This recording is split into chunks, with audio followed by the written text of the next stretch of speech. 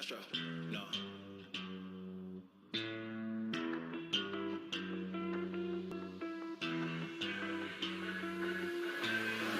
What you know about rolling down in the deep? When your brain goes numb, you can call that mental freeze. When these people talk too much, put that shit in slow motion. Yeah, I feel like an astronaut in the ocean. Ay, what you know about rolling down in the deep? When your brain goes numb, you can call that mental freeze. When these people talk too much, put that shit in slow motion. Yeah, I feel like an astronaut in the ocean. She say that I'm cool. I'm like, yeah, that's true. I believe in G-O-D, don't believe in T-H-O-T. She keep playing me dumb, I'm a player for fun. Y'all don't really know my mental, let me give you the picture like stencil. Falling out in a drought, no flow, rain wasn't pouring down. See, that pain was all around, see, my mode was kinda lounge. Didn't know which way to turn, flow was cool, but I still felt burned. Energy up, you can feel my surge, I'ma kill everything like this purge. Let's just get this straight for a second. I'ma work, even if I don't get paid for progression. I'ma get it. Everything that I do is electric. I'ma keep it in motion, keep it moving like kinetic. Put this shit in a frame, better know I don't blame everything that I say. Man, I seen you deflate. Let me elevate. This ain't a prank. Have you walking on a plane? Both hands together, God, let me pray. I been going right around, call that relay. Pass the baton, back in the mall, swimming in the pool, can't drink them all. When a piece of this, a piece of mine, my piece of sign. Can you please read between the lines? My rhymes inclined to break your spine. They say that I'm so fine, you could never match my grind. Please do not waste my time. What you know about rolling down in the deep? When your brain goes numb, you can call that mental freeze. When these people talk too much, put that shit in slow motion. Yeah, I feel like an astronaut in the ocean. Ay, what you know about rolling down in the deep? When your brain goes numb, you can call that mental freeze. When these people talk too much, put that shit in slow motion. Yeah, I feel like an astronaut in the ocean.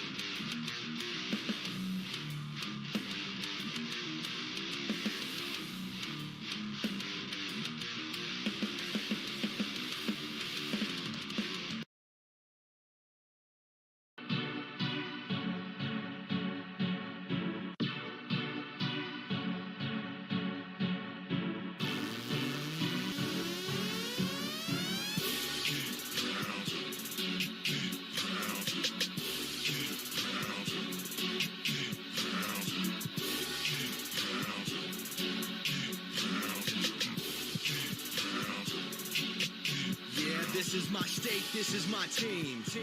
You know what that means. This is for the black and blue that I bleed. This is for the chance to bring home that ring. But everybody gonna doubt this. So far there ain't been another way around it. We bring heat to the game each week. They just say we ain't got what it takes, we ain't bout it. Well, y'all can just keep saying that we ain't gonna make it, but at the end of the day, this'll be the Panthers nation. You know, this ain't a game to us major players at every angle that you can think of. That's why you hate us. Get out the way of greatness. You can look at our faces and see the blood, sweat, and tears that it took to create this. Yeah, I know what you're thinking, but you can save it. Cause even on the darkest of days, you know we're always gonna find a way to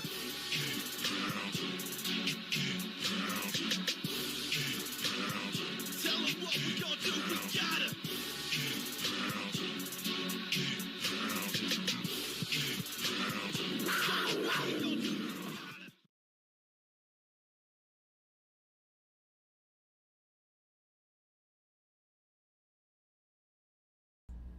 Welcome on in. Welcome on in. What's up, everybody?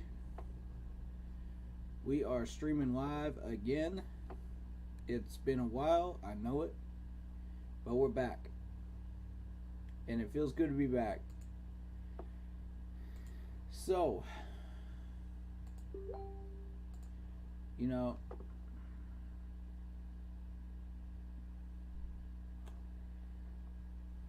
before we get started, hit that like button, hit that sub button, hit that bell, select all, leave a comment down below. And if you feel like doing so, and hit up that Facebook group page, keep pounding in all caps for in-game posts, polls, opinions, and in-game NFL news reactions. Now, since we are getting close to the combine, we're going to get this started, and we're going to kind of discuss the new coaching hires. We're going to discuss where the path is for this team, what we're going to be doing with and possible solutions that we can do to help fix this team right now. So if you're excited for this, hit that like button and let's get started. Alright, first topic of discussion. Obviously, if you've been paying attention to the Panthers news, we got that new commentator. And I'm very, very excited. First minority commentator in the NFL, I believe. If I am correct about that. Excellent. You know, we love to see that. We celebrate those minorities as well as everybody in general, you know.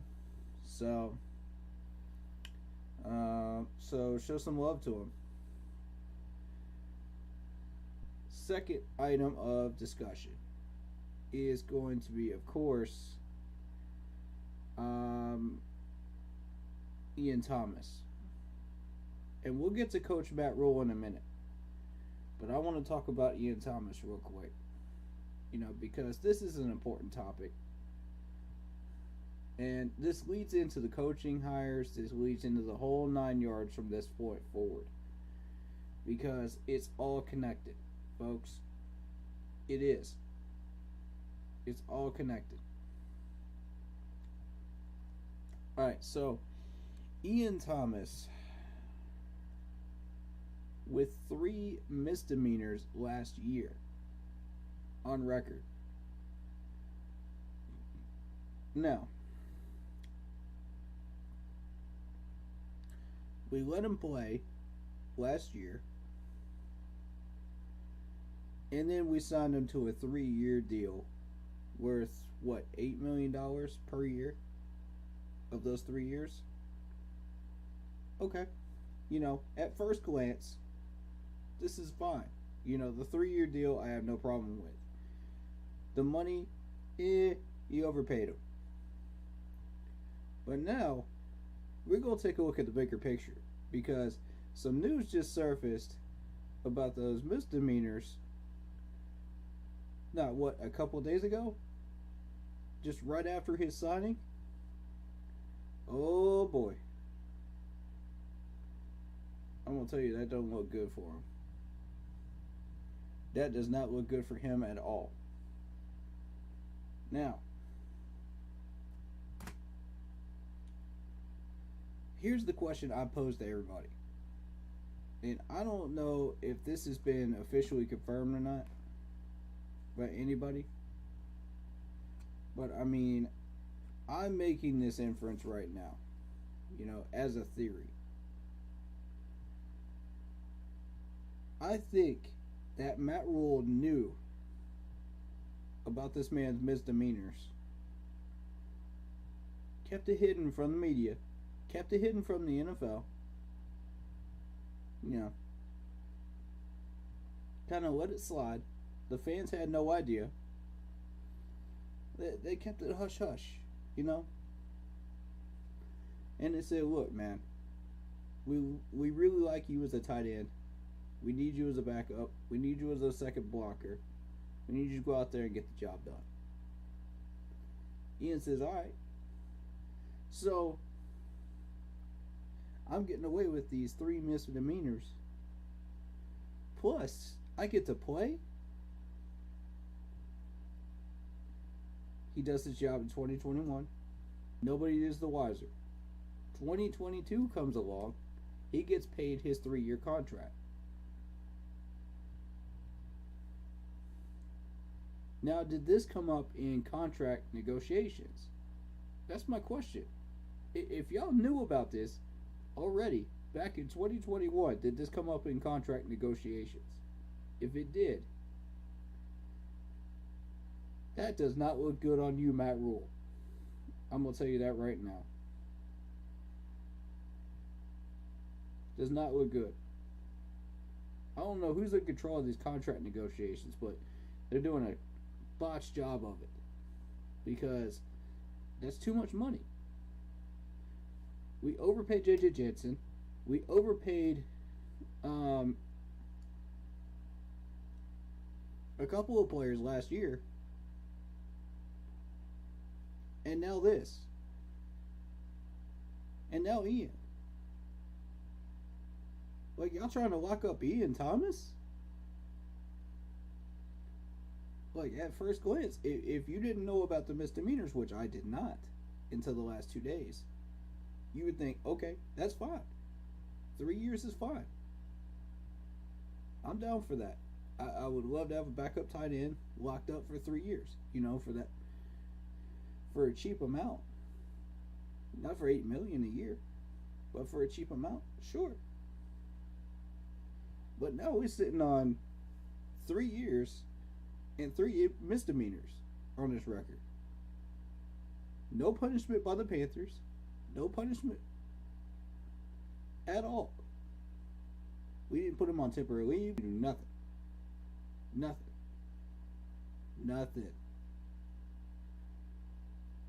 Now I understand why the league isn't doing anything, because they haven't done anything with the case yet. That's fine and dandy.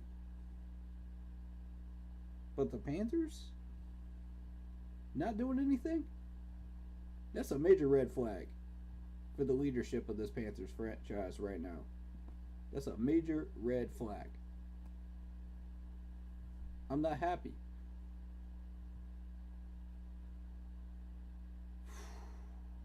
I'm not happy about that, because that sets a terrible example. That basically says to the rest of the team, you can get away with whatever you want. We'll let you play, and you get a bag. Is that the type of message we're trying to send in Carolina now? Are we trying to get a bunch of people that have no idea what to do with their money once they get it? We are literally becoming the New York Jets.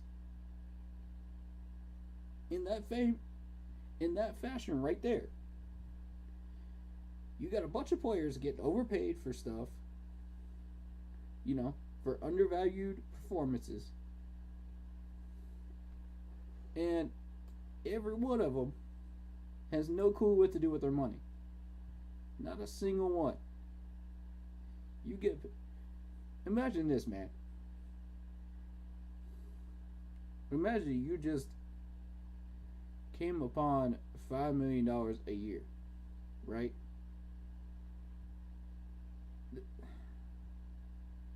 People, that's too much money. Already. That's too much money already. You know, what you gonna do with all that?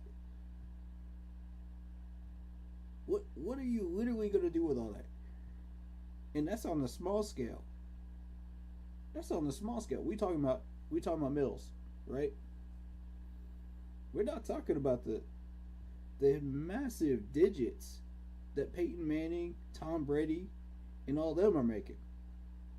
We're just talking about the $5 million a year, right? Or $8 million a year in the case of Ian Thomas. What's this man gonna do with his money? He gonna act a fool. That's exactly what he's about to do. What would anybody do with that amount of money? They would act a fool, right? If you don't have a generous heart, towards giving money to people, that need it, generous organizations, churches, whatever, and you're sitting on all that money because all you did this for was just to get a bag for your family and mostly for yourself and buy a whole bunch of stuff you don't need, you gonna act a fool. I mean, it's just as simple as that. So, here comes Ian Thomas in a go-kart or something like that in a Walmart parking lot. Shoot.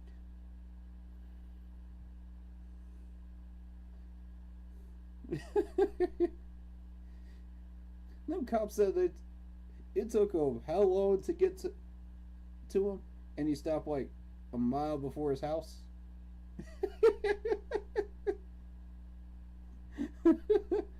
I mean, you can't make this stuff up, man. You can't make this stuff up. It's not like the dude like went off and like had a bar fight or got drunk and did something stupid in a store or beat somebody up. Nah. He just out there acting a fool with his extra money. He just having some fun with his buddies. I mean, there ain't nothing wrong with that. I'm just, I'm disappointed that, he chose to do all that stuff. There's better ways that you could spend that money, but, what am I, a life coach? Come on. Do what you're gonna do. So disregard that post, about me saying I'm disappointed in him, because I had a little bit of time to think about that, man. You know what I mean? And I thought, what would I do with that much money? You know what I mean? Like, what would you do with all that money? There ain't a person alive that said they ain't gonna spend $1 million and just act a fool. There ain't a person alive. It's too much. That yearly average is getting higher, folks. It really is. It's not going down. COVID has slowed it down, but it's not going any lower. It's not going to stop. You think about back in, what is it, the early 2000s, what these players were getting paid versus now?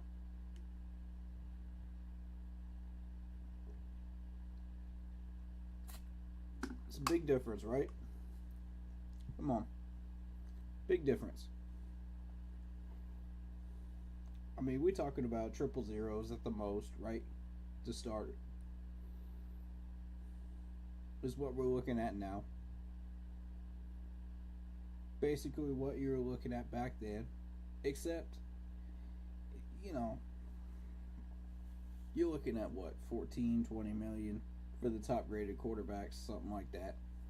Now it's like, what are these numbers? You look around the NFL elite numbers, man. What are these salaries? Like, it's astronomical. It seriously is. Nobody needs this much money. And yet they're getting paid like this every day.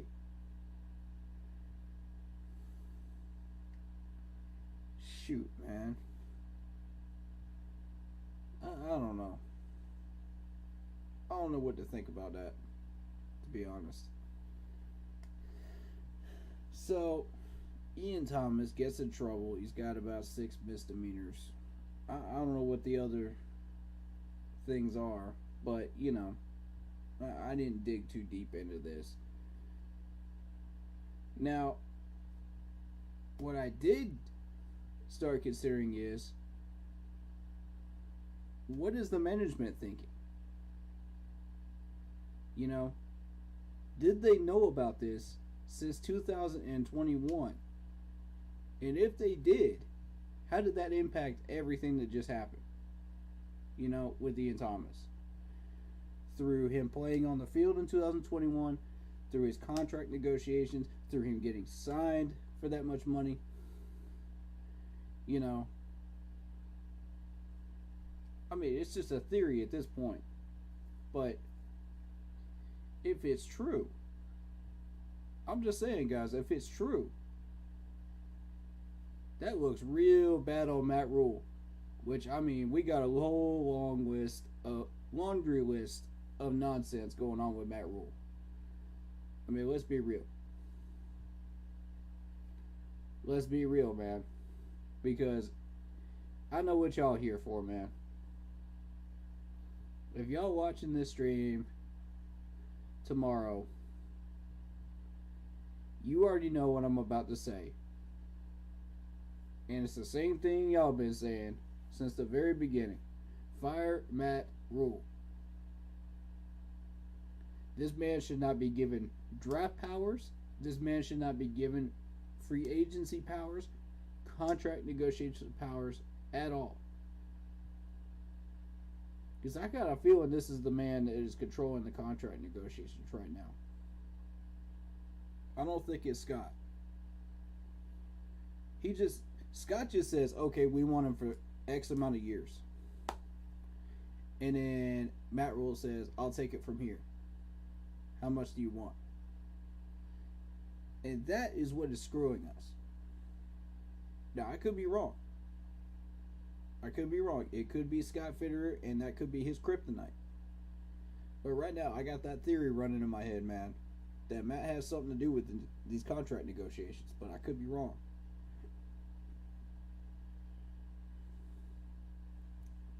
You know.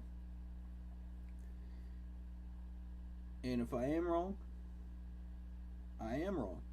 You know, it is what it is. I'll be the first to tell you I'm wrong.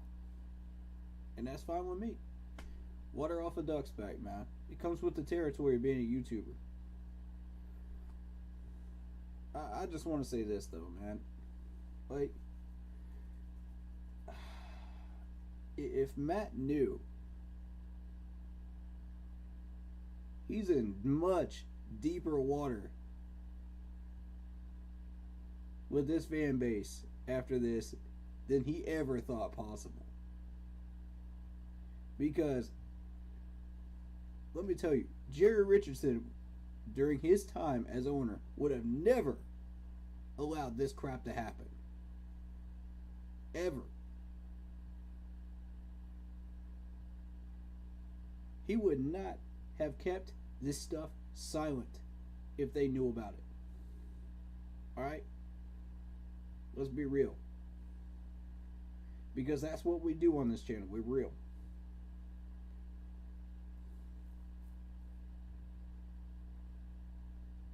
Jerry Richardson would have never allowed that to happen. That's real talk. Now, again, this is false that he knew about this back in 2021. It's still a theory. It has yet to be proven. And until it is proven, we're going to go with what we're thinking right now. We got two paths, right? One, he knew about it. It screwed everything up, including the contract negotiations, the whole 9 yards. Second path, he did not know because he was kept in the dark too, and we are where we are. Either way, we got to figure out what to do with the end. And I mean, all the options right now are not pointing positive for Ian. I mean, do we keep this guy? What do we do with him? Shout out to Kaysen. What's up? On Facebook. You know, y'all the real ones that are hanging out this late at night. I appreciate it. I don't know where y'all from, but I appreciate it.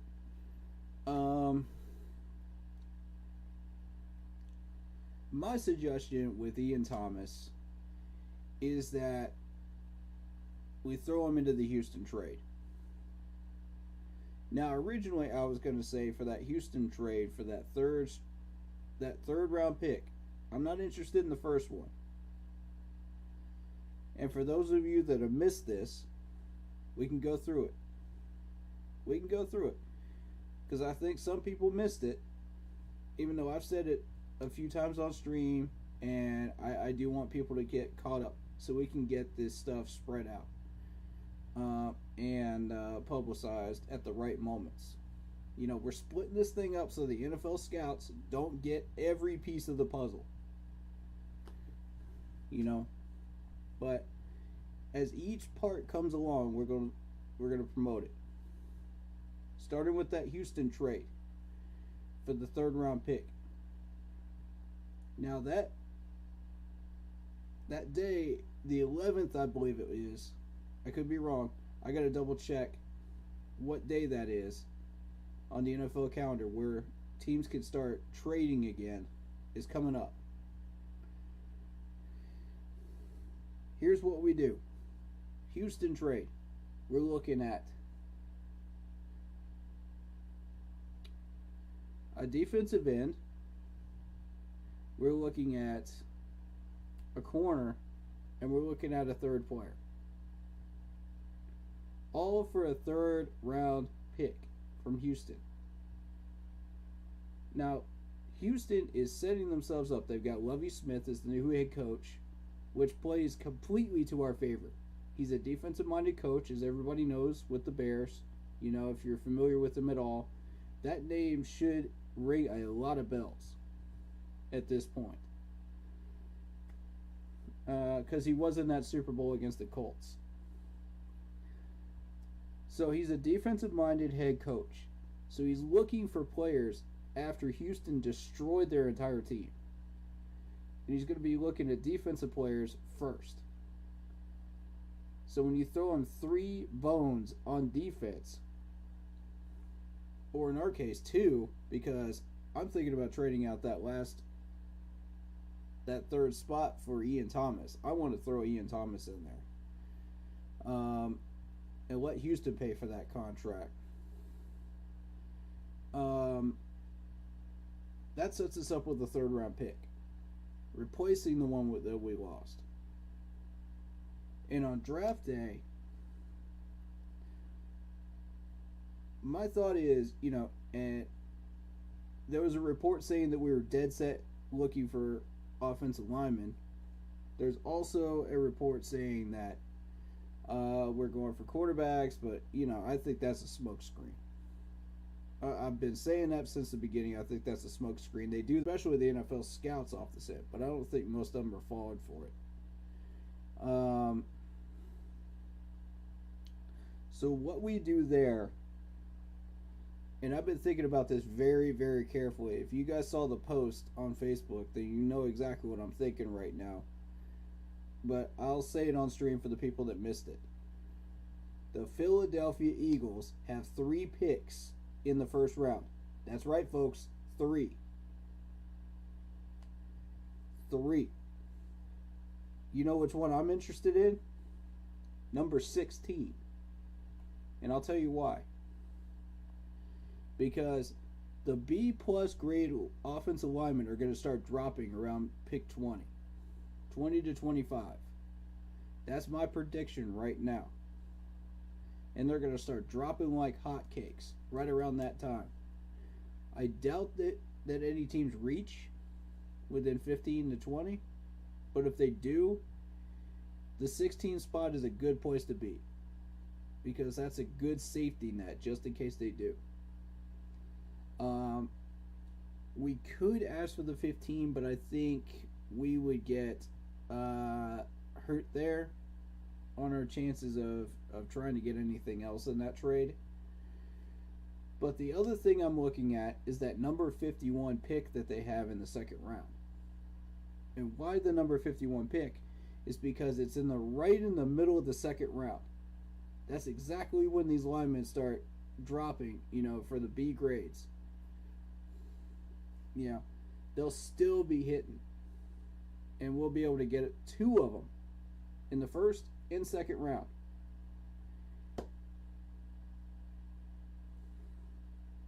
Now, that being said, that gives us a first at number 16 in review, second round pick at number 51, and a third round pick from the Houston Texans, setting us back up to pick up 2 linemen and a safety in the first 3 rounds. And why a safety in round 3? Because we got to replace Sean Chandler. That dude gave up 24 points on us last year. And that cannot continue. That cannot continue, folks. I need to see this man cut the day that we start cutting people. The day that we can start cutting. That's $500K back to our bank account. Right back to our cap. That's money we could use to re-sign Reddick and Gilmore. That's, in my opinion, I think that's why we're holding out on re-signing these guys, because I don't know what's going to happen. Because the free agency period doesn't start for a little bit longer after the open trading deadline, when it opens up. So that's my thoughts right now on that, on the draft. So that's the plan I'm pitching. Now, of course, there's a few other additions to that plan, such as looking for a quarterback in 2023.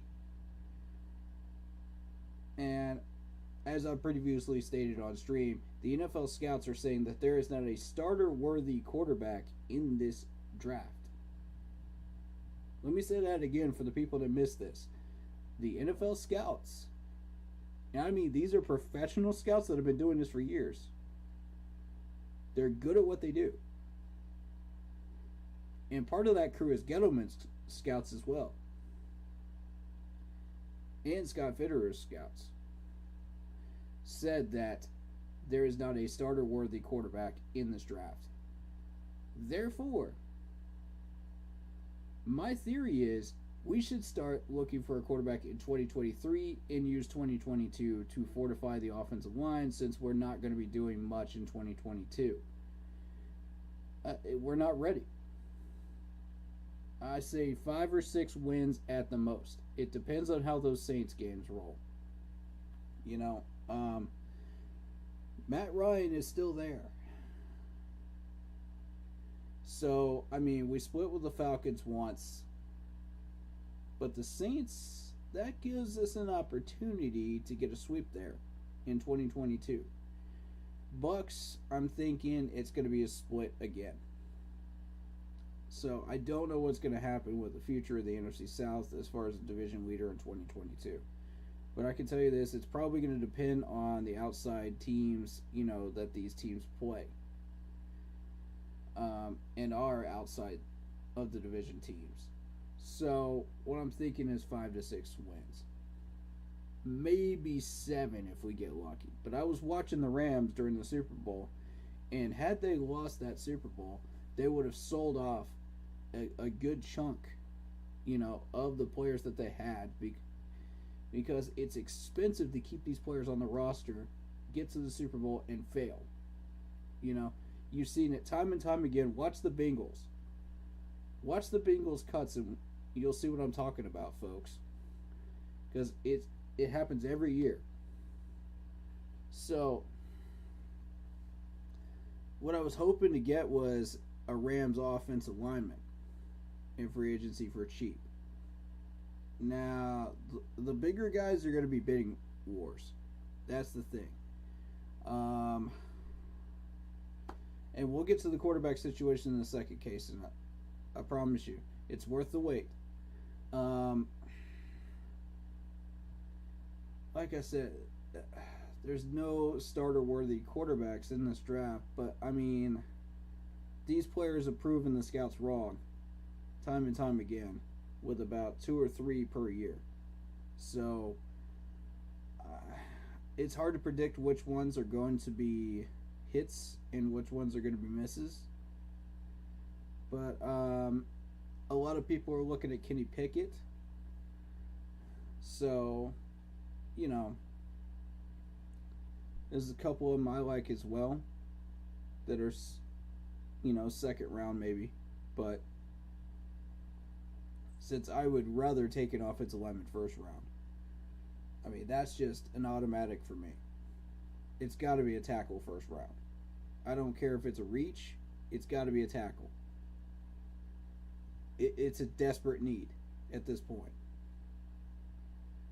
I mean, we're in the red area of desperate need on this line. It's not as dangerously red as it was 2 or 3 years ago when these quarterbacks were just getting murdered under Ron Rivera. But, you know, and it's just an ER waiting list. But we're okay now. You know, we upgraded slightly, just a titch. But, you know, it's not enough, clearly. But you get what you pay for. When you pay for cheap linemen, you get that. And the question was posed by Case in here. Do you think Cam Newton should get one more chance? I'm going to tell you, it's not about the one more chance. It's about, in Cam Newton's own words, he wants to play for a competitive team that will win. That's not us. He said he would take a pay cut to stay with us, though. Now, here's the question. And this is where Sam Darnold comes in. We got one more year for Sam Darnold's contract. We're not doing anything in 2022. You know, it's not going to be a playoff trip. It's not going to be anything. Maybe in the hunt for wild card, if at best. You know, that's what we've been doing. Even under Cam Newton's direction, you know, that's where we've been. So, I mean, is Sam Darnold really going to change that much? Is Cam Newton being here one more year really going to change that much? Not really. But can you use him during goal line situations? Absolutely. Can you use him during certain packages where you really need Cam Newton? Sure. I could see the value. You know? Yeah, and since if you're looking at it through Scott Fitterer's eyes now, you now have a chance to have a direct conversation with Cam Newton and create your own contract with this man. You know, the way you want it created. You know, through his agent, through him. I would prefer to go through Cam Newton. Because these agents will always ask for an extra bag. Just so they can get an extra incentive. I mean, look at the Josh Norman situation. That's exactly what happened there. You know, and people want to make that more than it actually was. But that's all it was, really. You know, Gettleman, being the cheap guy that he was not willing to pay the extra money. Scott Fitterer is. And he clearly showed that with the $10 million deal that he gave Cam last year. Now, here's my problem with that. The amount of games and how much we used him. Was that worth $10 million to you? Think about it. Yes, we had the $10 million to spare. But did we overpay him? Yes. By a mile. It's just, if you're paying him for the player that he was, $10 million, sure. But this is Cam Newton now. You know what I'm saying? Like, it's two totally different Cam Newtons. You know, it's like Clark Kent in in his Daily Planet job versus Superman, it's two totally different things. They're one and the same person, but it's two totally different situations now. You know what I'm saying? Like, Cam's injuries have healed up, I will give you that. That's not what we're talking about here. What we're talking about with Cam Newton on the field is his post-concussion decision making. That's where the problem comes in. And that's why you saw him rack up all those interceptions in New England and in Carolina. Before he left and after he came back. So, I completely understand why Belichick cut him. Because of that reason alone. It ain't because of the contract. It ain't because he's Cam Newton being Cam Newton. It ain't because of how he dresses. It ain't none of that nonsense.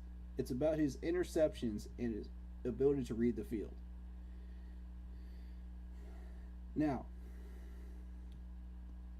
that being said, would I like to have Cam back? Absolutely. As a backup to Sam Darnold for now. You know, if you have to sub in Cam Newton for Sam Darnold, absolutely do it. The two quarterback system worked. It was proven to work during the Arizona game last year, and it took Arizona completely by surprise. They were not expecting that game planning at all. I don't know whose game planning that was, but that was absolutely brilliant. And the fact that it did not work twice is because they already had it on film. You know, all these teams started breaking it down and figuring it out within a week. Predictable. You know, it's Joe Brady's offense. Come on. Anybody could have figured that out. Dude, come on. A high school coach could have figured that out. Anyway, we ain't talking about Joe Brady anymore. That's old news. Now, with Pat McAdoo's system, he favors quarterbacks. I saw that Ken Dorsey went to the Bills. If we could have gotten Ken Dorsey and snagged him right underneath the Bills' nose, he's already worked with Cam Newton already. That could be huge. Absolutely huge for us. You know, because, I mean, you're working with a Cam Newton that only has issues with decision making at that point, right? You're not dealing with a Cam Newton that has an ankle injury and a shoulder injury and this, that, and the other. You know? No. You're dealing with a Cam Newton that is dealing with only that issue. And that, to me, is worth the money to put him at backup. Absolutely. We ride out Sam Darnold's 1-year contract, re-sign Cam for cheap. If Cam realizes there's a plan going on, he'll stay. Because we can be competitive in 2023. Barring that we get the right players and we set ourselves up correctly. Which Scott Fitterer is doing a great job of, and Matt Rule is blocking us from doing. In every possible way. Should Matt Rule be fired? Absolutely. That man should have been fired at the end of that season. I would have fired him before the season ended, actually. Honestly. But the final domino for me was he was breeding laziness on the field, you know, and we can't have that. We can't have that. That I have called for Ron Rivera's job, you know, back in 18 and 19 for less than that. Come on. Now we got Matt Rule racking up that same laundry list again that Ron Rivera did. And you got to really wonder what is going on here. What is the mindset? What is the thought process behind Matt the Liar Rule? Okay? You take his press conferences. This man lies more than any other Panther coach I have ever seen in my life. It's a wonder that's not a tree branch instead of.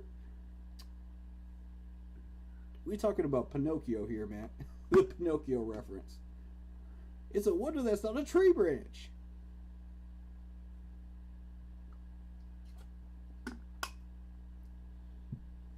He's going to sit up there and say he needs 7 years to rebuild this team. No, you don't. No, you don't. 2 to 3 years, and I'm going to keep repeating that until everybody gets it through the thick skulls. It's 2 to 3 years in our management. Because this man ain't going to get it. He is never going to understand that.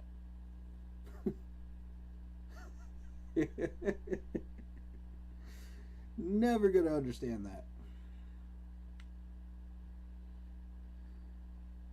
It's not like NASA's trying to put a man on the moon. You know, we ain't trying to go through all that process. We're just trying to build a team.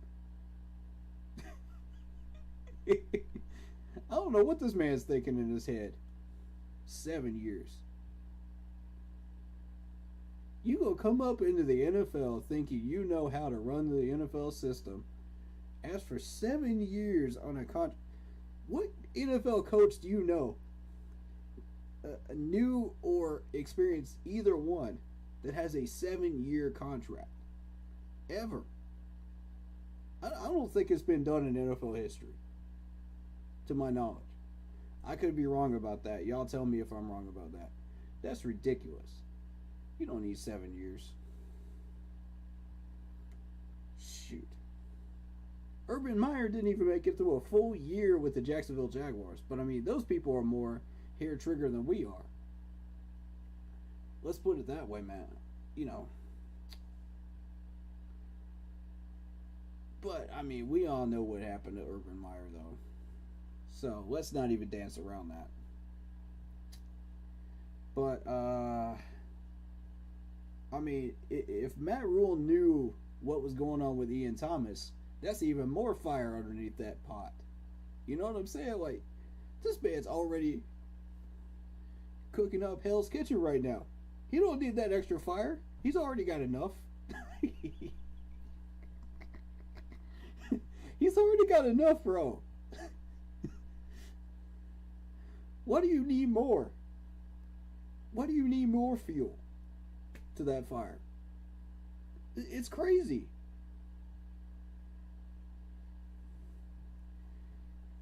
All of a sudden, you're going to see Chef Ramsay coming out of nowhere. It's raw.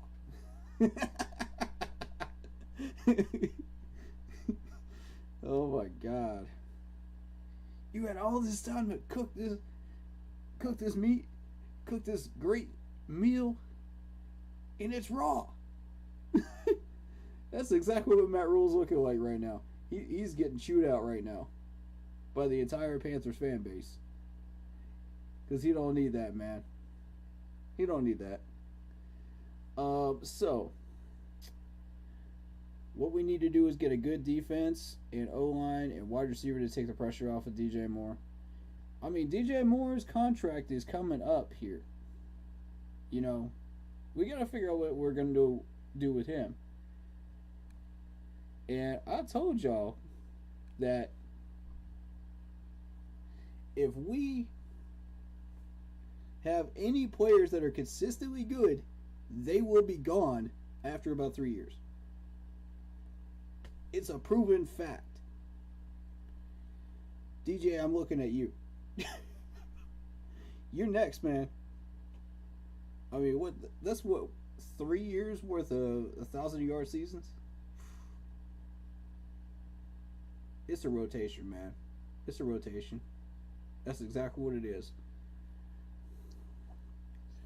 But hey, if we build up this defense, you know, try to retain as many defensive players as we can through re-signing, and then draft offensive linemen first and second round, I think we'll be okay.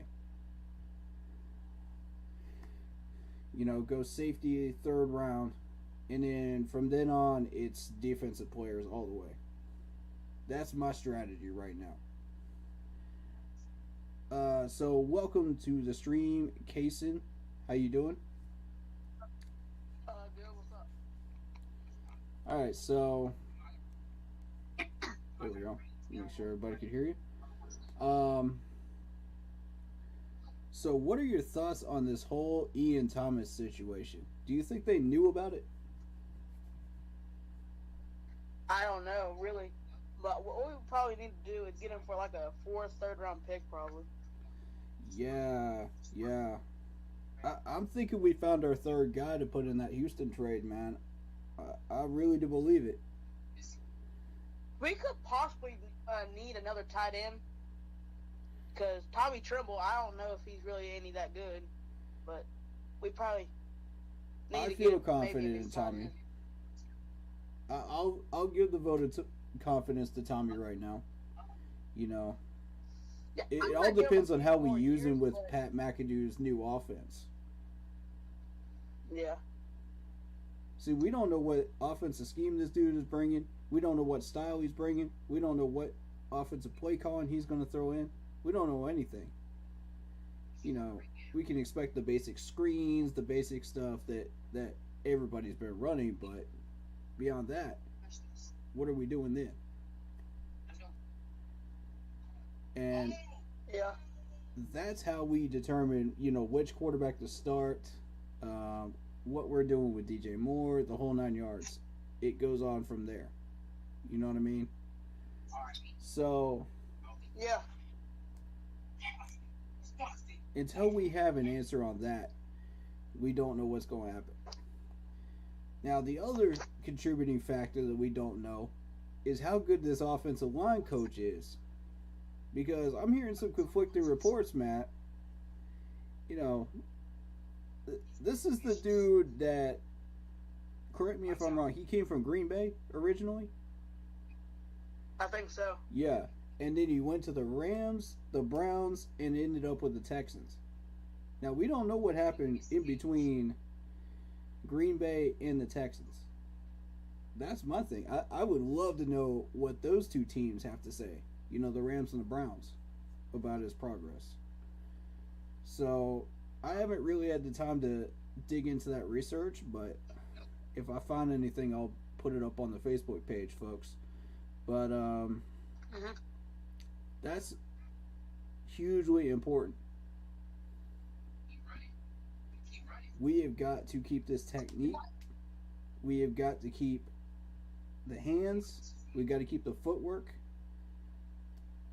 to a point where these guys do not give up sacks. They do not give up pressures that often. And especially we don't get these quarterbacks killed like Ron Rivera's crew did. Dude, you saw the record of the offensive line coach that we fired. Everybody saw it, right? Like, you can't make this stuff up. This is the stuff of Panthers lore right here. We are infamous for this garbage. Why didn't you just get an O-line in the first round and start going after, like, other players? I saw this report saying that we were going to go offensive line at number 6, even if we have to reach. Now, that's the one I believe. I think The rest of it's a smokescreen. I really don't think we should do that, really. I don't think we should go for a 6th round. I think we should go at least 2nd or 3rd or 4th. Yeah, there was somebody suggesting we trade for Kirk Cousins using our 1st round, our 4th round, and something else. I think it was a player, Ian Thomas, I believe. Which, I mean, interesting thinking. However, that's not what we want. That screws us up royally. That's not what we want. That's detrimental. And I mean, what's the difference in getting Kirk Cousins or a Nick Folk? whoever else is on that free agent like, list, it's not going to matter because we're not going to do anything in 2022. You only get him for 1 year. I'm not sure about this, but if Deshaun Watson comes back and he can play, we should probably have a better chance of picking up Deshaun Watson. The thing is, we would have to give up the entire store to get this dude, man. And I don't know. We'll probably have to get up like 21st I don't rounders like and it. stuff. Yeah, I don't like it. It's too much. That's our entire future right there. We should just go ahead and maybe get like I don't know, maybe a rookie. I don't know, really. There are a lot of he's young people and he can hyping stay up for a Kenny long- Pickett in the draft. I don't know. I've seen a couple of mock drafts where he's dropped below 15, but I don't know. You know, again, the trend with the NFL draft is the quarterbacks drop a little bit and then they start getting picked up. I mean, it's a proven fact every year. Even during this last draft, that was like really wonky. There was a lot of weird stuff going on that draft. That was the weirdest draft I've ever seen. And that's coming from somebody that's been paying attention and really studying this stuff. I follow the trends. I don't follow really the individual players until I do some film study and some research on them. You know, I got a draft expert with the channel, but you'll start seeing him a little bit more later on. But as of right now, the reason I specifically like the Eagles is because of those 3 picks in the first round. How often do you see a team have 3 picks in the first round? I haven't seen that in a long. I actually saw that in my life. If they call us on draft day for that number 6 pick, and they offer us that 15th or 16th pick in number 51, take it immediately. Don't hesitate. Don't pass go. Do not collect $200. Take that pick. Take that trade. Because I don't care who's like on the 2 table. free first rounders. I don't care who's on the table at that point. Take it. Because I'm going to shop that around to the Eagles fans too. I'm going to see what I'm going to drop that little hint on the Eagles official page and see in the comments what people say. Because you know the Eagles management ain't paying attention to that. They don't care. They don't care one iota. They got their own problems. The scouts might, but it'll be so buried in the comments you'll never see it. And that's been my problem with the official page for the Panthers too, is my comments just get lost. And I'm sitting here going, I've got the best solution on the table for this team to rebuild within 2 to 3 years, and y'all don't even want to see it. I don't get it. Make it make sense. Like, you're looking at 2 B+ grade linemen sitting in the first and second round that we pick up. Then a safety in the third with the Houston trade put together. That's money right there. You're looking at a 4th, you're looking at 2 5ths, a 6th, and a 7th. And if we could stretch that another pick out of that Eagles trade where we get like a 6th for Ian Thomas or something, done. That's sold. That's sold for me. But the key picks for me, I gotta have that 15th or 16th and that number 51. Because that number 51 is sitting right smack dab in the middle of the second round. That's where these offensive linemen are dropping. And I mean like hot cakes. Right out the oven. I think that's where the most linemen get picked at. Yeah. It's been a known fact. That's what's been happening every draft. Except for last year because that was a weird one. I don't know how we managed to get Deontay Brown and Brady Christensen that late in the draft, but we got lucky. We caught a leprechaun or something. I don't know. But that was a weird draft. I'll take it, But though. a clover or something. That was a hit on both of those. You talking in terms of Battleship, that's a hit on both of those. If we get a hit on 2 linemen every single year, and I'm talking continuously reloading, we will never have a problem on this line again. But I got a question. Never again. What about the what should we do to beat this the Tampa Bay offense? How to beat the Or any Tampa of Bay our offense? division. Okay. Or like division offense? What should we do? What should the defense do? Well, first you got to understand what the offenses are doing. Secondly, you got to understand who's under the helm now, because there's been some changes. And thirdly, you got to know who's coaching, because coaching is starting to come into play here a lot. Let's start with the Falcons. Now, the Falcons have always been trash. Everybody knows this. Until they get an offensive line and some defensive players. Then they get terrifying. And I mean, look at that 2016 team. That's all you need to see right there. Matt Ryan is still Matt Ryan. They're not losing because of him. They're not losing because of Roddy White or any of these wide receivers that they get. You know, now they have you know, the dude that took off for his mental health this year, forget his name, but you know, they were not losing because of those players. I can guarantee that. That was a lack of an offensive line. It's the same problem we have.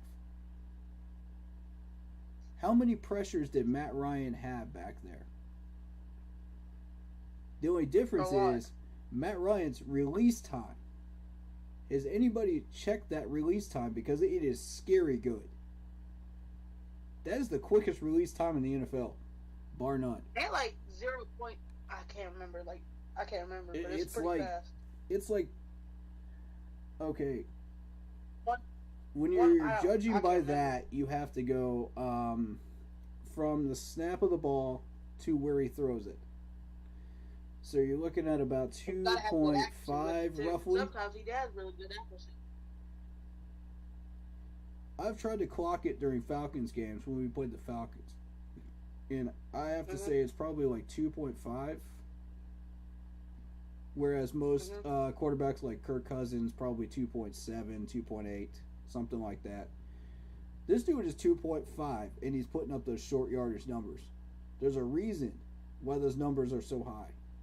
Because it's yards after the catch. Y'all saw me. I'm going to start to sound like a record here. Broken record. But I've been saying this every stream for the past 2 years during the regular season. Yards after the catch matters so much. And DJ Moore has that in spades for us. You know, Curtis Samuel had that in spades for us. That's what made those two so dangerous and got him up to 1,000 yards for two straight years in a row. You know, you're not seeing those numbers, because the quarterback decided to throw deep. Nah, that ain't what it is. They get open, and then they run. They make sure they secure the catch, and then they run. And that's credit to the wide receiver coach. Because he was doing an excellent job. And I believe it was Ricky Prohl that was the wide receiver coach at one point. And he was doing an excellent job. So it's footwork, hands, technique, run. You break tackles, excellent. You know, that's a bonus. But the key here is yardage. You got to move the chains. You don't move the chains, you're not successful. And that's why I thought during Norv Turner's time here, I thought with the West Coast offense, this could change things and make things better. to where we could have yards after the catch and we could start really pushing that. But it didn't work out. Back to your original question. I kind of went off the beaten track. Yeah, Matt Ryan's still behind the helm. We all know what Matt Ryan is capable of when he has a line. But the Falcons refuse to give him a line. So, take advantage of that. Pressure, pressure, pressure on their weak spots on the line. Don't go for sacks. Go for pressure. Everybody else, take away his targets. He's got nothing after that point. He's got nowhere to throw it. That's where we've got him. It buys time for Burns to get in there and get those sacks. And I've been saying Burns is it. quick when he gets open. Exactly. I've been saying it with quarterbacks like Peyton Manning, Tom Brady, all of these quick release guys. You know, take away the targets. Do not let them get anything. The longer they sit back in that pocket, the better your chance of getting a sack or a pressure. Especially if they don't have a line. That's why we had so much success against Matt Ryan in at least one game a year.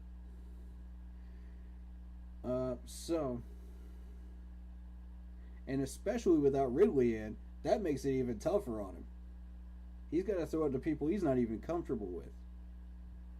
We got him. That's checkmate. Now, who's Tampa Bay gonna get for quarterback? That's what I'm wondering. that's the magical question. There were a couple of random rumors that Aaron Rodgers might drop that direction, but I doubt it. You have to consider this is Bruce Arians that's the coach of Tampa Bay. And Bruce's style did not click with Tom Brady's at all at first. You saw it. Until Bruce gave Tom Brady full control of that offense. Then, and only then, did they start succeeding.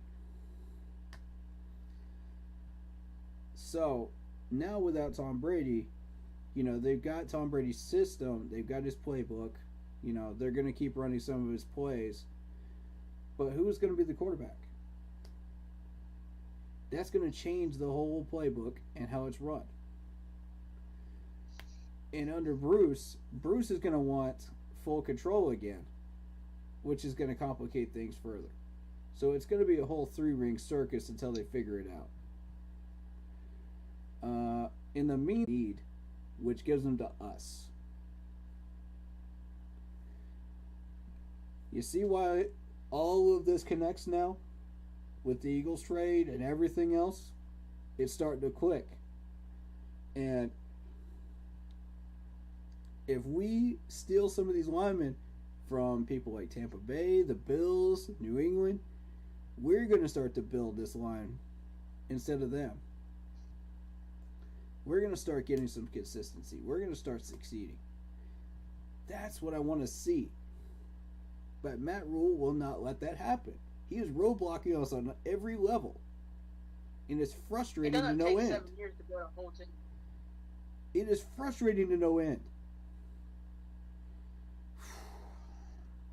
You can build a team in the midseason too. That's true. That'll make sense. That is so true, man. Alright, so that's the Buccaneers. They've still got a few weapons. You know, Gronk's still there for the moment. I heard a rumor that he might want to work with Joe Burrow in Cincinnati. That could happen now that Cincinnati just lost the Super Bowl. They might be looking for somebody. I believe that if Gronk does leave, it's going to be a bidding war. And it's going to be in full control of Gronk where he goes.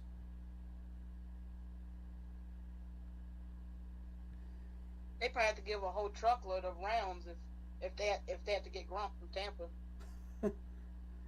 You know, it's funny. I was playing some old Madden, the 2011 Madden. You know, and majorly big player for Gronk, and I got him. I was just messing around just to see if I could do it. You know, I got it. I mess around with Madden a little bit just to keep my mind sharp. That doesn't necessarily mean that I'm 100% on Madden level thinking, blah, blah, blah, blah, blah. No. I'm not. I keep myself well rounded, guys. The first ever Madden I ever played was Madden 2009. Yeah. I believe. Yeah. And I played like my career mode a lot because that's like one of my favorite modes to play. Yeah. Or what it was called like Superstar or something like that. Mm-hmm. Superstar back in the day. Yep. And then one time, okay, I got drafted to the Jaguars, and so when I got drafted, they traded me. You know, it's funny you mentioned the Jaguars. If you go back and look at the 2009 like roster, like the contracts, those things are astronomically high when you try to restructure the Jaguars contracts and try to like do anything with them in franchise mode. You can't. It's impossible. These guys are not tradable. Nobody wants those contracts. I don't know who the GM was back then, but that was awful. Like, I just messed around with it just to see if I could restructure them. And I was like, this is ridiculous. You know, I mean, these guys were making the type of money that they're making now. It's too high. They're making like 80 million. Why, dude? Million? What? Why? Why do you need that much money? What are you going to buy with all that money? That's why I don't even blame Ian Thomas for acting a fool, man. How much did Ian Thomas get paid? That's what I'm wondering. It was $8 million a year for the new contract for 3 years. That's what I'm hearing. $8 million? Yeah, I believe that's correct.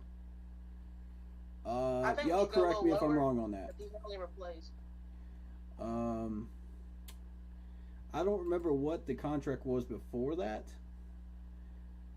but here's my thing, man. If you're gonna pay Ian Thomas $8 million per year, he better start. He better start for me. That's starter numbers.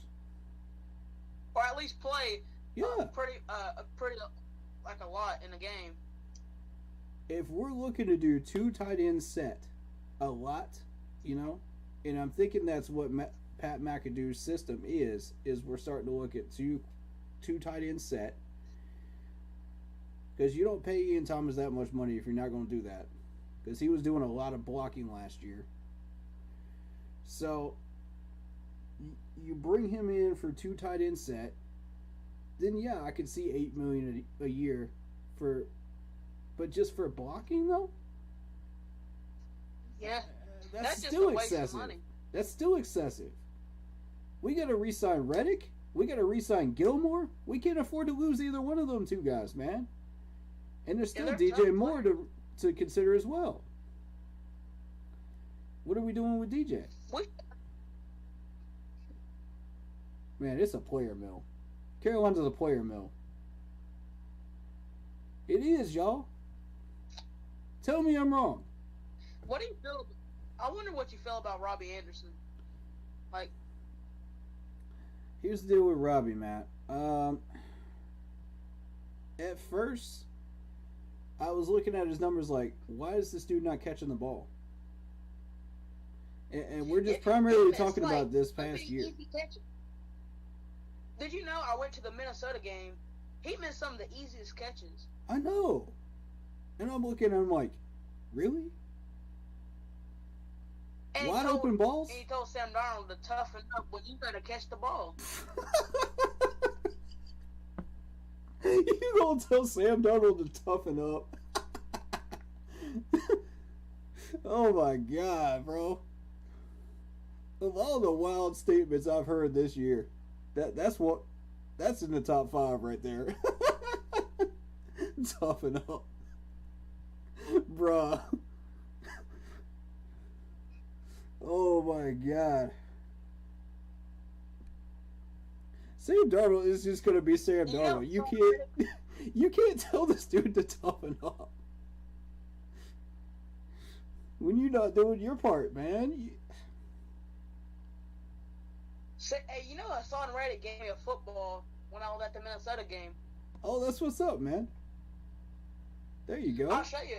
It's right. It's actually in my closet. Let me get it. Speaking of, I'm gonna show y'all this beautiful sight right here. For the people that missed this, signed Thomas Davis mini helmet. That's right. It's real. I got the sign. Only reason It's real. I got this sign from Cam Newton right here. There you go. That's And here's the football if you want to see it. absolutely show the stream. They will love this. That is awesome. And that's how you know it's authentic, because they have the game numbers on them. They started doing that recently because Cam Newton started giving the balls away in 2015. In 2015, they were like kids that just they were like all the way up there. They just walked down like they were just yelling Cam's name, Cam. Yup. And when I got the ball, he said you want to play catch, and I said why not? So we just thrown the ball, and he had to go to the locker room because you know how NFL. Yeah. He said just keep the ball, keep it. And I was like, why not? And I just ran and I read to my seat like this the whole way. That is what is beautiful about football right there. That's what's beautiful. Cam Newton brought back the excitement. You know, he brought back the electricity in the fan interactions. Like, you never saw that. Because the fans don't want to see Cam Newton play. That's the only reason they go there. Exactly. You never saw that type of interaction with players until then. Like, that level of interaction. Not even Steve Smith You did can that much.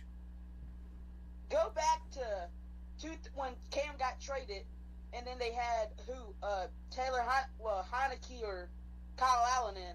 They were like low at like the fans. Then till Cam came, the whole stadium was packed. Mm-hmm. Mm-hmm.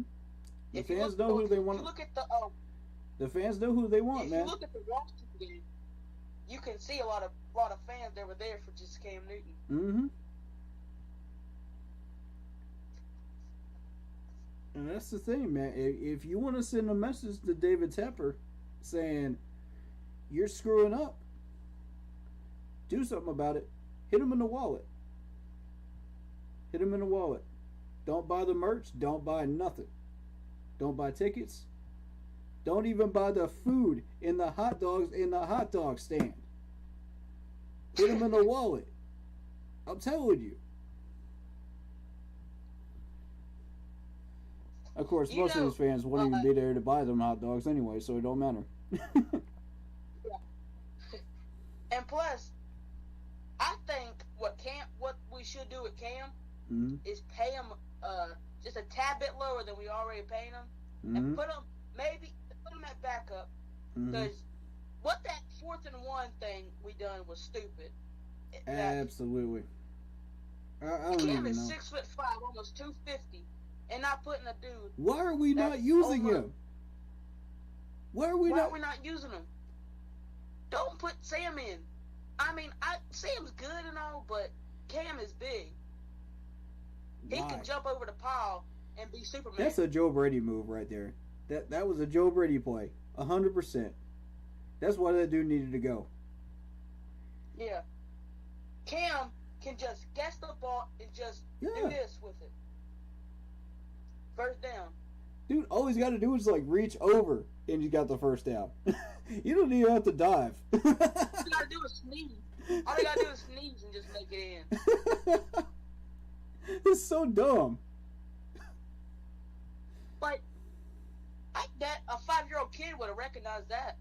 For real though. That's ridiculous.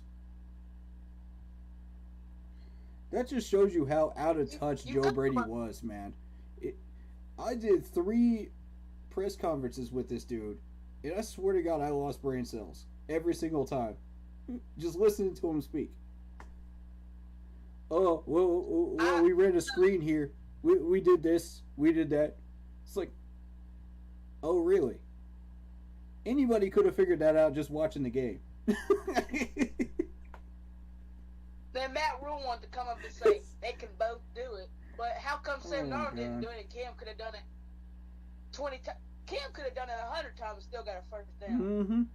And never got hurt Out once. of all them 100, Never got hurt once.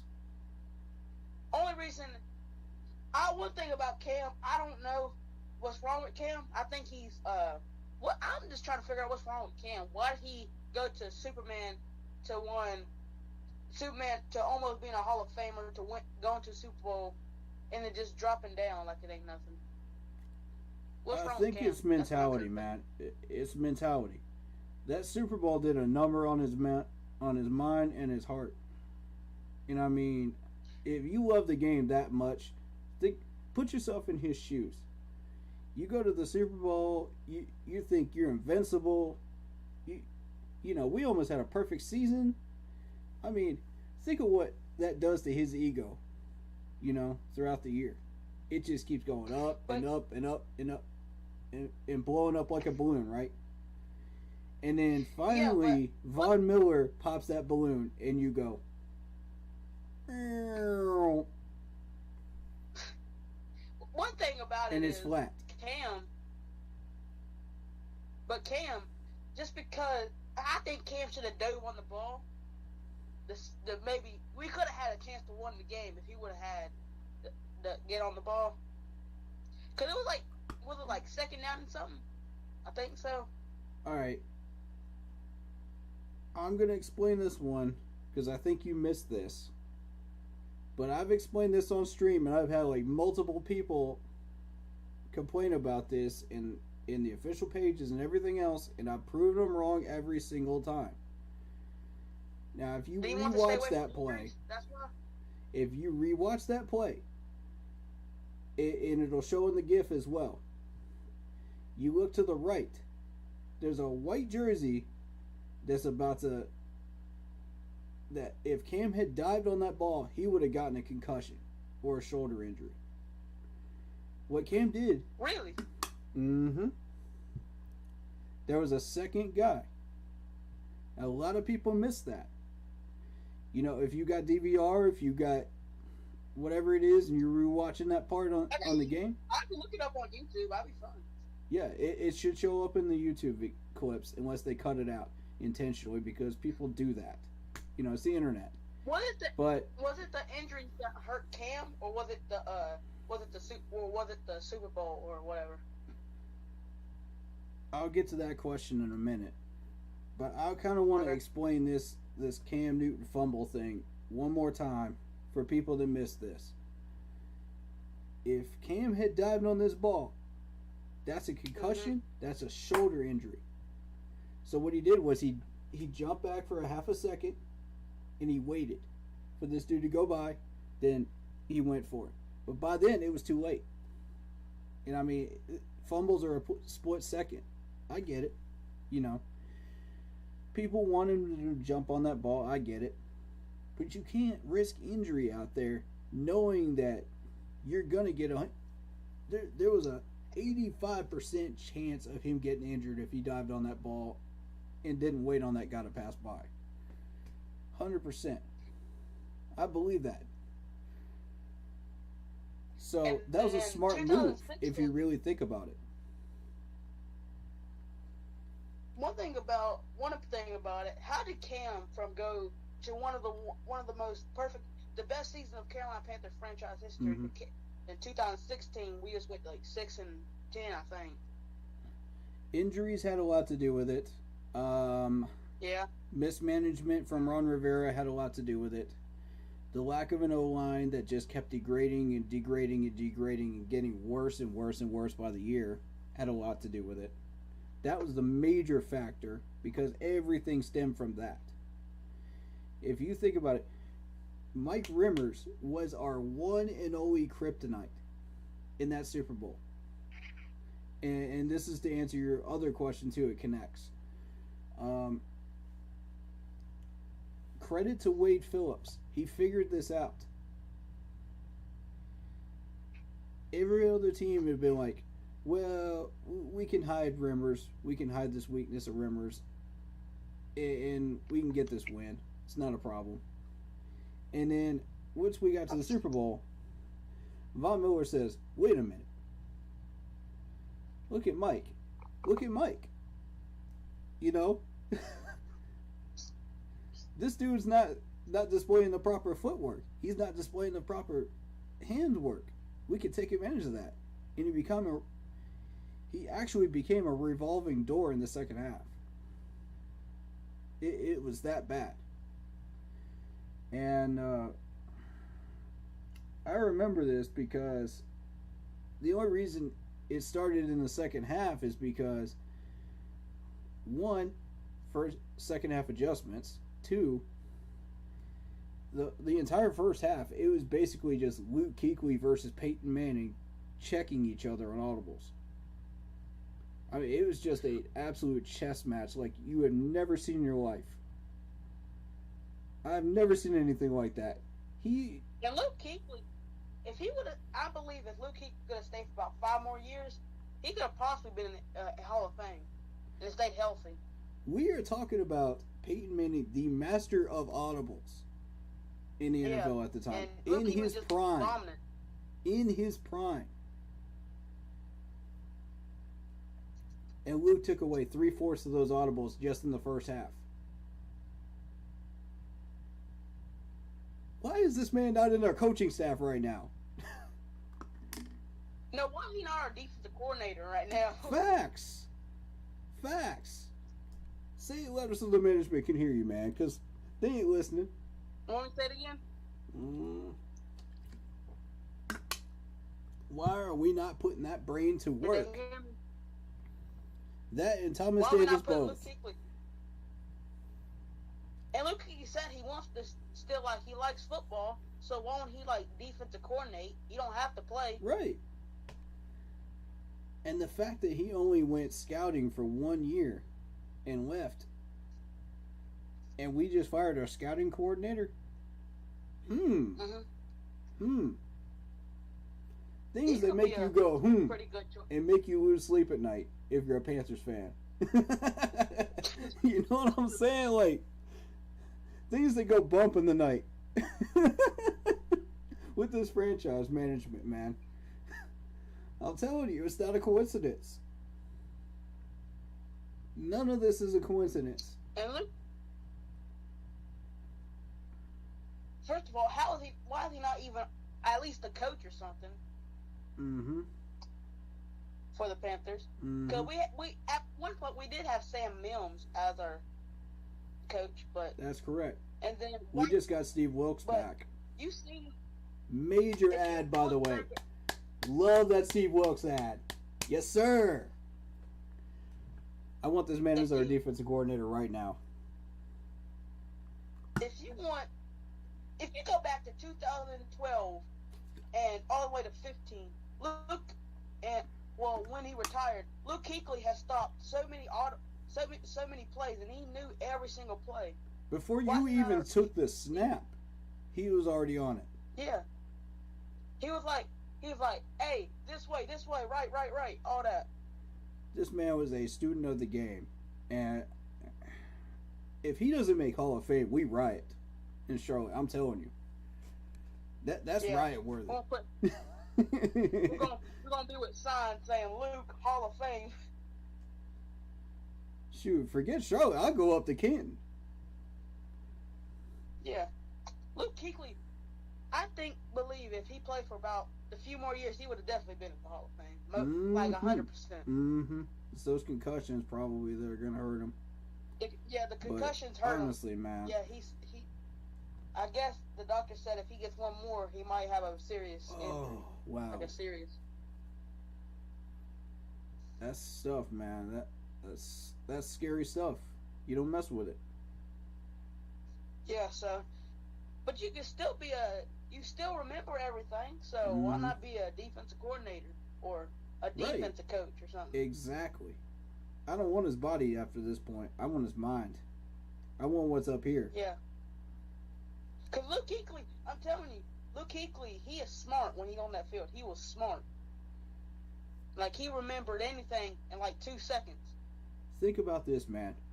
Phil Snow is doing a good job, but put Luke Kuechly as your assistant defensive coordinator. Watch what happens. And the right scouting, the right scouting, the right players, the right scouting and the right players. This is a number one defense for sure, bar none. I refuse to believe otherwise. And our defense always been pretty good. Our defense always been pretty good. If you go back from like back, if you go back then, maybe to now.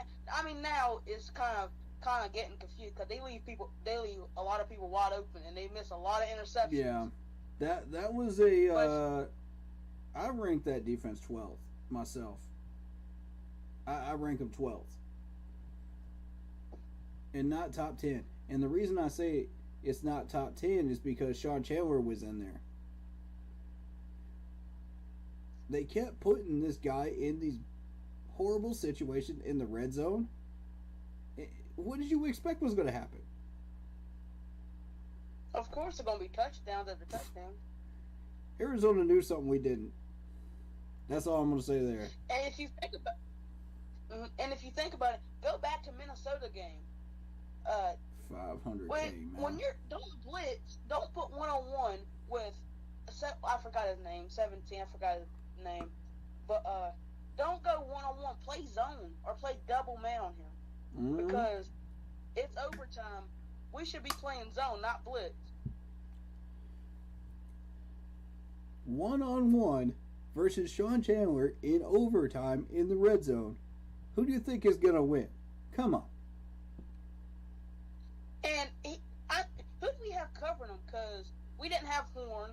I think Gilmore came a few games after that. Right. I think he was. It was CJ and AJ. Huh? Yeah. Yep. Yeah. One of the two of them was on him. I have to go back and look. One of them two. You gotta play zone. You gotta have a safety back there to help out. That man looked more lost than Trey Boston. That's saying something, bro. That's saying something. Bro, I don't know how long these people have been followers of this channel, but you could date back to the first year I was making videos. I was ragging on Trey Boston so much. This dude was Jekyll and Hyde, man. Every time he took the field, you don't know what you're gonna get. It's like that Forrest Gump quote, man. You diving into that bag of chocolates, man. You don't know what you're gonna get. And that's bad, man. What we possibly? I would take him over Sean Chandler, though. Any day. Yeah. What we possibly need to do? What we need to do is get J.C. Horn in games where he can get used to the system and practice. And we might I don't know, we might keep Gilmore maybe, but if we do, that's pretty much going to help out our corner scheme because he's pretty good. He's good at corner. Yeah, Dante's going to be too much money. It's going to be a bidding war for Dante. I hate to say that, and I think the Bills will get him, but because they've been getting all our trash. Why not another one?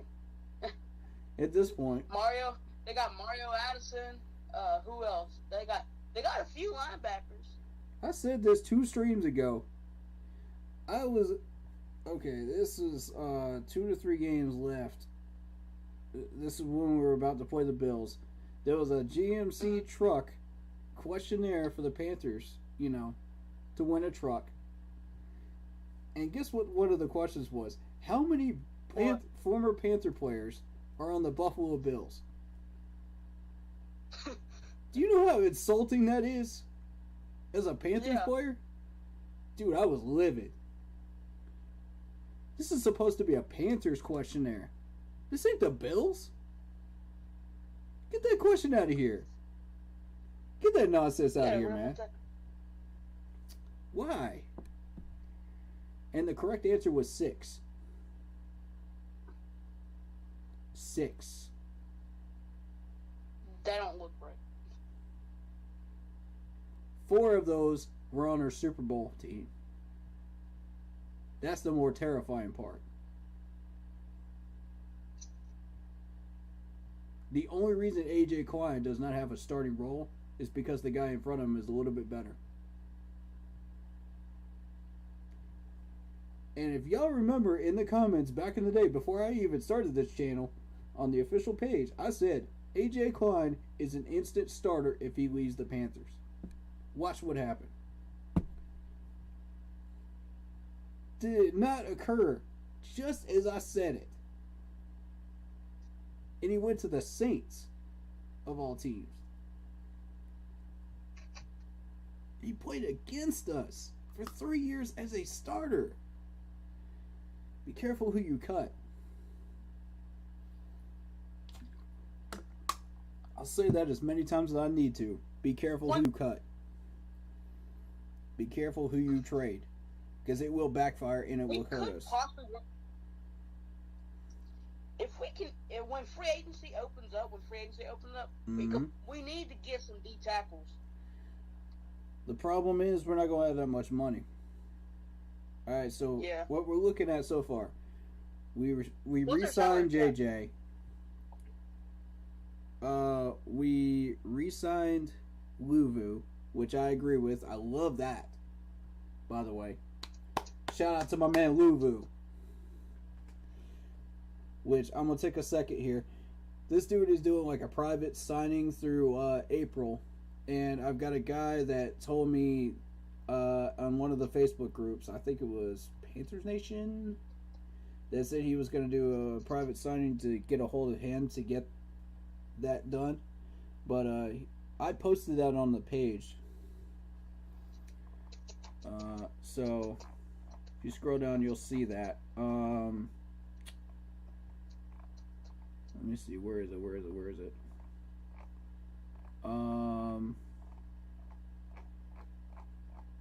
There's actually a lot of topics to discuss today, to be honest.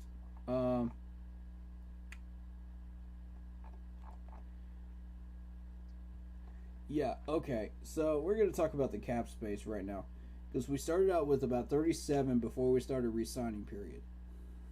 Then we re-signed JJ, we re-signed Luvu, we re-signed Ian Thomas now. And we re-signed, well, we didn't re-sign this guy. This guy was new. It's a defensive end that we were looking at. Yeah, Joe Jackson. Future reserve deal. Former 5th round pick of the Cowboys in Miami, from Miami, 6'4", 278. Spent time with the Browns and the Chiefs. I like that move. I really like that move.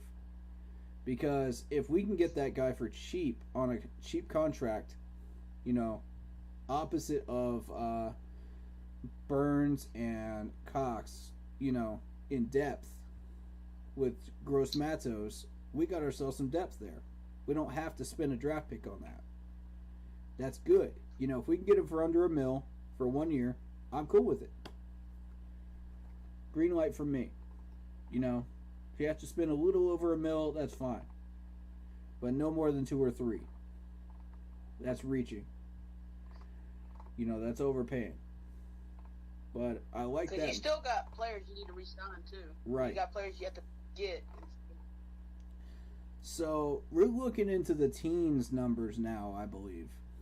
I'm going to check over the cap real quick. We're going to find out. Let's see where we're at now. Oh, yikes. That's not a number we like to see right there at all. 12,360,000. Oh, that's not good. Ooh. That's terrible. That's our salary cap? That's our salary cap as of right now. Today. Yep. Now, here's what we can do. Let me show this on stream for the people on YouTube. Hold up. Because I know Wait, you're y'all on are going to stream want to on see YouTube this. right now? Huh? You're streaming on YouTube? Yeah, I am. Give me 1 second to set that up for Let me see everybody. what your YouTube is. What's your YouTube called? It's the same thing. Keep pounding. In all caps. Oh. Mhm. Keep pounding all caps? Mm-hmm.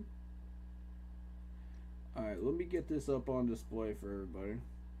I guess that didn't work. I apologize. Set that up real quick.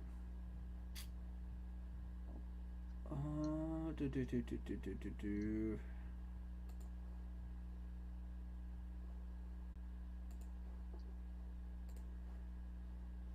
Y'all sit tight for a second. I'm trying to get it.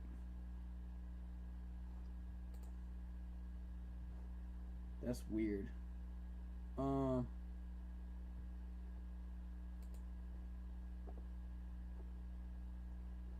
I had it.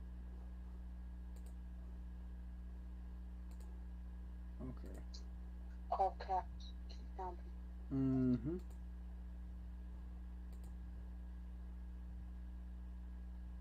Trying to get it to display it. For some reason it won't. Anyway. Well, I can... Hey, what's the stream called on YouTube? What's the stream called?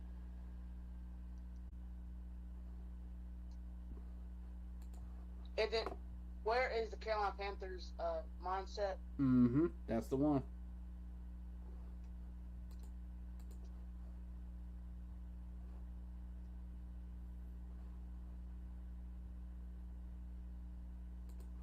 Yeah. It's like really late. It's like really late. Cause we just went past where we went. Yeah, it's delayed. My bad, y'all. It's like very delayed.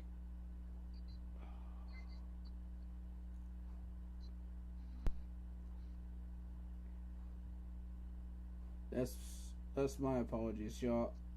I'm usually on target with this, but I haven't streamed in a while, so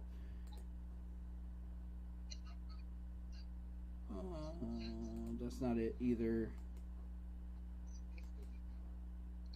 Dang, man.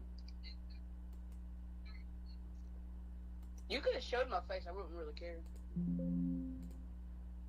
I know. I'm trying to get the screen capture. Let's try that.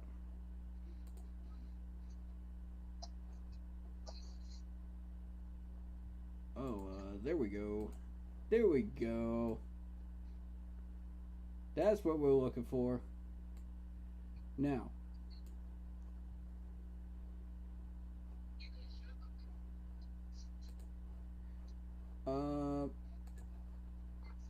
On the screen, you can see overthecap.com. This is what we use. And for those that are unfamiliar with how this works, you've got your dead money on the top here, and then your cap savings on the bottom. If it's red, that costs us money. If it's black, we can drop that and not have to pay that penalty. So there's a few players I want to get rid of, starting with, you guessed it, our favorite safety that cost us about 24 points last year. Let me find him. You already know who it is if you've been paying attention. Is it what's? I'm trying to think of it.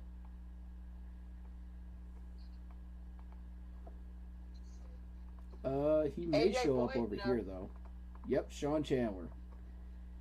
Guess who is an undrafted free agent and not getting re-signed by us? I wonder.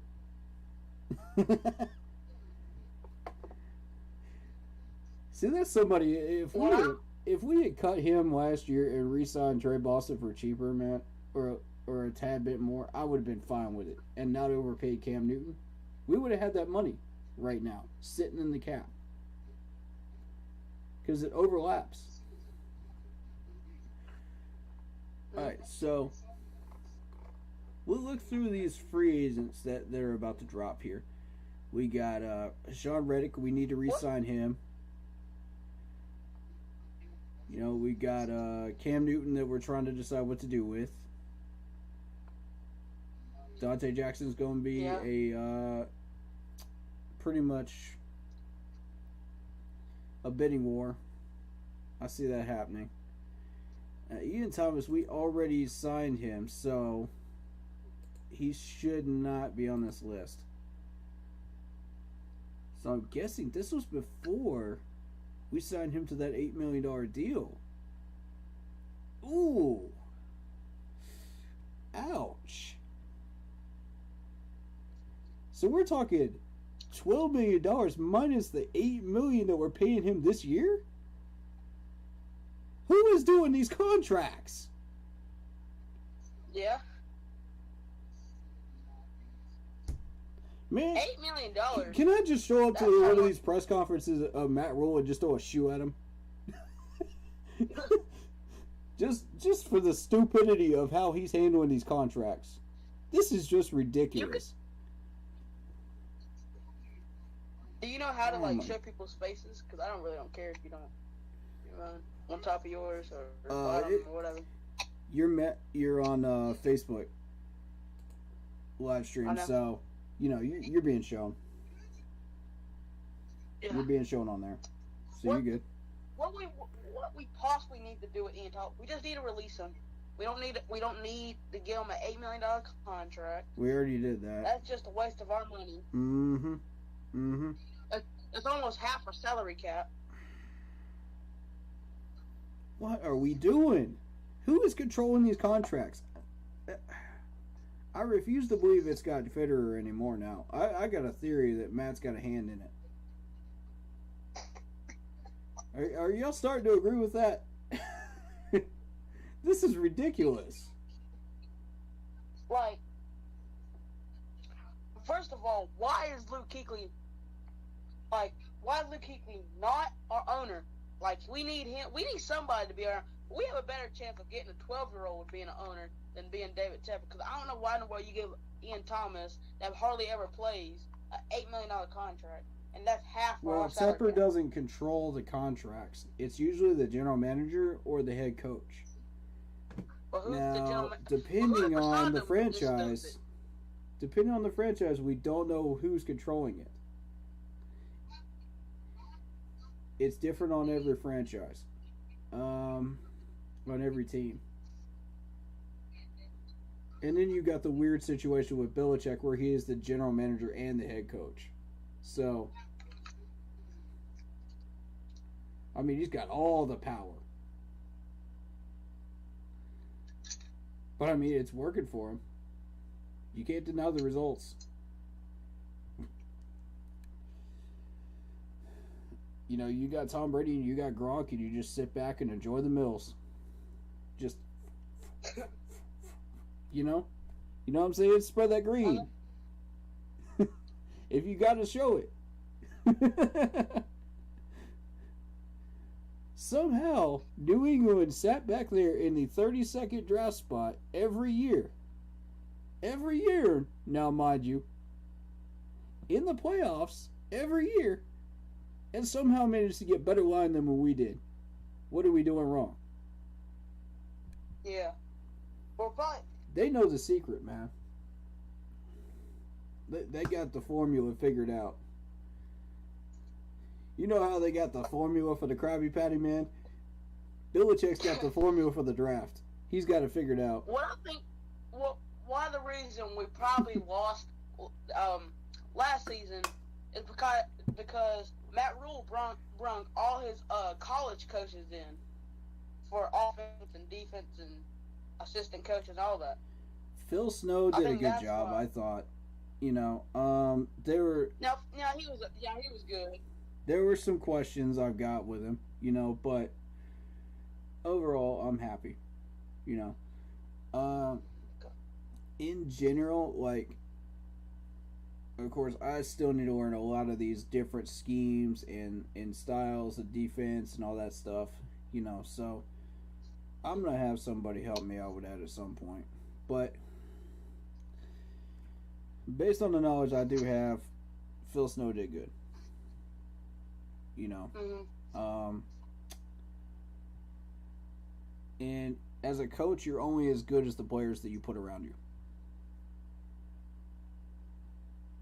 Matt Rule is only as good as the coaches he's putting around him and the players that he's signing around him. The dumb as Matt Rule is, I'm pretty sure he probably re-signed Ian Thomas.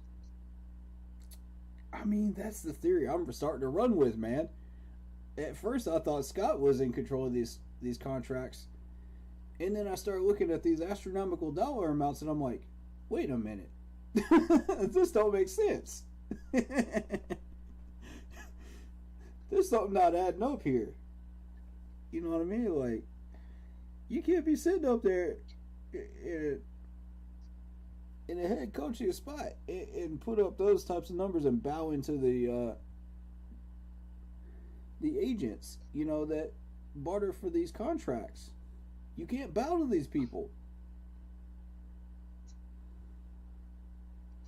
They ask for astronomical amounts of money, and it's not going to work. You know, I respect Dave Gettleman for that Josh Norman situation, and I know I'm going to get a lot of heat for that, and I do not care. I do not care. But Josh, what about Josh Norman again? The situation with Josh Norman was that Dave Gettleman settled on a number. He was not going to go any higher because, you know, credit to him on that. He had a boundary.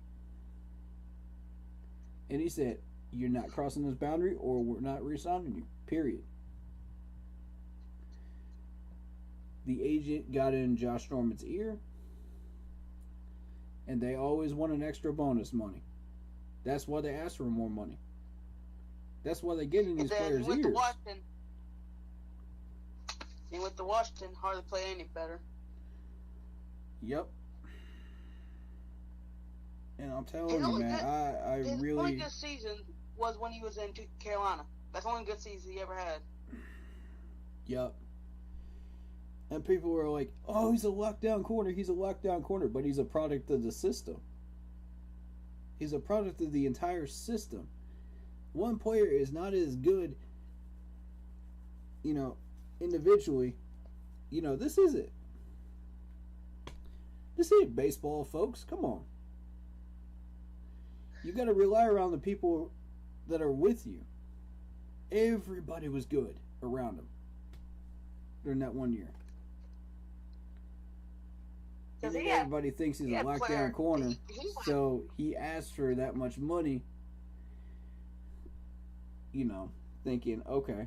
I mean, look at the players in 2015. He had Luke, Kurt Coleman, Yeah. I'm trying to think of, and Chad Johnson. Was Chad Johnson on the team then? Yeah.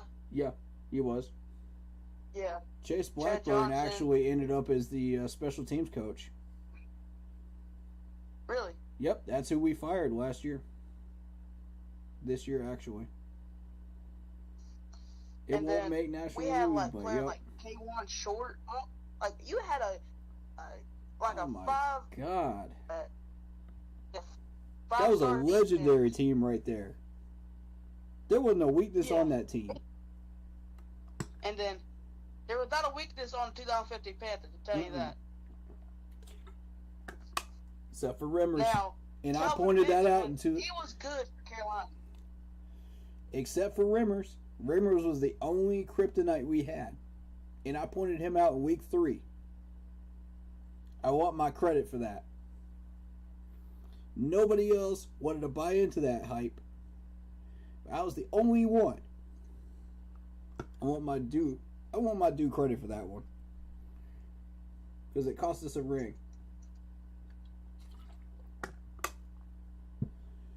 5 years later, he cost the Chiefs the Super Bowl too.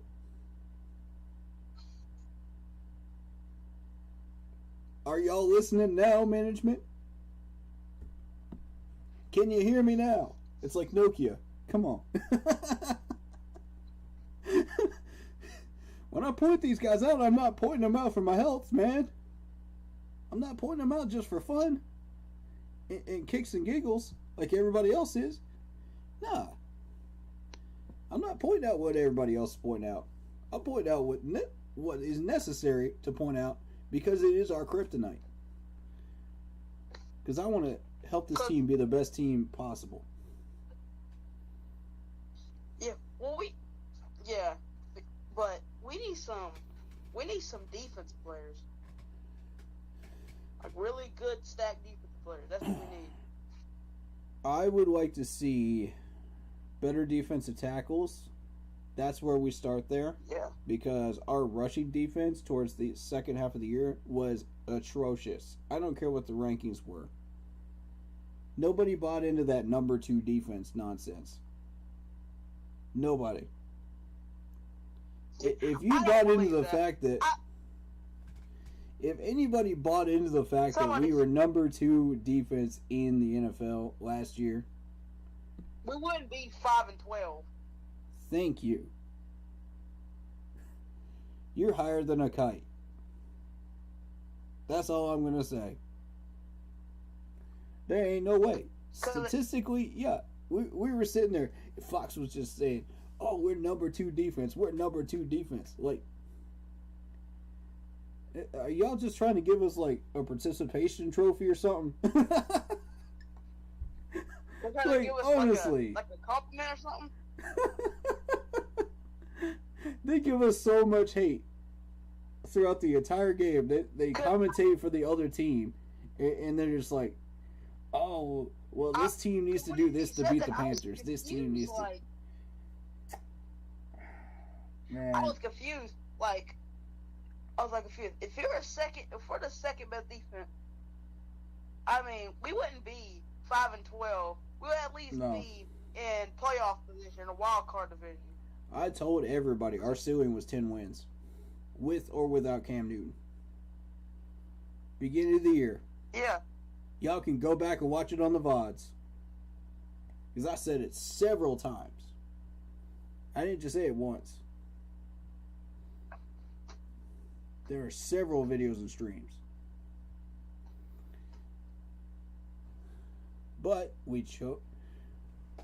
The problem started at that Eagles game, I'm telling you.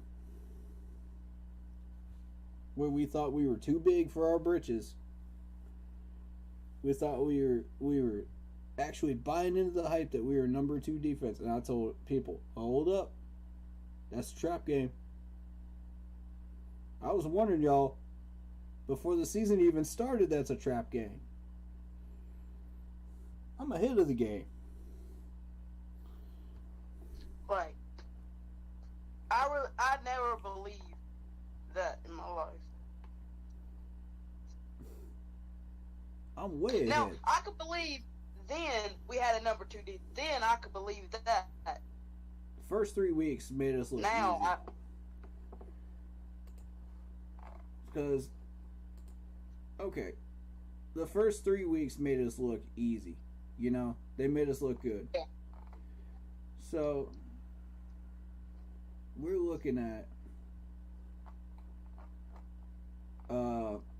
the Jets, the Saints, who we were not supposed to beat, and the Texans, who were a train wreck.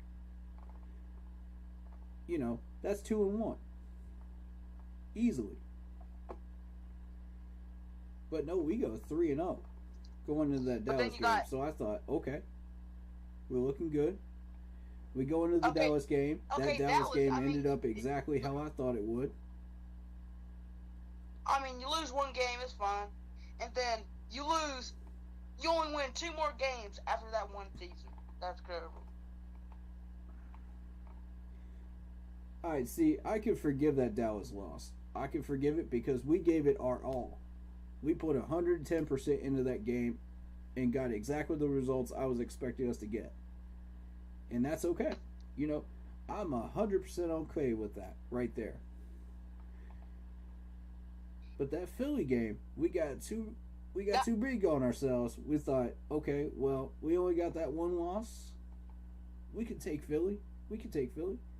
Trap game. We lost 21-18. Then you get the Giants. You lose to the Giants.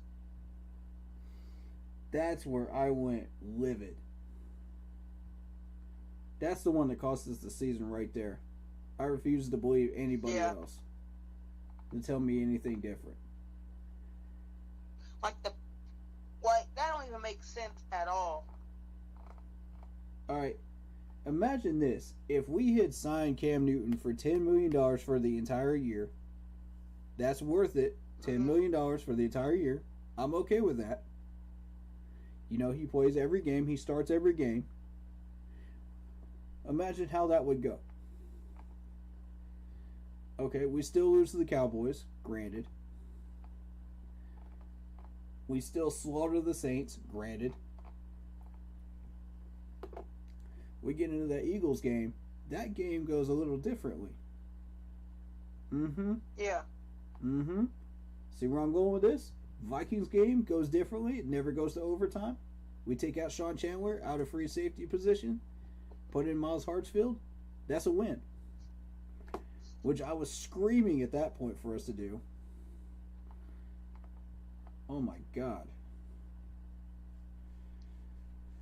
We should have never went to overtime with those clowns. Never. Oh. Like, That made me so mad. Giants game. and plus, Robbie Anderson missed some of the easiest first down catches in my life. Oh my God. Wide open catches too. Wide open. Yeah. Nobody on him. Nobody near him. Nobody Catch, within missed. a country mile of this dude. Yeah. And plus, you're a professional. Think about this. You're a professional football player in the NFL and missing Got them bricks easy for catches. hands. Got bricks for hands. Yeah. You're not gonna last he had, long if like, you got feet bricks for where he hands. can't even- And you Right. have the nerve That to don't talk make- trash about Sam Darnold after that. Darnold. You Like, have the we nerve to can talk talk trash trash. about you not catching the ball. Sam Darnold, he actually did pretty good against the Vikings. It's just that the receivers didn't catch, the running back didn't get yards, so and the defense was hardly playing it. I don't know what the defense were playing. All right, let me read you off Robbie Anderson's numbers. This is gonna trip you out. Hold up, I'm about to pull them up real quick. 400 and some yards. No, we're gonna go game by game. I'm gonna tell you exactly what his numbers were. This is gonna trip people out that haven't been paying attention. Let me find him real quick. Where's he at? Where's he at? Where is this dude at? I'm about to find it. I'm watching on the YouTube channel. I'm looking at the numbers. Yeah, I gotta find him. Hold up.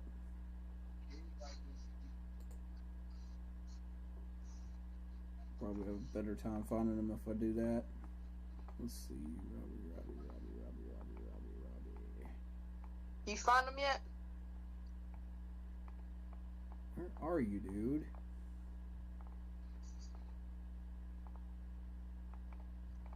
There's Lulu, though. He had about the size of Cam Newton, so. But, yeah, he ain't showing up. He's right there. Oh, you see Like- him? Right there. You passed him. You passed him. Where you at? What number? Up. Go up. Oh, well. I got you.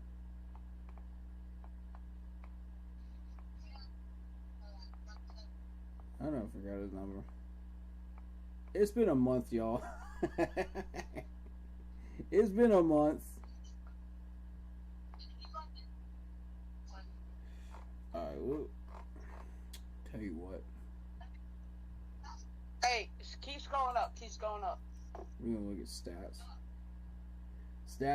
Stats will be easier. He'll pop up. Yeah.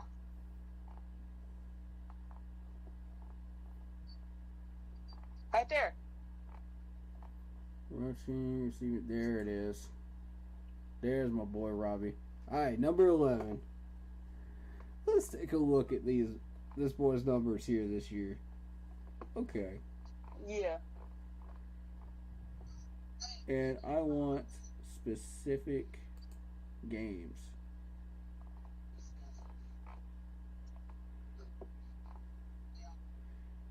Alright, so we're looking at targets versus actual catches. I think this has targets on it. And you'll be very, very shocked at the amount of targets this man has had versus catches.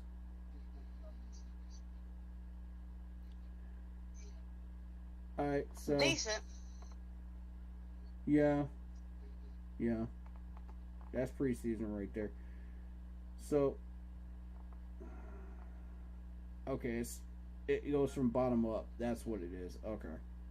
Alright, so... For the Jets game, 1 catch for 57 yards.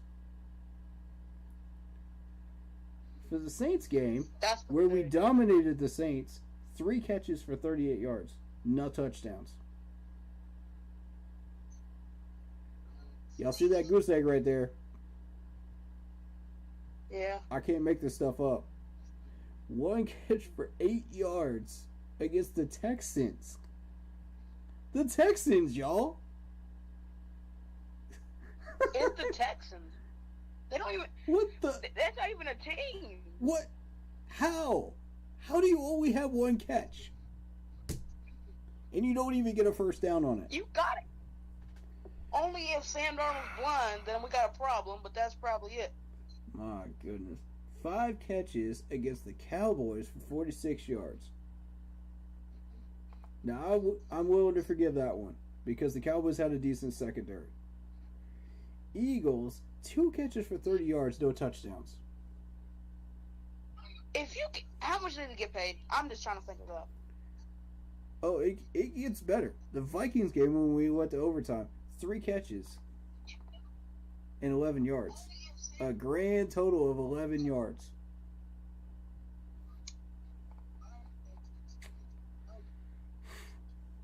You can't make this up. Giants game, 3 catches for 14. I don't understand. New England game, I'll give you this one. 1 catch for 2 yards. I'll give you that one. They shut him down completely. Patriots defense was good. But if you're one of the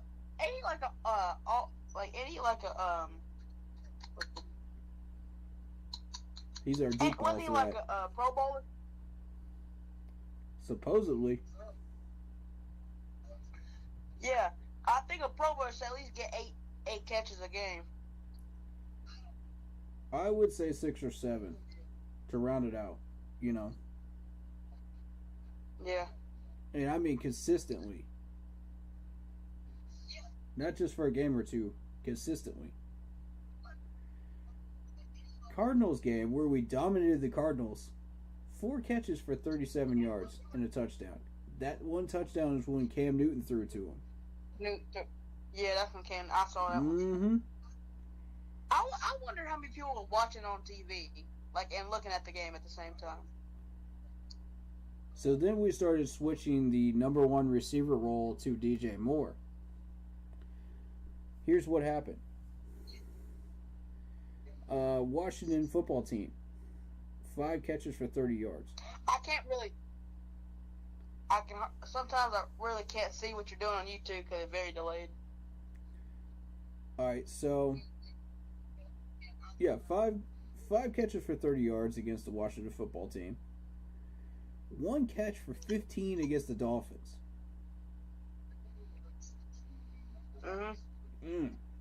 Yikes. 7 for 84 and a touchdown against the Falcons, but I mean, that's the Falcons. Everybody gets that number against the Falcons. Come on, their secondary's garbage. It is straight garbage. And that's with A.J. Terrell back there, by the way, who is a Clemson standout. And anybody that's been watching this channel knows I'm a Clemson fan. I'm a Clemson fanatic. So, of course, I'm going to point that out every time.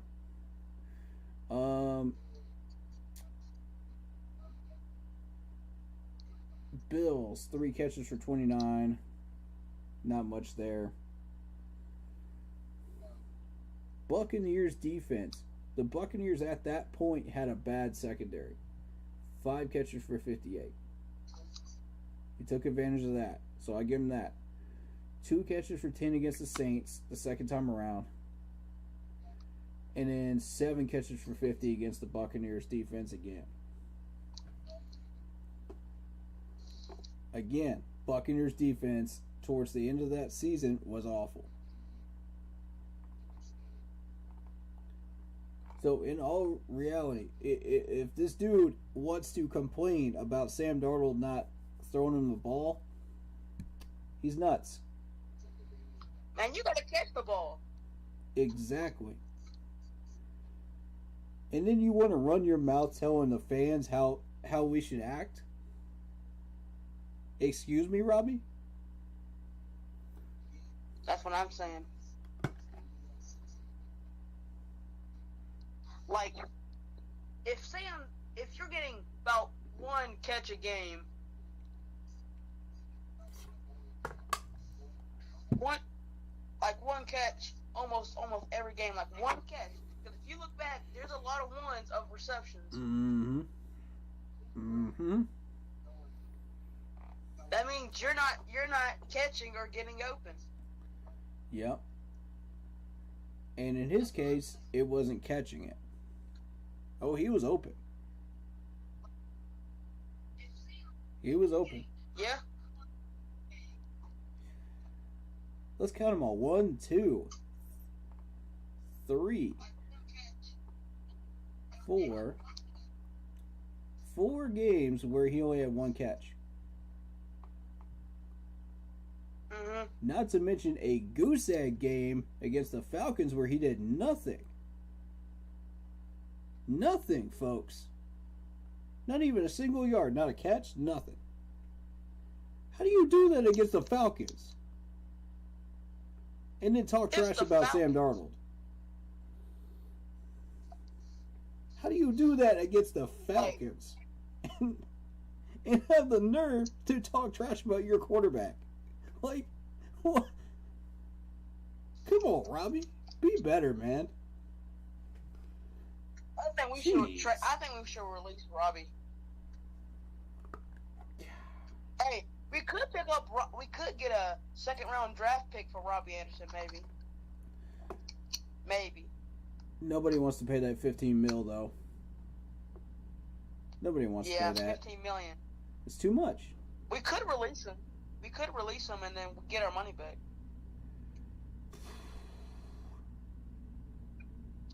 How much will we actually get back? See, this is where this is out of my range, of knowledge. I got a lot to learn about these NFL contracts and stuff like that, so y'all forgive me for my lack of knowledge on this stuff. But I don't know how much dead cap we would actually get. One thing I gotta say is, why are we paying this player so much money even though he's not doing anything for us? That's what I said about Sean Chandler. That's what I was saying about Trey Boston back in the day. Yeah. That one last year, did you notice Trey Boston, when he was in his contract year, that's when he would start to turn up because he knew he was about to get paid. It was either get paid or get cut. So he said, I'm going to turn up right at this exact time period because I know contract's coming up. I got to. And then as soon as he gets paid, he does nothing. Yeah. As soon as he gets paid, he does absolutely dead squat. Nothing. That's not a coincidence. Well, but the Jets, he was pretty good with the Jets, Everybody knows at this point, if you go to the Jets, you're just going there to get a bag. It's that simple. Yeah. It's that simple, man. Matt Rule, what? With all the people that you're bringing in from the Jets and the Giants, makes me wonder if you're just salty that you didn't get a job up there in New York. That's where he wanted to go. He got salty because Tepper overpaid him. He bought him out. So he says, "Oh no, this team ain't going anywhere. So I'm just gonna buy some New York people, man. I'm gonna ruin this team. I got 7 long years to do it too."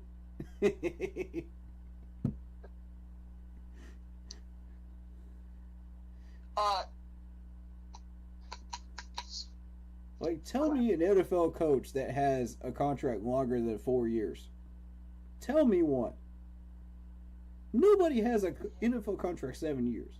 Nobody. Yeah. I have never seen that in NFL history at all. And you got him from college. Why would you sign a college coach for 7 years? That's for starters. Yeah. Oh my God. Like, this is... See, I might would have signed him for about maybe 2 years. Maybe. See how he does, exercise that third year option, if he does well. Yeah. Yeah. I can see that. So maybe about 2 years, maybe. So Yeah. if you have one bad year, maybe you can turn it back, maybe have a good year. Yeah. So Build up, during that bad year. As long as you're making progress, I'm cool with it. But if you're signing for 7 years, that's just a waste of money and all of that. Wasted capital, man. Wasted capital. This team has proven it year after year after year. If you try to put all your money into 1 year for that quick burn, it's not going to win you a Super Bowl. It's not. Yeah. You got to have 2 to 3 years building it up. Look at Cincinnati. Look at how they built their team. It took 2 to 3 years. Mm-hmm. And the fact that Cincinnati made it to the Super Bowl before we did for our 3rd attempt. Yeah. And plus, They're Cincinnati, the joke of the league. if you look back at the very first season where they're about to start, everybody doubted them. Everybody said they're going to go probably 7-10 and all that. Now they're in the Super Bowl, and then everybody likes them now. If any team had the right to say that you shouldn't pay attention to this, the team of the past, pay attention to the team that we are now, it's Cincinnati.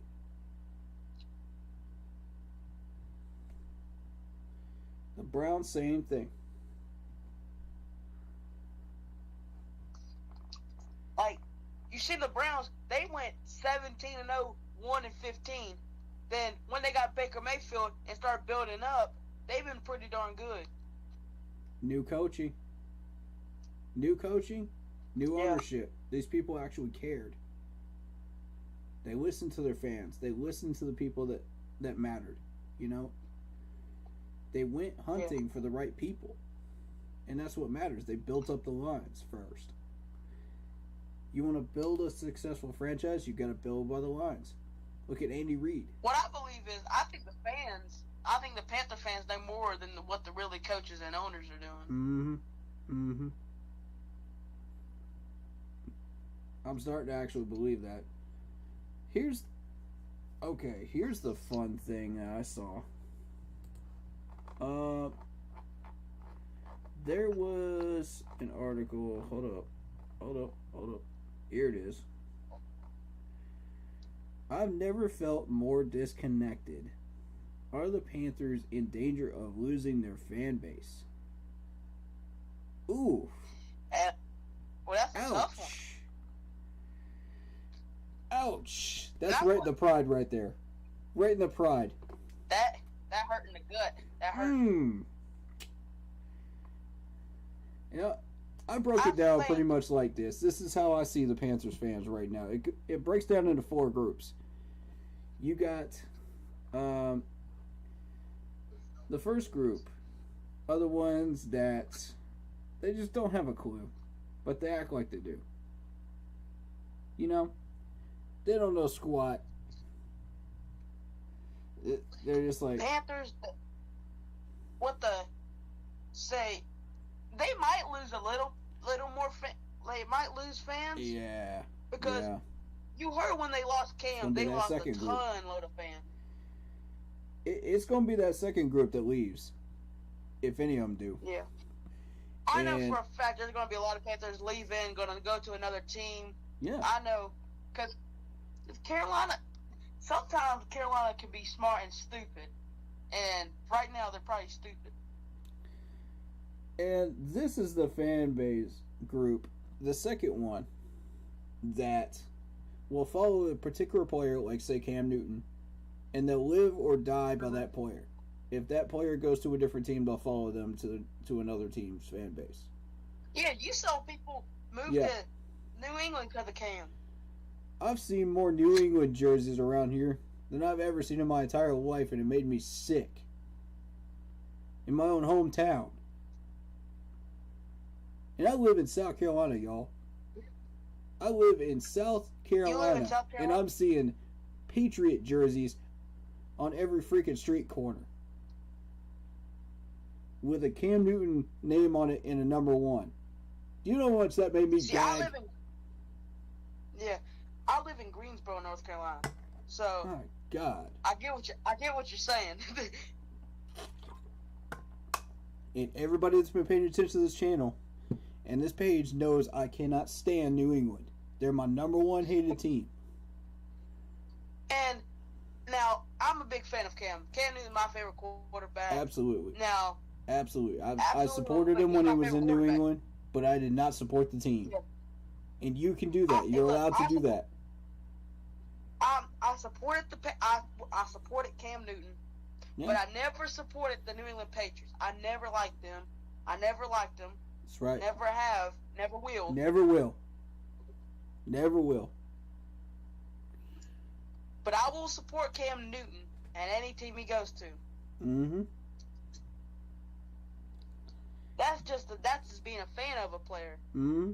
You're allowed to do that, folks. There is nothing And wrong I'm with just that. I'm still a Panther fan. Mm-hmm. I just like Cam Newton. Mm-hmm. Oh yeah. I feel the same way about a few other players around the league. You know?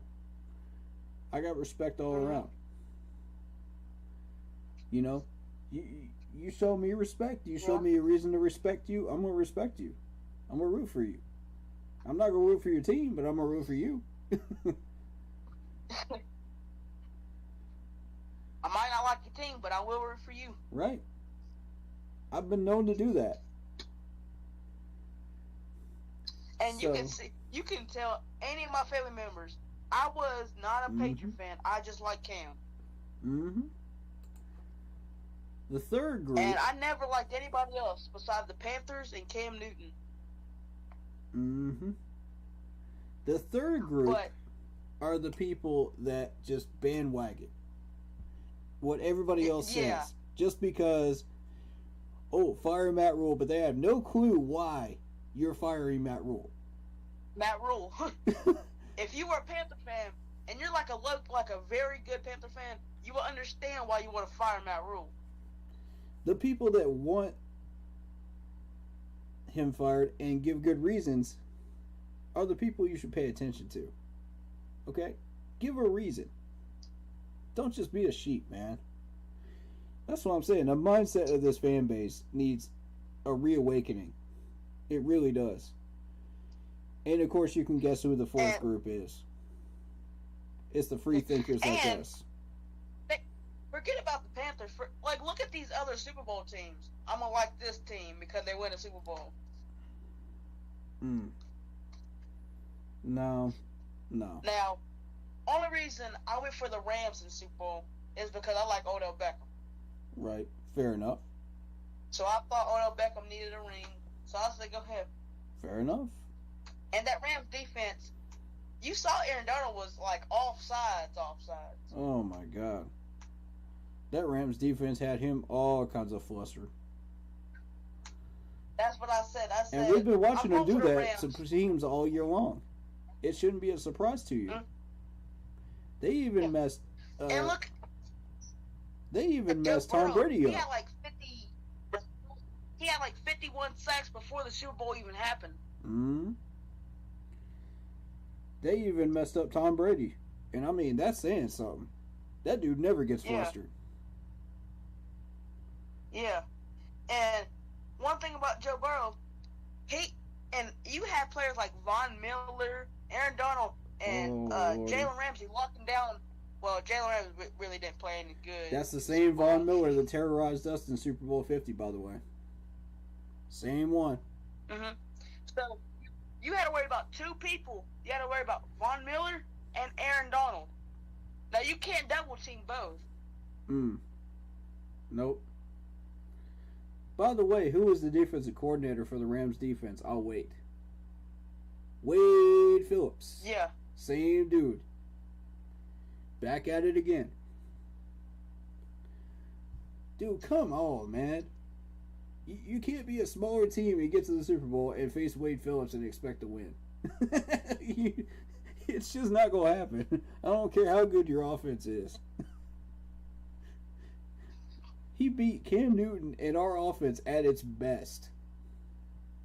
That's the best it will Yeah. ever get. For many years to come. And he dude, finding that kryptonite, that's his, Uh-huh. that's what he's good at. Yeah. I expected no less of him in that Super Bowl. Now, if you go back to see, look at this. Mm-hmm. Look at this post. Now you know I'm a Cam fan. I got even Patriots of everything.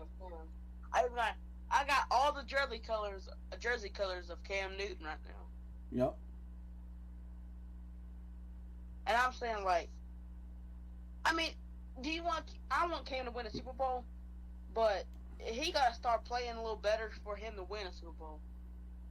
Dude, can you imagine? You can't throw it up. Think This about ain't backyard football. You don't just throw it up and expect somebody to catch it. You got to throw it to the open person. This is the NFL. Mm-hmm. And that's that post-concussion mindset, man. It's messing with him. You know, and that's health.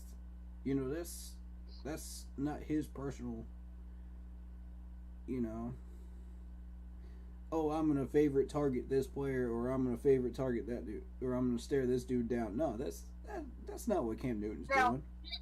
Came back go down to 18, all the way down to his rookie season. He said he liked favorite players. He had favorite players to throw to, but he threw it to the right people. Mm-hmm. Mm-hmm. He gave people like you had people like Corey Brown, Brandon Lavelle, all these good old receivers. Yep. And he didn't have his big target like Kelvin Benjamin. Right. He had players that nobody even heard of. And he still got production out of them that nobody else could get. He had like Greg Olsen, but Greg Olsen was his favorite, but he knew when to throw it to Greg. It always amazed me how often Greg Olsen was open in the 2015 season.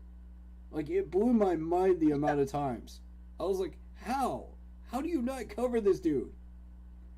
You see what he can do the past couple of years. Why are you not doubling this dude? It made no sense to me. And they just leave him wide open. I like know. the Seattle game. Yeah. Do you remember the Seattle game? They left him wide open. He gets like 8 receptions a game. It was ridiculous. I'm sitting there just like really? You gonna give this man a wide open... All it was Cam Newton and Greg Olsen. Now, that's what the story of Carolina is. Cam Newton and Greg Olsen. I'm so happy that Greg Olsen is getting that sportscaster role, man. That's awesome. So happy for him. We're finally getting an ESPN announcer that actually understands this Panthers team. Instead of all these fake reporters that think they know the Panthers and report all this nonsense And it's just, why? I went to the Tampa Bay game, not the last one, but the like 2 games before that one. Mm. Went to that Tampa game. I'm telling you, when Sam Darnold came in, they booed him. I'm telling you, he went like I was like almost front row. We were at the very top, but in front row area, and everybody was like, "Boo! Why'd you put him in?" And everybody and they was dying. And he threw that big old bomb to Shi Smith, whatever his name is. Yeah. Smith.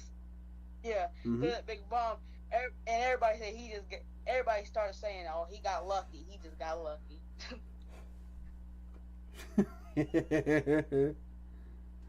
Then you throw 2 interceptions for 201 yards and all that.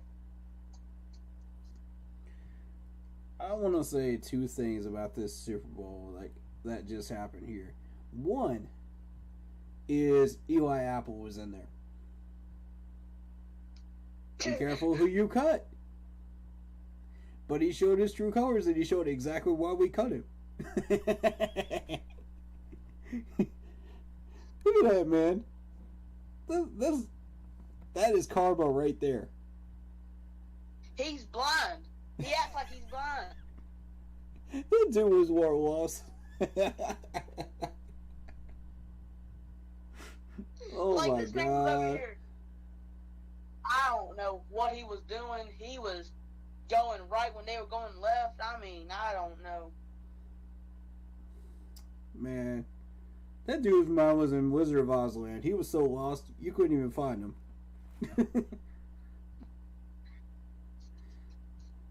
I think that Super Bowl was kind of rigged because the flags, It was a little like bit. some of the things, they didn't throw as many flags as they would in the regular season. Yeah, I did notice they missed a few that I was just like, huh? Like, And one like of you them in could've seen it. particular was The face, Aaron yes. Donald.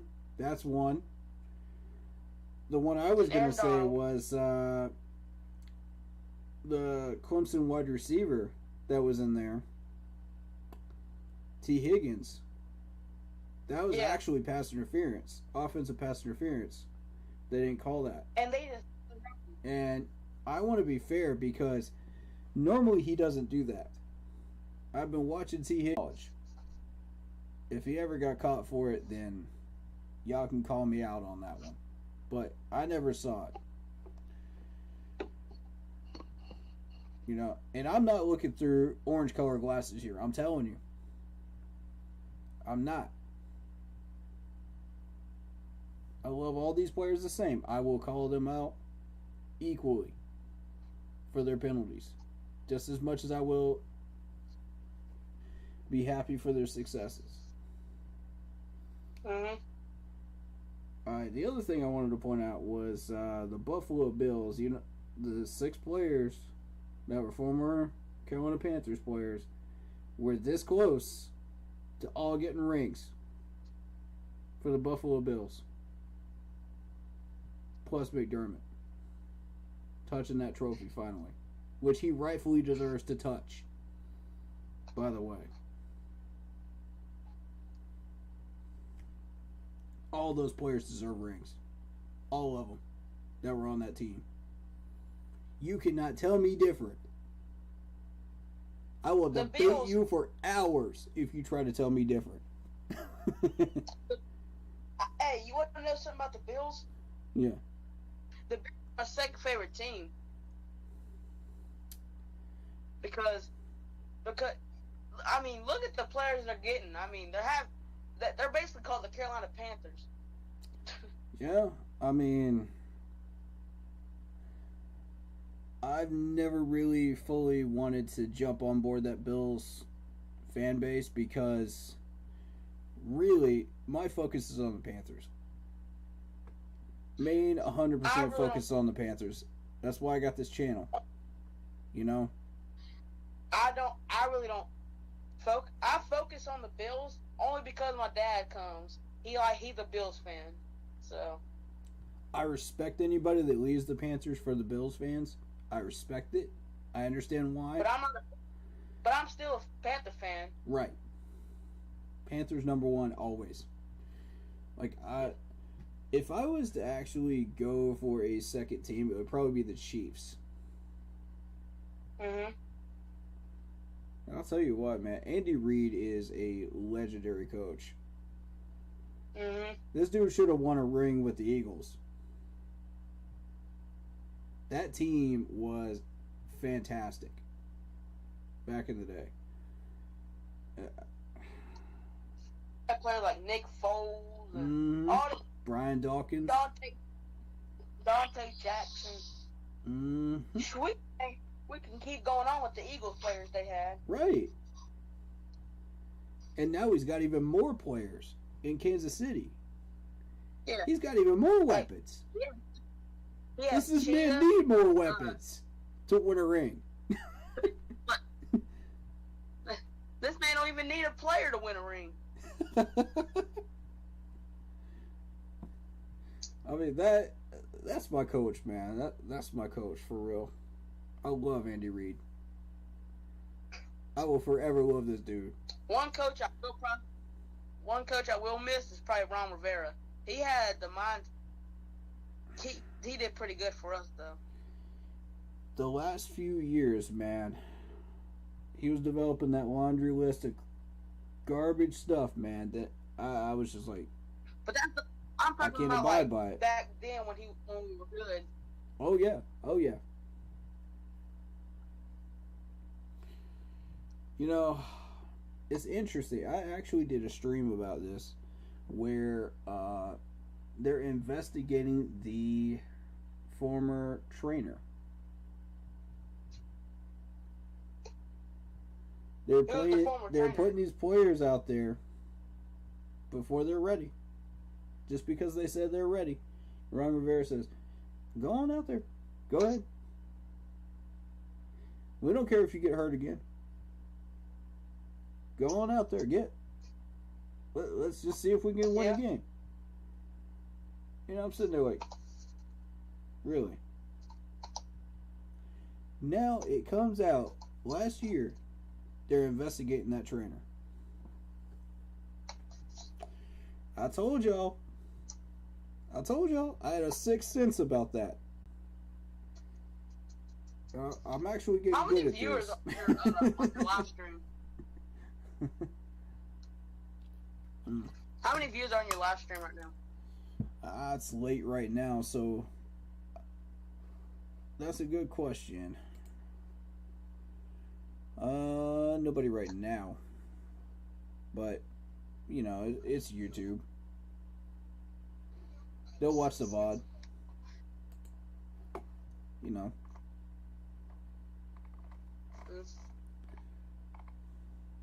Alright, so I'm kind of glad I got into that.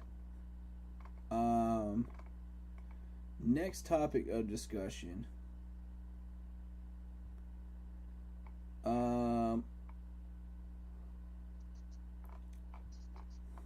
Is Daniel Jeremiah.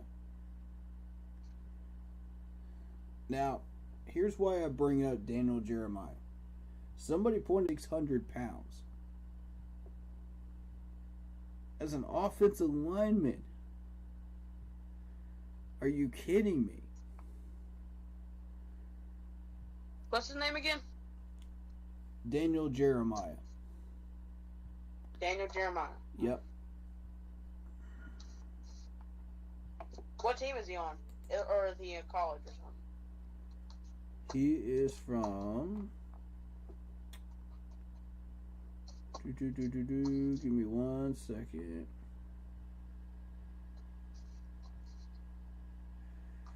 I'll be able to tell you.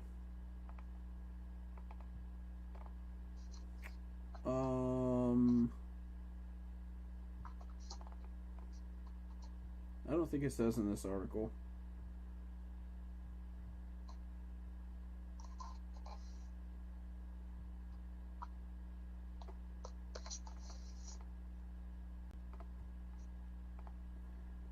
But yeah, it's number 70 here. He's a big dude. And he's lifting 600 pounds. Mm-hmm. Squatting 600. Oh, quite 600, so not really 600. Yeah, squatting 600. Oh. Alright, so the reason why I'm interested in this dude is because, one, he already brought him up. Two, he's sitting at 25th projected. Remember what I said about the Eagles trade? That's a B-plus grade lineman right there. That's still going to be on the board right around 20.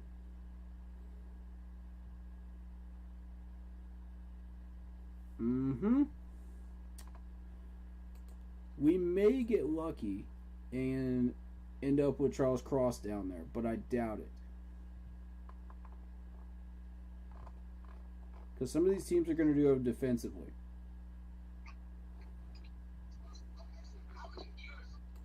And let's see.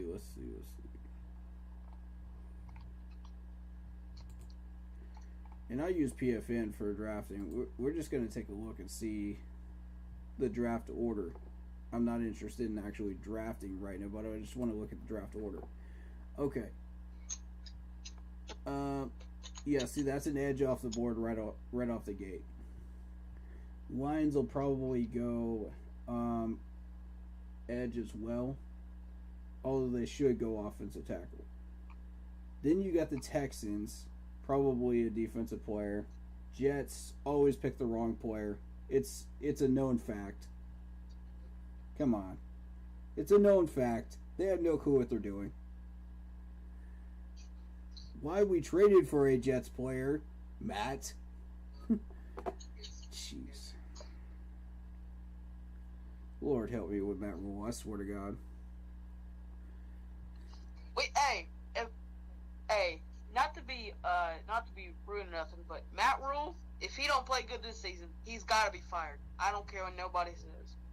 We won't play well this season. 5 to 7 ceiling.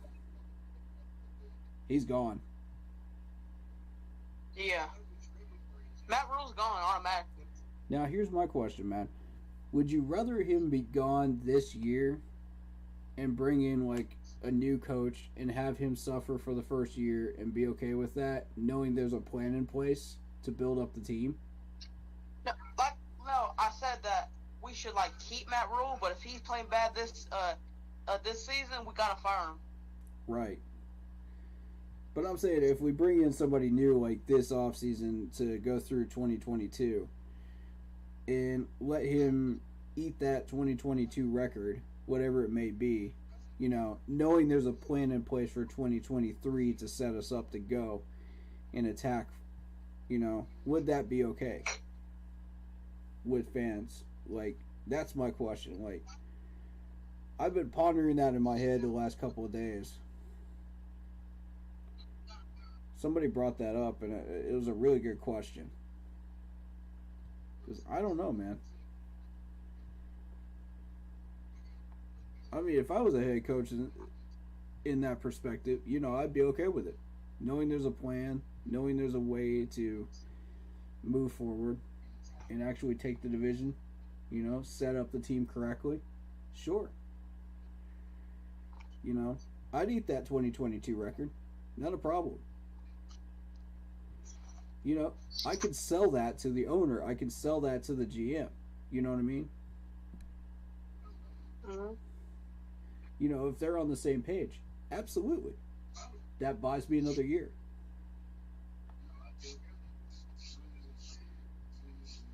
But Matt Rule, every year that you keep him on this contract, he is going to find ways to damage this team and roadblock us from doing anything in the future.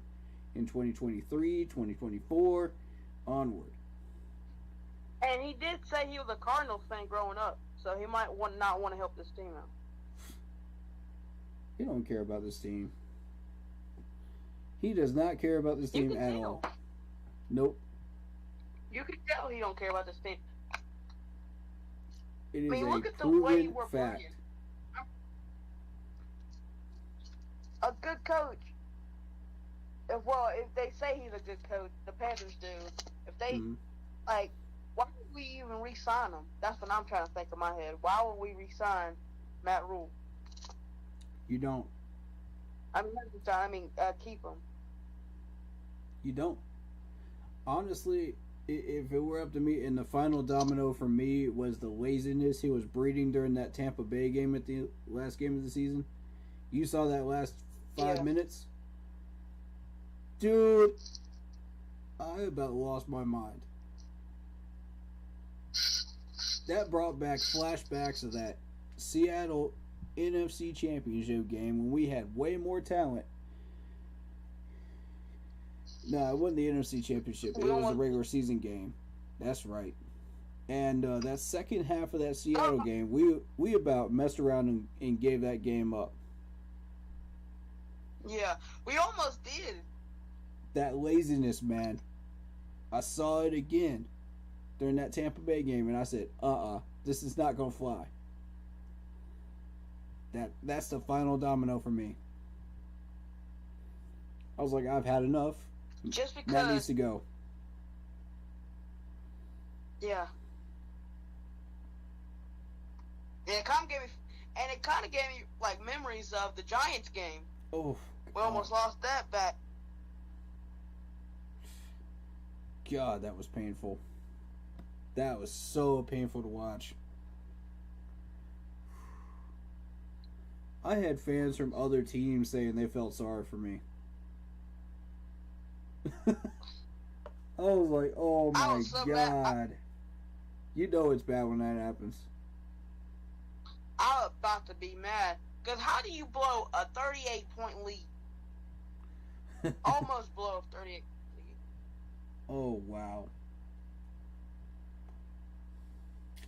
Yeah, In that 2015, was, if you think about it, the Carolina Panthers were the worst second-half team in the NFL.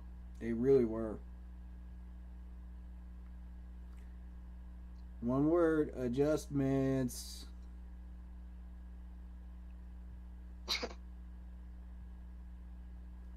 One word for this offseason, accountability.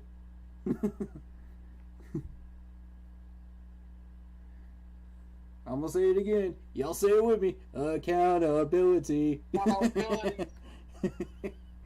Come on, man. Somebody's got to pay for these mistakes, man. I don't need to hear anything from Tepper, other than I screwed up. We're firing Matt Rule. Let's get a new head coach. That's all I need to hear. And you restore our faith in you. And think about it. I think Matt Rule will lose a lot of Panther fans. Yeah. He already has. He probably will be one of the reasons why Carolina Panthers loses their fan base. I have never seen this fan base hate somebody more than Matt Rule. Than ever. in my life. Ever. And I mean, I thought Kelvin Benjamin was bad. Think about Matt Rule. I'm thinking back to a certain Notre Dame quarterback that we had back in the day. Oh my John God, he was so bad. Everybody hated his guts. John Winkie. I believe so.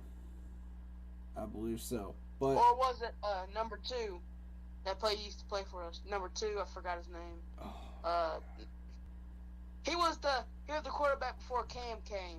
The year before Cam came into Carolina. oh my God, dude. Anyway, this dude was so bad that the fan base literally lost it, dude. They stopped coming to games. I mean, you saw And the I don't attendance. blame them. That's just a waste of their money. Yep. Mm-hmm. That's right.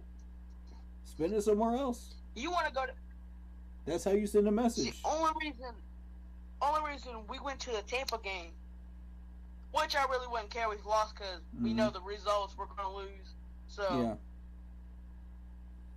so like, I said, why not want to go?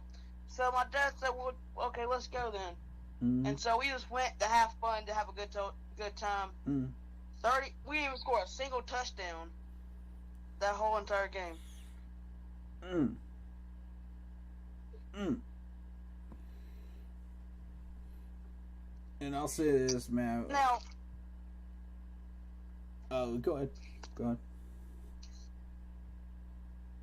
no, I'm good. All right. The worst offensive coordinator we ever had was under John Fox. And I'll never forget this for the rest of my life.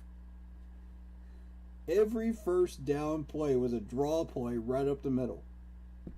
Every time. It was so predictable that even John Madden was like, you can run or you can pass. That's how bad it was. I'm not kidding you, man. You don't. It was so horrible. No matter how bad our offensive coordinators are, there's nobody worse than him. Ever. If you're gonna do draw plays, why not hit him with a play action?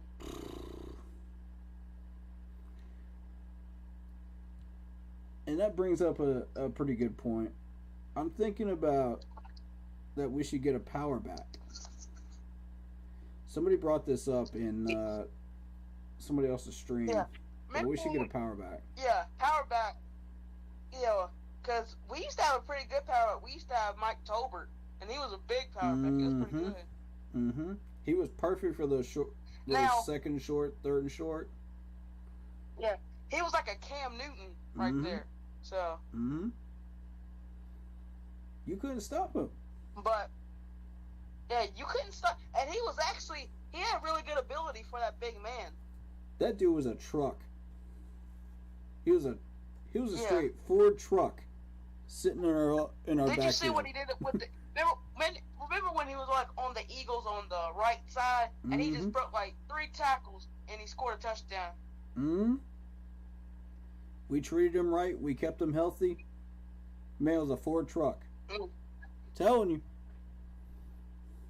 You ain't gonna get nobody better than that at fullback.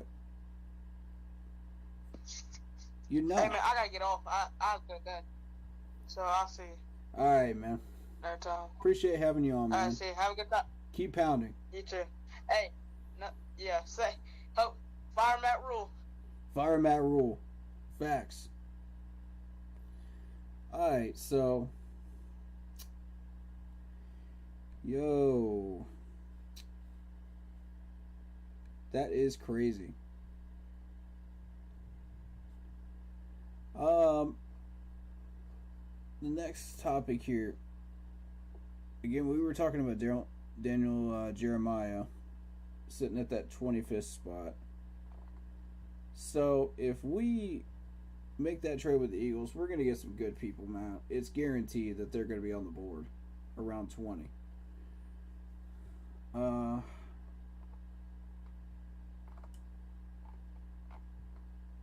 And then I wanted to look at Cat Craves 5 shocking draft picks the Carolina Panthers could make at number 6. Now this is if we don't trade. Keep this in mind. And then I'm going to show you guys what would happen if we did trade with the Eagles. Who would still be on the board? We could select Kayvon. And again, this is a effective Oregon edge rusher. And I'm not against getting an edge rusher. I would like to have an edge rusher, but later on after round 4. It's too early. You know? An edge rusher for me needs to be probably a second string material that can play starter. Around probably 4th, 5th round, you know? That's what I'm looking at. Then they started looking at Kenyon Green. Kenyon Green is again another interior pressure defensive end.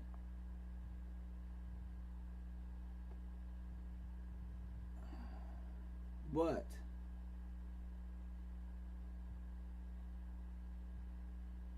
okay. He's a tackle. Never mind. It's late night, guys. Y'all bear with me. It's late night. Been a very interesting day, so I'm trying to stay focused here. But he's a guard for Texas A&M. And they're saying his athleticism, his ability to turn all-pro level talent, is a big factor.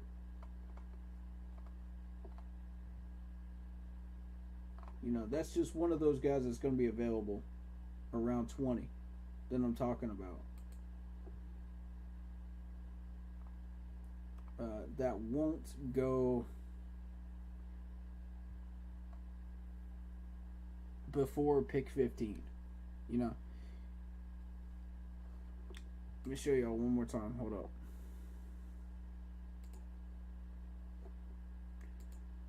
Here's the offensive tackles. You're looking at Evan Neal, Akeem, and you're looking at Charles Cross. All three of these guys are going to go probably before pick 15. Now here is where things start to get interesting. You got Piet Fair from Ohio State. You got Daniel here from Minnesota. You got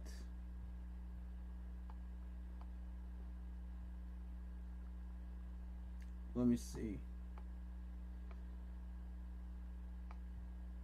But see, the ones I'm interested in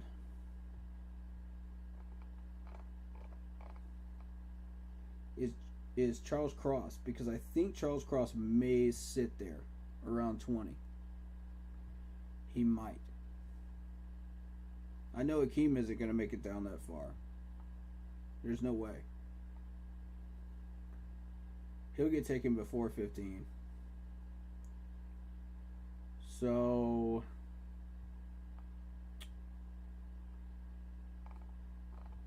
not a lot of options.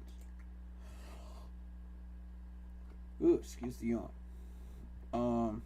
Shout out to Robert Brown. Appreciate you being in here, man. Shout out to Terrence. And shout out to Ryan Boyle. Appreciate y'all. So you start looking at guard position. There's Kenyon Green. It is possible this dude could be taken before 15. There's a strong possibility. So then you're looking at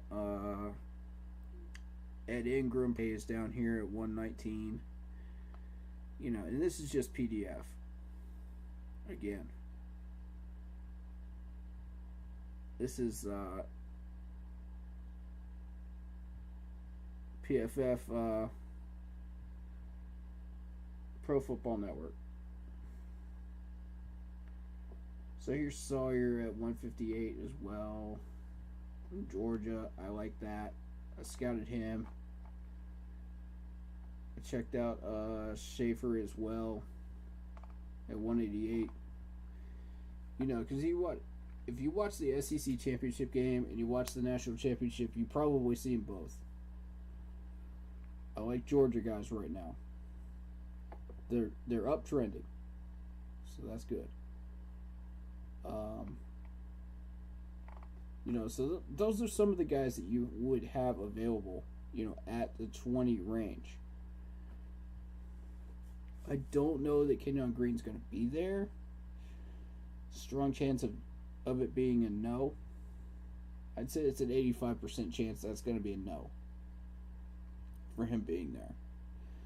I feel like he's going to get taken before that. I mean, we can run a mock if you'd like. and just see, first round, where this dude would end up. And I'll go ahead and make that trade with the Eagles because we know it's going to go through, right?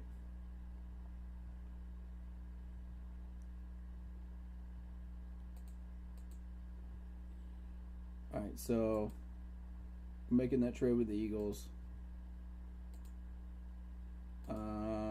16 or 15 or 16. I'd probably ask for the 16. 19 is cutting it a little close, to the safety zone there, the edge of the safety zone. Because 20 is when they're going to start dropping, in my opinion.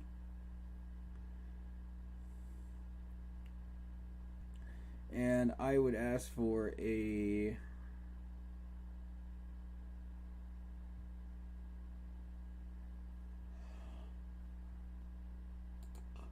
What did I do last time? It was like a 123 or something like that. Round 4.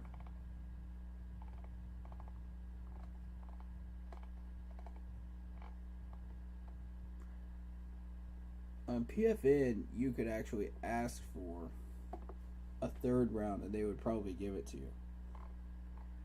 But to make it more realistic, to what would actually happen, you're thinking like a fourth, probably.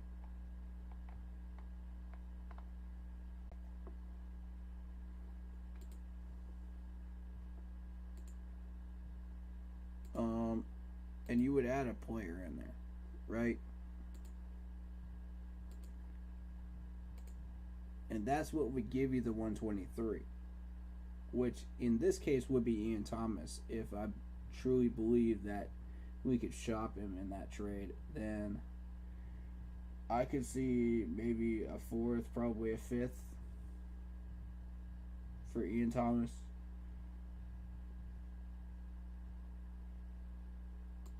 And I'm also interested in that 51.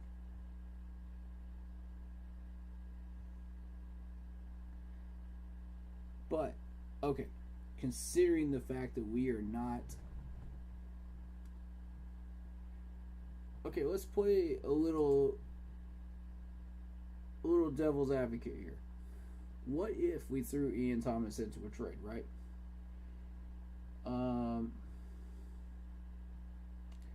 I would then ask for a 162 is what I would do. That's 5th round. Why a 5th round? Because Ian Thomas is now worth a 5th round because of the misdemeanors. But because of his talent still displayed on the field.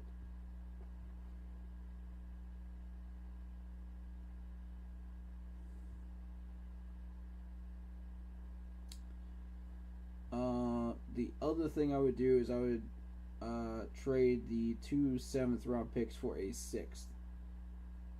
That's what I would do. It just makes perfect sense to do so. So let's just say we get... Let's maybe ask for the 154. Let's see what the 154 gets us, right? 154 is another 5th round pick. But we could ask for the 123. I don't see why not.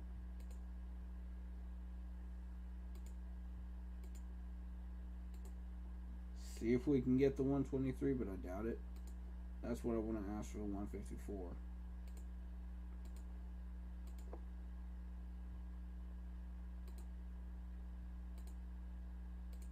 Okay, decline. Yeah, see, they're gonna...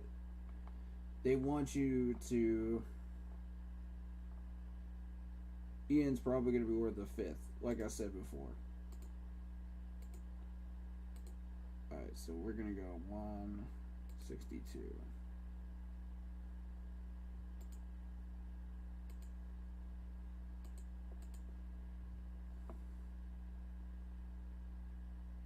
I would even throw in that 7th for that right there, because the 7th isn't going to do us any good.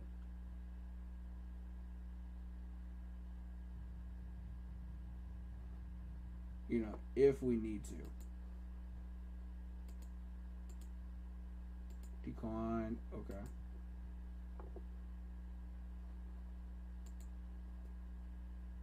Okay, maybe you don't get these until after a couple of these teams are picked. I was trying to get rid of that. There we go. Okay, so let's maybe try this trade after once we get to 6, right?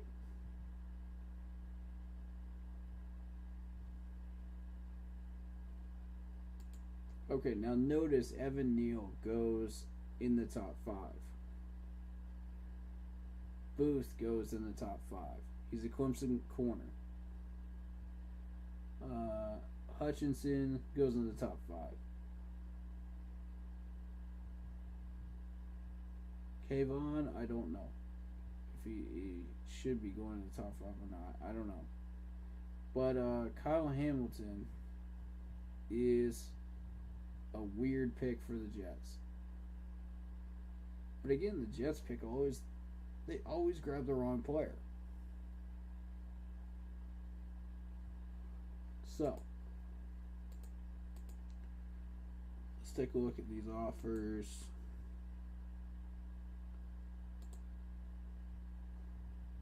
Yeah, Detroit's offering the house for this pick 6 right here. Pick number 6.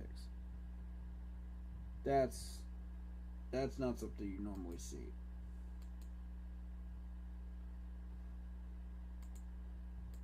I'm going to offer one of my own trades to the Eagles. I want to make sure this goes through. 15. I want the 16th pick and I want the 51. Very specifically. We're going to try the 166 this time. Let's see if we can get it. Yeah, they're not going to give us 3 picks. That's... Wait, the 166, is that 6th round? That's what I'm wondering. Okay, so it's 179 and beyond. Understood.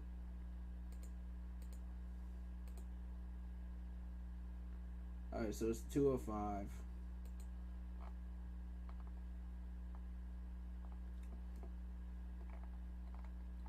$205 is the 6th round. Could ask for that.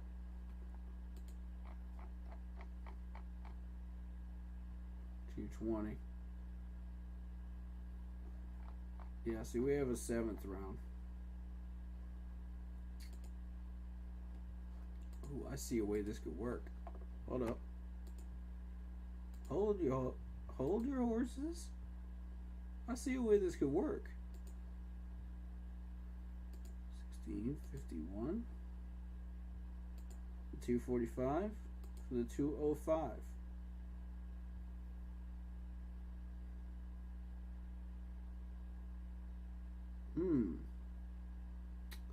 You could even go a little higher. You could try to get the 162 or the 166 by giving up both 7s.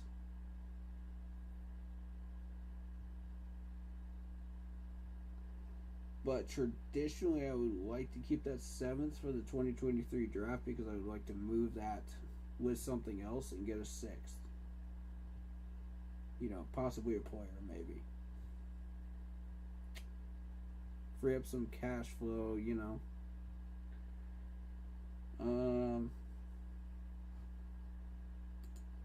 So I'm going to leave that alone. I'm going to leave that alone for now.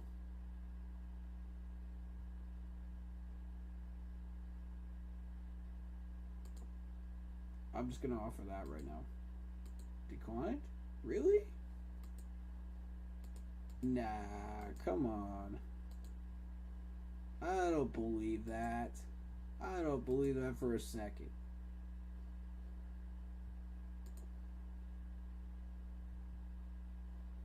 Okay. Maybe we do move that 7. Both of those 7s for a cheaper 6. Maybe we do.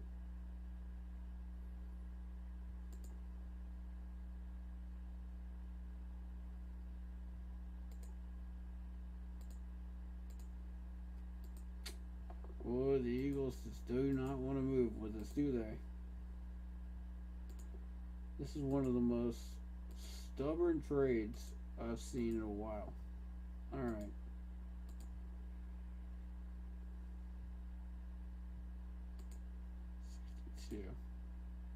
Let's try 2 sevens for that 6. There it is. Okay, so we do need to move both 7s. Alright. Not a problem.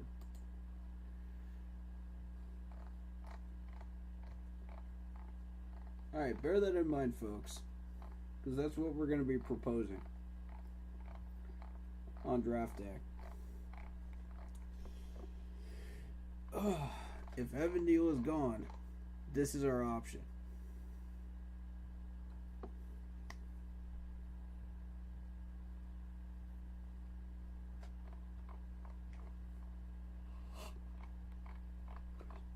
Now, with the Houston trade, we would be sitting at either number 68 or number 80. Those are the 2 spots they hold. One of those 2 would belong to us if we complete the Houston trade successfully, giving us all of our picks back. Now, as I previously stated, we are looking at number 16, so let's see what it goes on.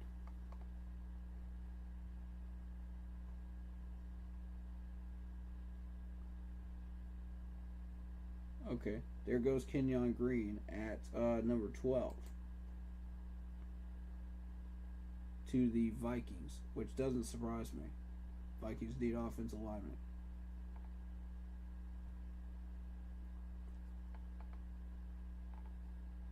Now notice that is 1, 2 corners gone in this first 15. We got 1, 2,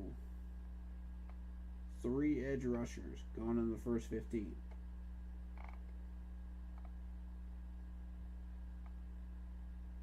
As I said before,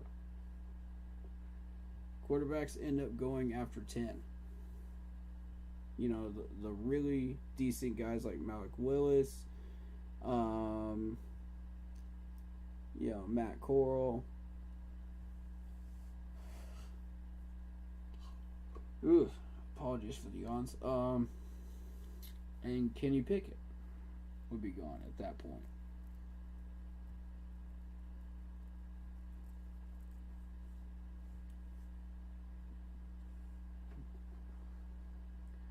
Now here's something. Who was the offensive lineman? Daniel Jeremiah, right?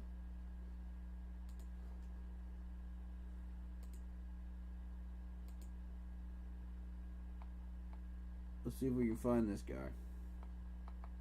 Let's see what PFN is giving him.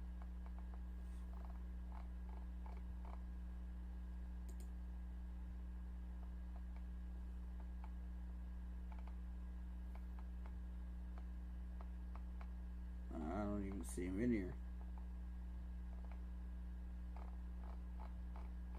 I mean, maybe I missed it.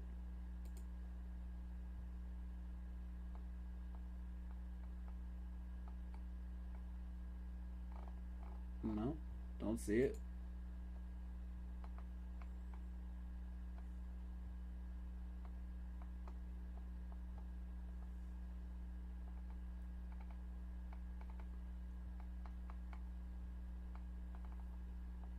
I don't see him in there. What is he listed as?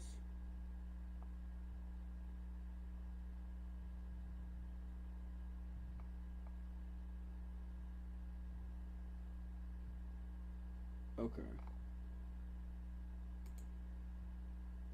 25th pick, right? Alright, so that's the range that we should be looking, right? 25. There's Trevor Penning. Okay, so maybe he's gone.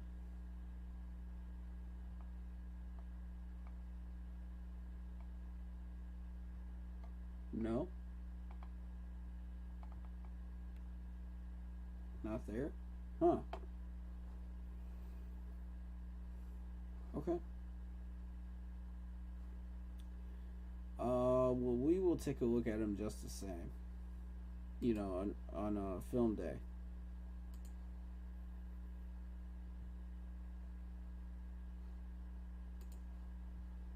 And we'll go from there.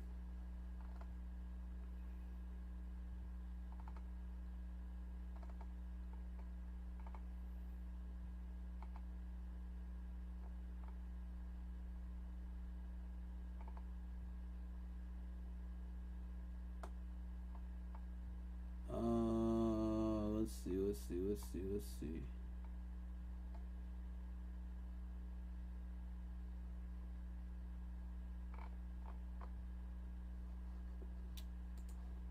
I think that pretty much covers the topics. Anything they would like to add in the comment section, please do, of the stream. I would love to see it. I probably won't notice it if you guys are commenting on the VOD. So please do feel free to, if you're on the Facebook page, throw it into the comments of the latest post that you see and tell me that that's where it's from. It's from the stream. You know, suggestions on topics that we should discuss on the next stream, and we'll do it. We'll spend about 30 minutes and we'll discuss all that stuff, you know. I'll devote 30 to 45 minutes on that. And then we'll immediately jump into film study. Because I've been behind. You know, it's March, it's time. You know, it's time to get back into this. I've had a month to relax, you know, catch up, and reflect on things. So,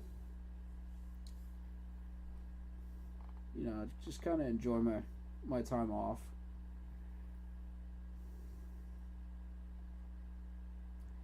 Alright, so this is Devin Lloyd. This is the guy that they suggested, right?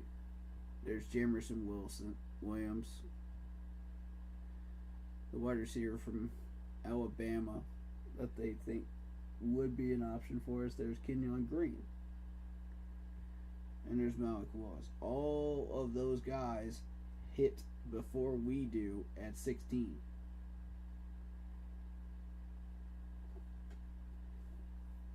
And again, I'm saying, like, the Eagles still have their number 15 pick. They are free to get whoever they want right there. Not even going to argue with that.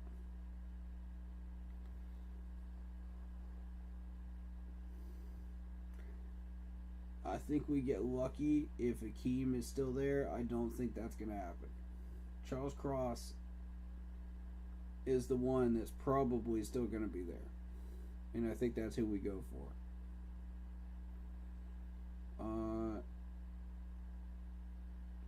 Piet Fair is a pretty good option too.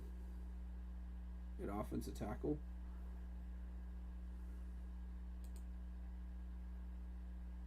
Zion Johnson, if you're looking at guards, is the best available.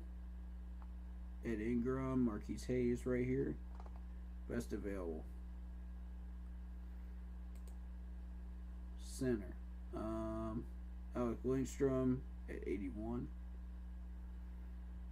is sitting right there. And Tyler Linderbaum. I've had a few people suggest him on a couple of mock drafts. And I'm not surprised, really. Because if you look at the scouting report on him, and I'll leave this up for a minute. They say he is always on his feet. And he gets out to the second level exceptionally well in the run game. easily outpacing his counterparts on the offensive line. Now, my question is, how well does he do on pass protection? Because, again, this is a quarterback-heavy offensive coordinator we just got. Whether you're an offensive line expert or an untrained eye, the other thing that stands out is Linderbaum's competitive toughness.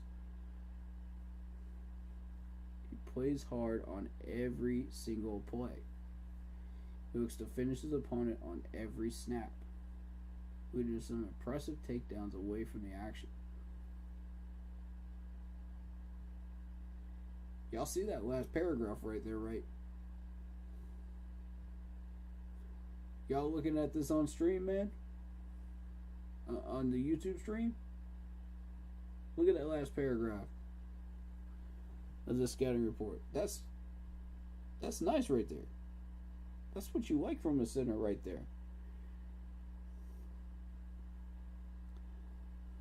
Now notice when I've been promoting offensive line picks in the first and second round, I didn't say anything about what type of offensive lineman. I didn't say what type. We could go for an offensive tackle, we could go for a guard, or we could go for a center. Dude, any of the three works for me. As long as it's an offensive lineman and we get ourselves set. I prefer offensive tackle and offensive guard.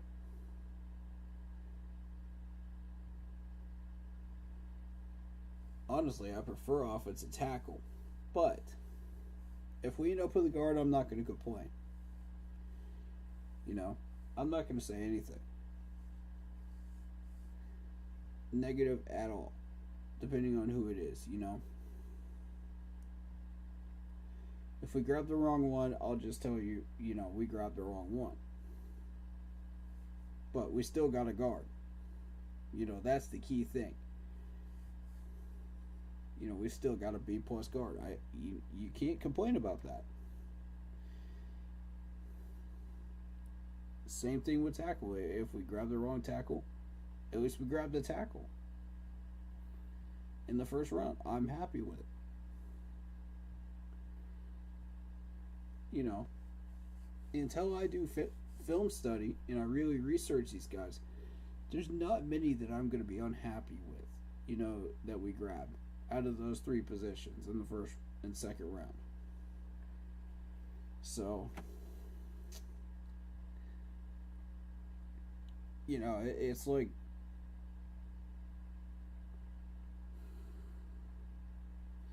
well, I don't know what to really relate that with, but, you know, it works, right?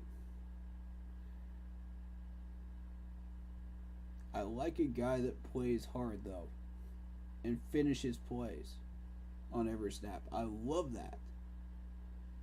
So that's the type of people we need. I need to see more of that out of these college scouts, man. That's what I need to see.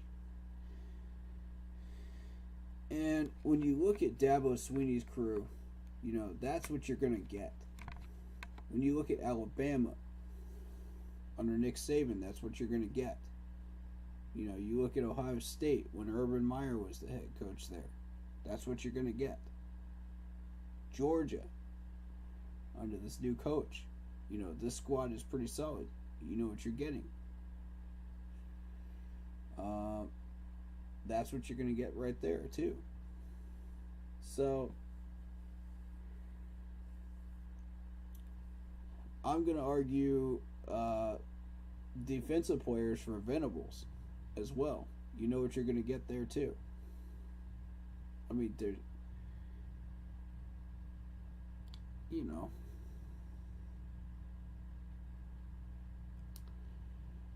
you're not beating around the bush on those. You know you're getting quality. That's going to last you. These guys are going to stay in the league for years. It's a guarantee under Venables' crew. That I know for a fact. as far as offensive linemen, when you find a guy that's willing to finish plays on every snap, go 100% on every snap,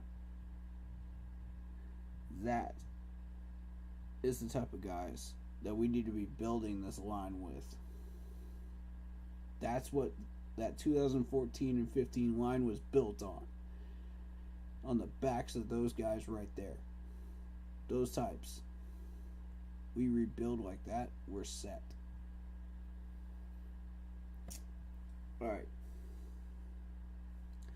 That being the case, alright, say we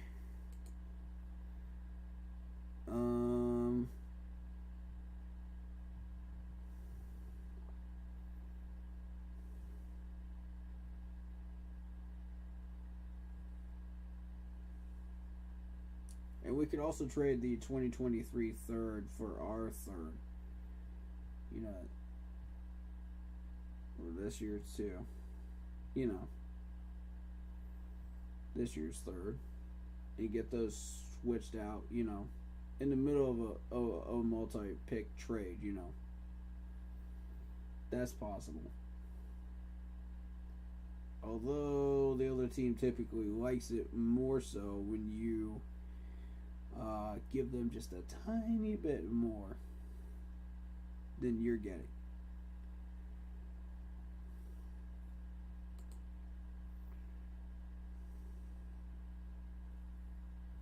Yeah, all these teams are hungry for our third for 2023, and they're not getting it.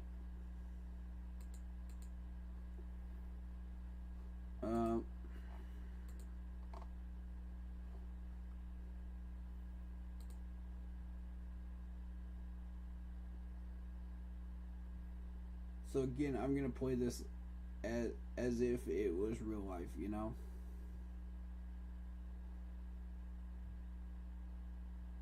Will Charles Cross drop past 16? You know, is it worth moving down? Not to the places where they want me to. You know, number 30, number 30, 36, number 32. Is it worth that? No.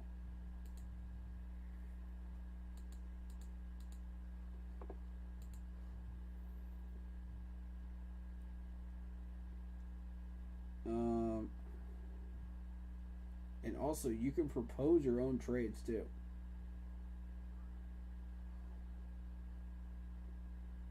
Okay, so let's assume Akeem is still there at 60. This guy is not sold on him as a tackle, but as a guard, you know.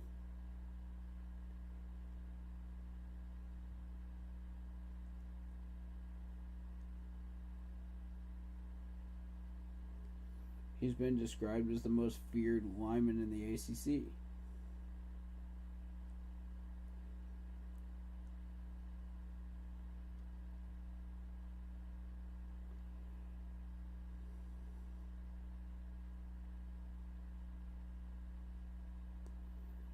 He's the best interior offensive lineman in the 2022 draft class.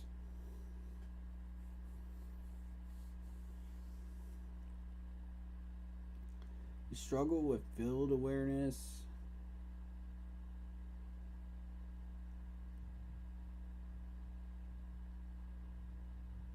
It's disgusting to watch him hit people. He's not just going to hit you. He's going to drive you into the turf. He's a lot of fun. Okay. So again, this is another guy that sees him as a guard. You know, this is Oliver and Dalton here that evaluated him. So a lot of people were talking about Akeem. Now Charles Cross. Let's take a look at Charles Cross. Brings elite athleticism. Explosive out of his stance. He can rapidly get out to the second level. Change of direction is excellent. allowing him to recover swiftly when put in a predicament by pass rushers. Ooh. You know, I'm starting to get sold on Charles Cross right now. How about y'all? This is starting to sound pretty good. For someone with limited college football experience, there's a red flag. But he just demonstrates excellent football intelligence. Okay. He's in constant communication with the left guard, pointing out dangerous men, working on the other side of the trench. Nice. He does a brilliant job of diagnosing plays, passing off, and picking up players on twists and stunts. Okay. Yeah. It's that limited football college experience. That's what's going to hurt him. That's what's going to drop him, I think. He may drop into round 2 because of that right there.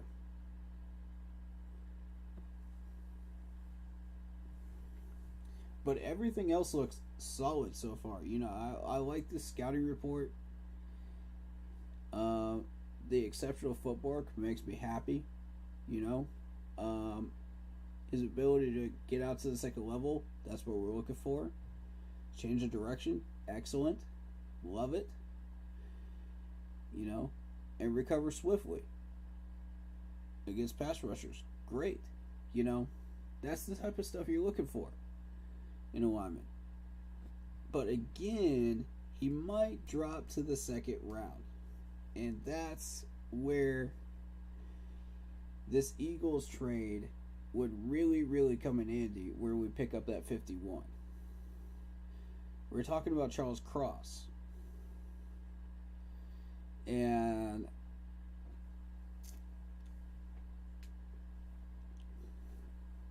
judging by how I know these teams to draft, you know, linemen and stuff like that, limited time in college. Now, is that because of injuries, or is that just because they haven't put him out there? That's my question. If it's injuries, then I'm highly interested. You know, because we can keep him healthy, you know, as a backup. That's not a problem. You know, as a starter, that's going to be a problem. But as a backup, I'm interested.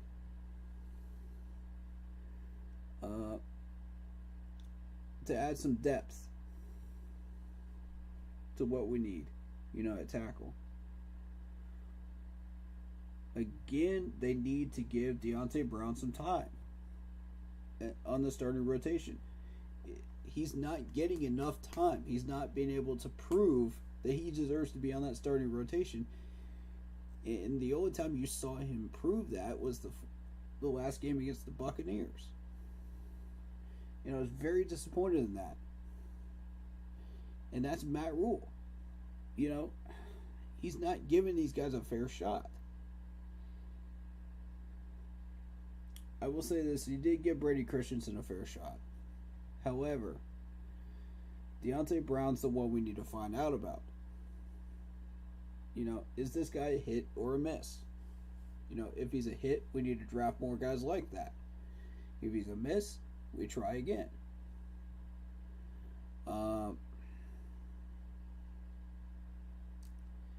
This is why that Eagles trade is so important, folks. That number 51 spot in second round that I mentioned before is critical. You know, to getting people like Charles Cross, to getting people like Piet Fair, who is still going to be there at 42.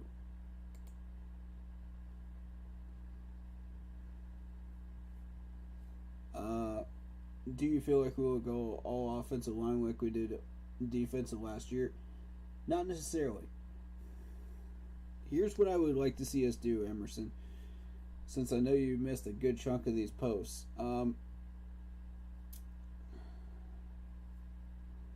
Like I said, the Eagles trade would be number 16 overall.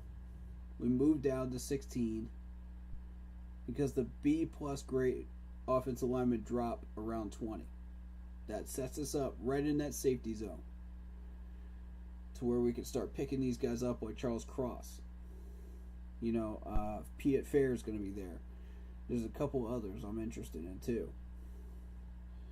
That'll still be there.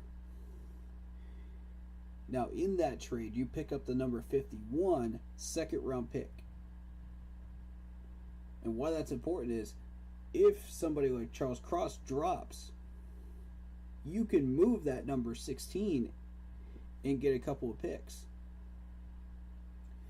You know, a little bit down to like maybe 25th or 30th, you know, and still get your lineman in the first round. And maybe pick up a late round pick while you're at it. So, I mean, it's a lot of trade downs, you know. But it's important to pick up on details like that in scouting reports because that's going to change everything about whether a player is drafted in the first round or the second round. Pick up on that stuff, folks. I'm telling you, look for it. It's the devil's in the details with these guys. So if we execute that Eagles trade, you know, then you go and you trade with the Texans. You get that third round pick with the Texans, which is going to be, let me tell you exactly which one it's going to be. Like I said, I had it earlier. Round 3, it's either going to be pick 68 or it's going to be pick 80. 80 is right in the middle of the third round. 68 is in the top of the third round. So whichever you prefer, I would ask for the 80 more specifically because I feel that we have a better shot at picking up a mid-round safety than a early round safety when you're trading with the Texans.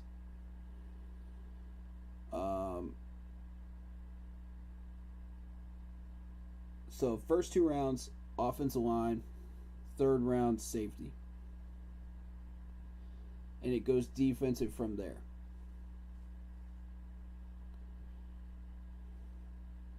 And I feel that 4th round should be defensive tackle. That's my opinion right now. Either defensive tackle or a linebacker. Based on our needs. It'll depend on who we can re-sign and who we can't. That'll determine what happens next after that. How about a free agent offensive line? How do I feel about that?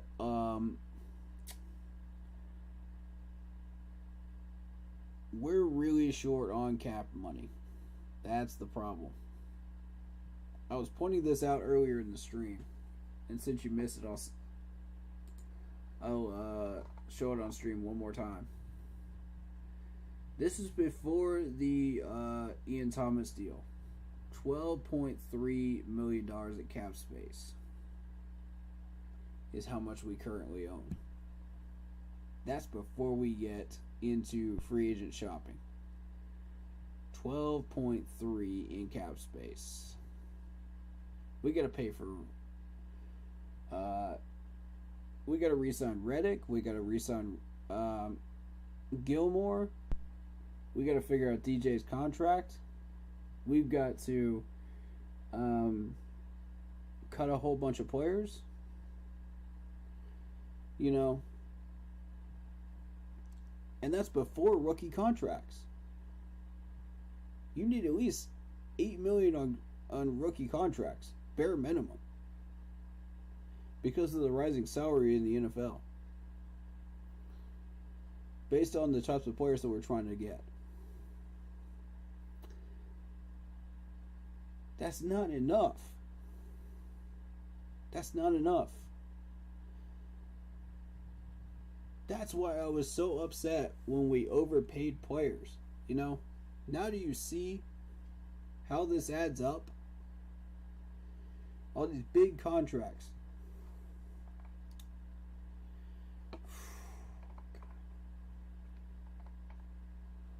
And that's why I was saying earlier in the stream, I've got a running theory that I don't think Scott Fitterer is handling these contracts. I'm starting to rattle that unproven theory in my head a little bit, man. I'm telling you.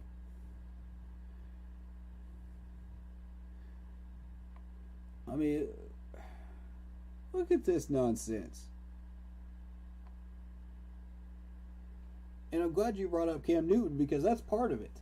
$10 million for 6 games where we barely use the man? And we're not even using him properly. My guest on the stream earlier mentioned this plainly and clearly. When we had a 4th and 1, we used Sam Darnold instead of Cam Newton. Why? We got a 6-foot LeBron James. Why are we not using this dude? On a 4th and 1. Like, Joe Brady was a... Dude.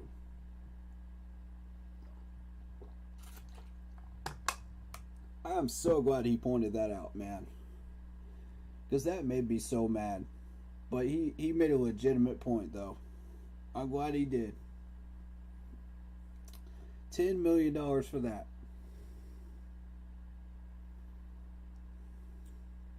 If I had $10 million to shoot,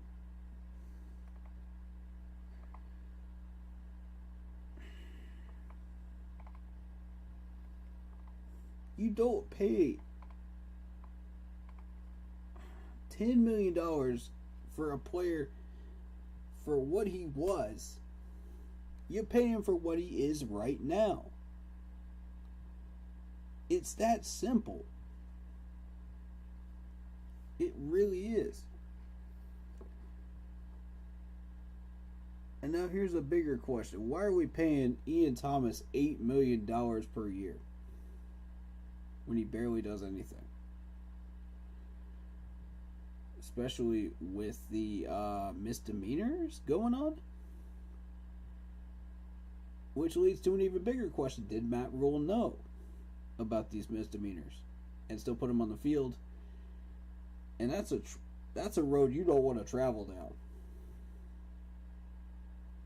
Matt, you don't want to travel down that road, buddy.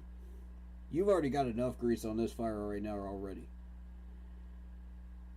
If people prove that one right, oof.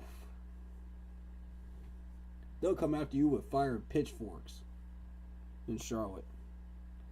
You think they're pissed already? If they find out you knew and you orchestrated that contract, oh, you're screwed.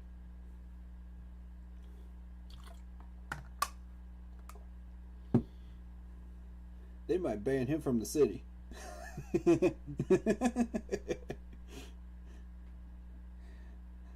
Screw getting fired. They might ban him from the city after that point. They wouldn't even let him in the airport gates.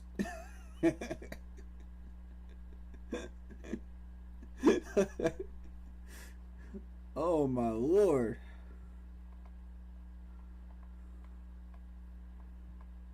Man, I hope I'm wrong. I genuinely hope I'm wrong. And this is just Scott Fitterer's kryptonite. But just in case it isn't, man, I really hate to go down that road. Matt, you making me think these things, man. I don't like it. I don't like it. So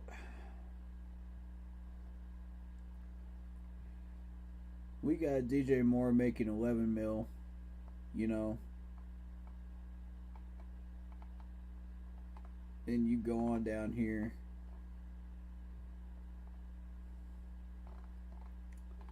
And I think if we make these player trades, I think it'll be the right moves.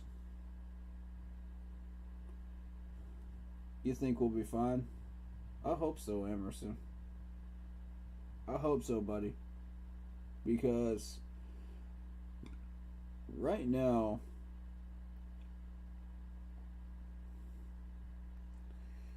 like, here's my thing, man. I have a comprehensive plan. I've been chopping it up into sections, you know, and presenting them at the proper times to the official pages, you know, to suggest that Scott follow that particular suggestion at that time. You know, so the scouts don't put all the pieces together. They're famous for doing that, by the way.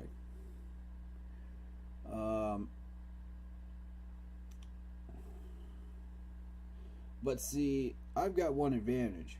My comments often get buried in the official comment threads.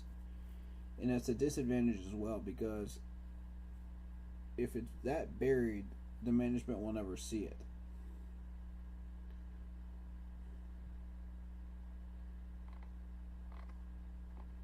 I'm the only one that is really coming up with the exact trades that I would like to see happen, you know, with specific players being named, you know, specific pick numbers. You know, I've got this down to a T at this point. I've really got it down to a T. And I think Ian Thomas is that final player that we trade to the Tech. I think that's the third one. I'm really sold on this now. The last 2 weeks, I was debating. I was going back and forth. What player could we throw in here? You know, I'm open to, you know, Ian Thomas is an option, you know, and this is before I found out about the misdemeanors, right? I had no idea about this before this point. So I was like, you know, I'm okay with that. You want to throw him in as kind of a trade option, that's cool. We're not really doing much with him. We got Tommy Tremble. I'm cool with it. We got depth. You know, D-Jack's just going to go on the free agent list. That's going to be a bidding war for him. There's either AJ or CJ. And then the third player. That's where my brain was before this point. And it kept drifting back to defensive tackle position for some reason. And I was like, okay, we can work with this. You know, Lovie Smith loves defensive players. You know, so he's looking to set himself up. 3 players for a third-round pick. That's easy money for him. There's no way he can resist that. For that number 51. For that third-round pick, man. That number 80. There's no way. I don't see him resisting that. But that's green light all the way. If you can get a 6 or a 7 along with that, go right the heck ahead. You know? Let's see if we can get it.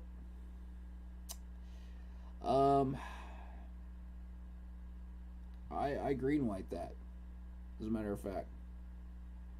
I doubt you can get it, but the primary idea of this is to get that third-round pick. No third-round pick, no deal. Period. Point blank. Now that I've seen Ian Thomas's situation and that 3-year contract, it's got to be Ian. Has to be. Has to be. We got to get him out of here.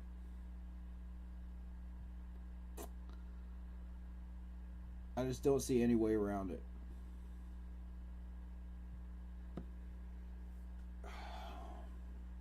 You know, so Fox, AJ or CJ, and then Ian Thomas for the Houston Texans 3rd round pick.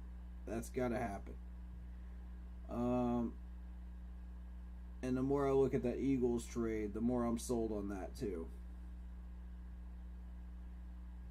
And I'm really, really dead set on both of those. Because that's going to get both our picks back. And that's going to set us up. You know. We get a 1st round pick. We get a 2nd round pick. We get a 3rd round pick. We get our guys.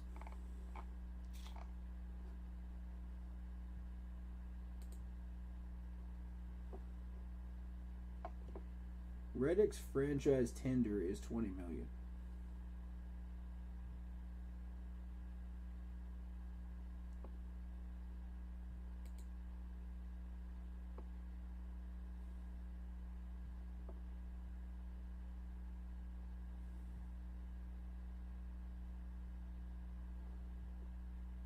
That's the thing, man. Like, I don't know how much this dude is gonna want.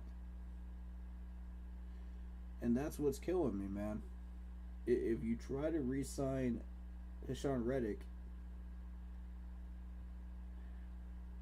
with the cap that we've got right now, it's scary. 12 mil, and that's before they updated the Ian Thomas deal. Again, not fun.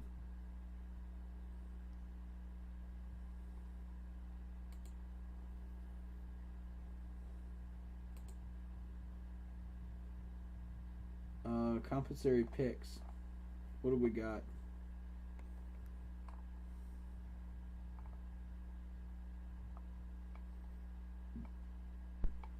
Are we getting any compensatory picks this year?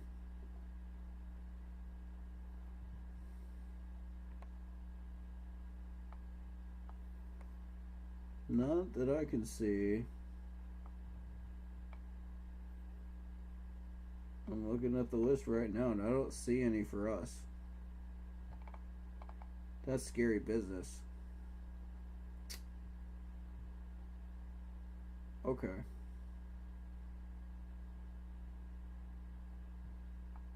Third rounds, 4th rounds, 5th rounds, 6th and 7. Alright, so that's the compensatory picks. Shout out to Kathy Baker and Emerson L, of course, that I was just responding to. Much love to y'all. I chat with both y'all on Messenger all the time. So, that's what's up. And hey, guys, if you guys want to add me, man, on Facebook, please do. Just drop me a message that you're from the channel or the page, the Keep Pounding page, and show me something Panthers related that you own or would like to own, and that'll be enough for me. You know, I'll add you. I just got to know that you guys are coming from there. So that, it's not just some random profile, asking me for a friend request. But I would love to chat with you guys. PMs are open. DMs also on Instagram are open. Shadow Warrior 645 if you'd like to join up on there. Feel free. I do a lot of chatting on both. Business related chatting on Instagram mostly, but Facebook is more personal for me. So if you're interested in that, go for it. Cap calculator for the Carolina Panthers.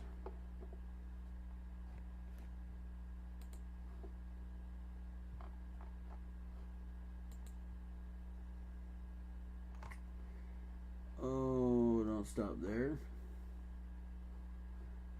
That's it. Oh boy. Yeah, see, over the cap is sometimes a little behind. So, at the moment, like,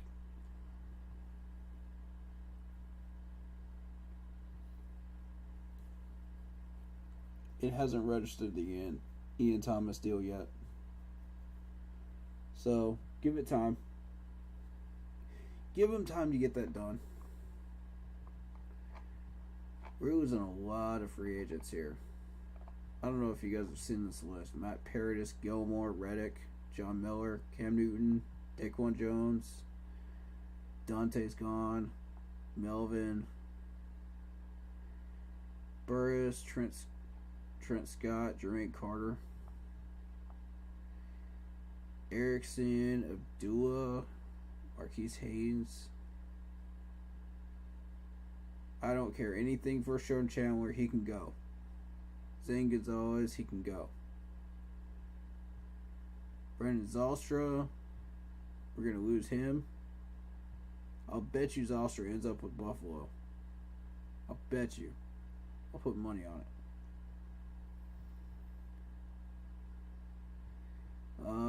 Edwards, don't know much about him. Julian Stanford, that's a big one. And good old Mike Penasuik rounds out the list of people we're losing this year. That's a lot of players, folks. Here's the thing, man. We also have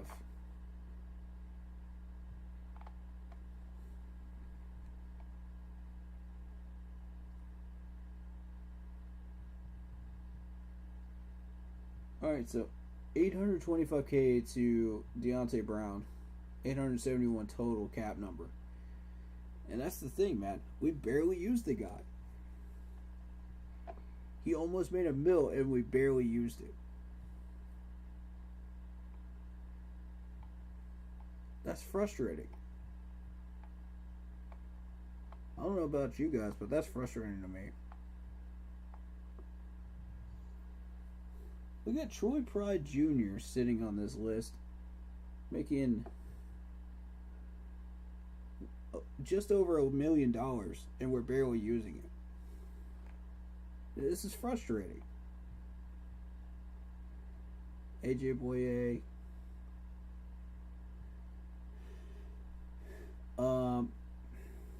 So cap savings with AJ.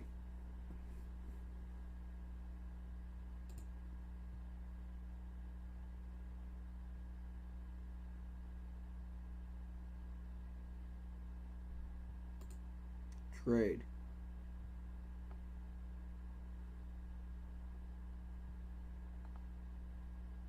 And I'm looking for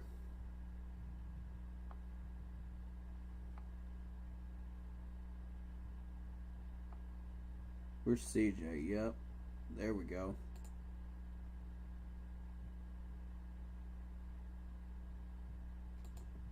So we have to trade CJ and AJ before June 1st.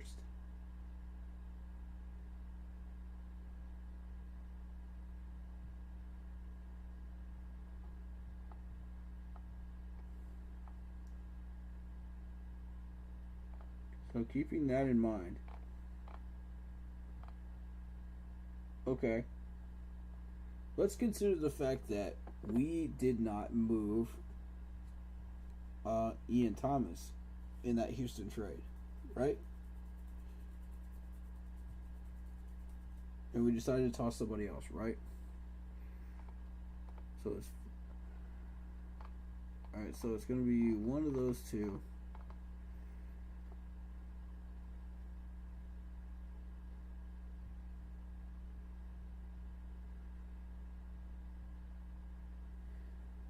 Alright, CJ gives us 2.475 in cap savings. AJ gives us almost 3.5 in cap savings, but he costs us 1.2 in dead money. That's not good.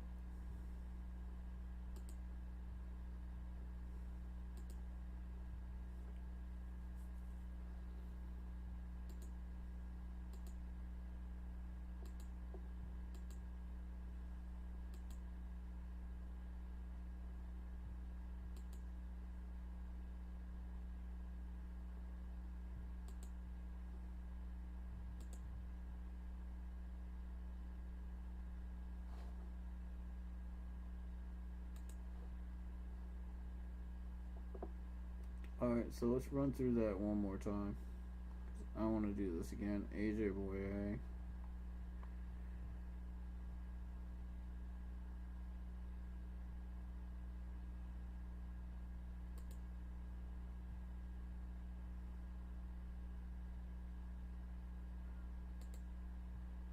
Alright, if we trade CJ before June 1st, we'll look at a 2.475 in the red, I believe. What if we trade him post? Okay, so post June 1st, we get that money in cap savings. Okay, I'm about this. I'm about this. Where's Fox? Because we're going to move these guys. We need to move Fox.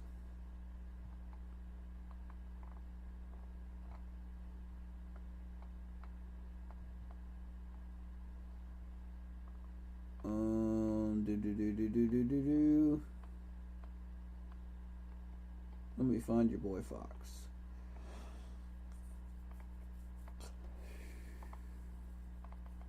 Then we'll go from there.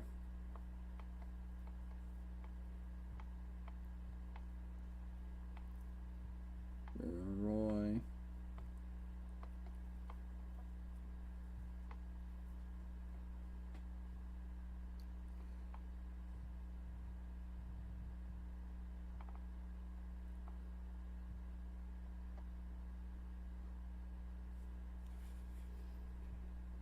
Why is he not on here?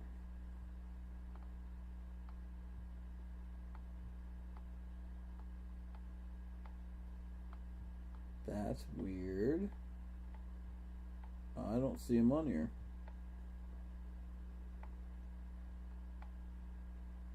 Oh, there he is. Okay.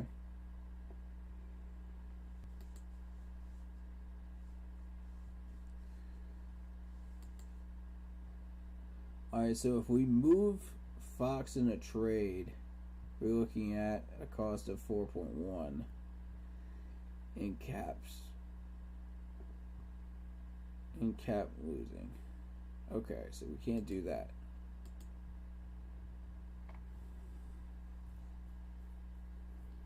But let's just say we do.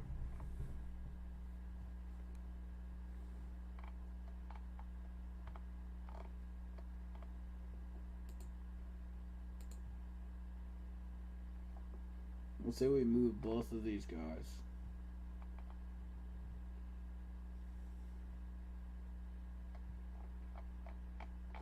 And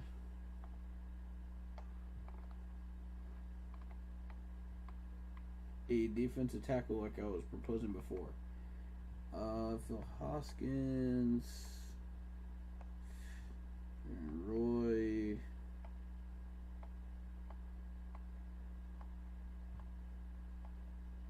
Derek Brown. I think Derek Brown's locked in. Pretty good. So our best bet, if you're dead set on moving a defensive tackle, probably Bravion Roy.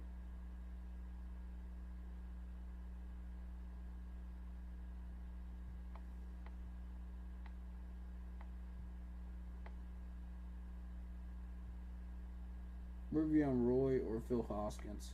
One of the two.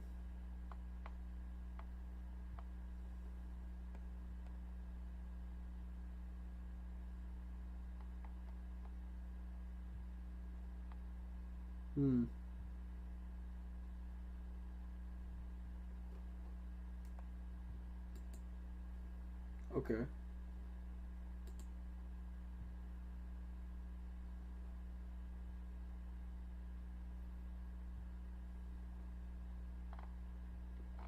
Okay, say we move these three, right?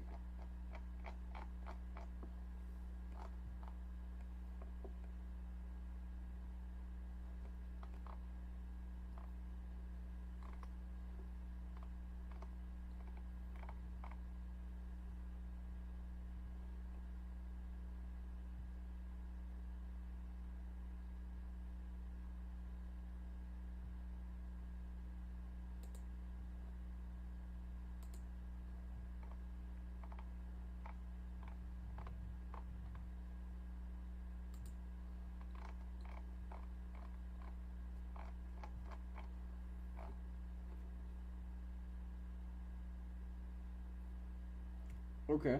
That puts us at 19,704,000. Now,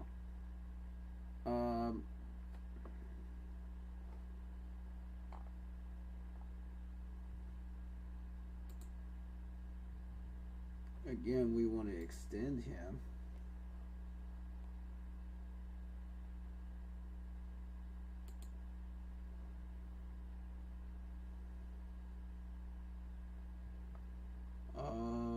Cam Newton.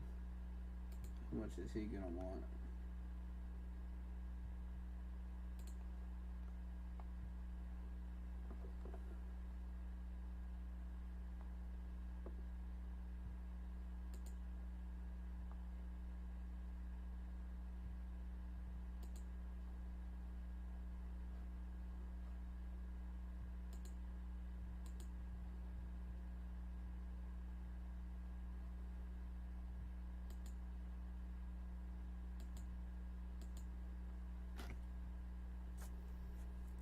Right. So 8.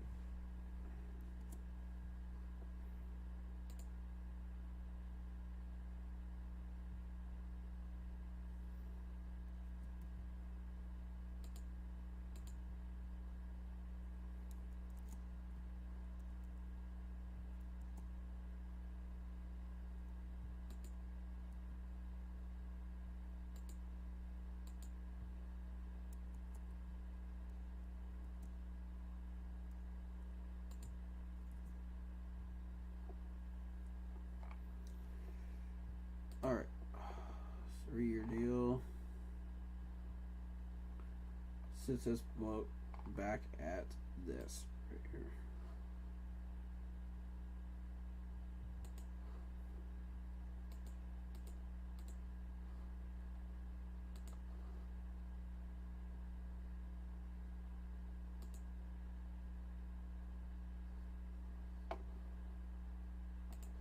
Alright, I'm going to reset this because I know exactly what I want to do now.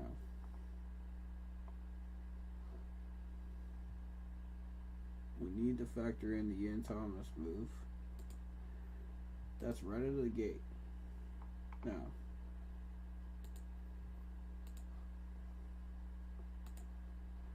that's a $3 million deal. How much did we pay him?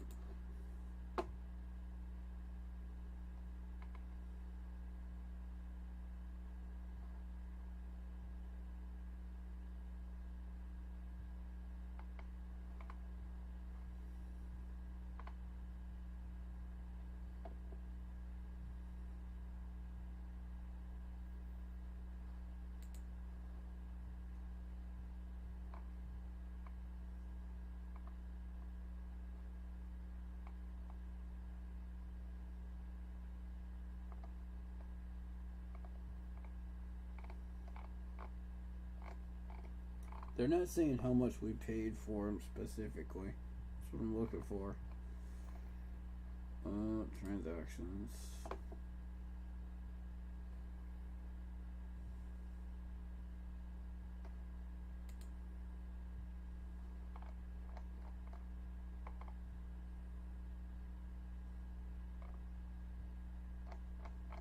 We still have 19 unrestricted free agents at the moment. 19, folks.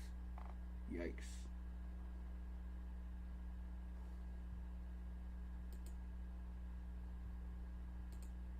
Yeah.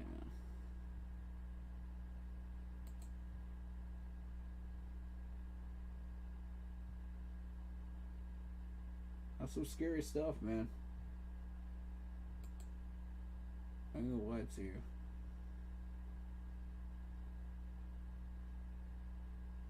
We really need to figure out what we're doing. And fast with these guys, because I don't know how this is going to roll, what we're going to do.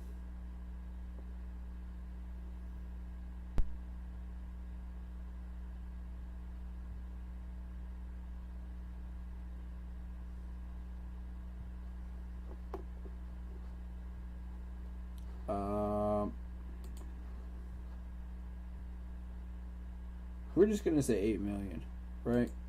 That's what we're going to say.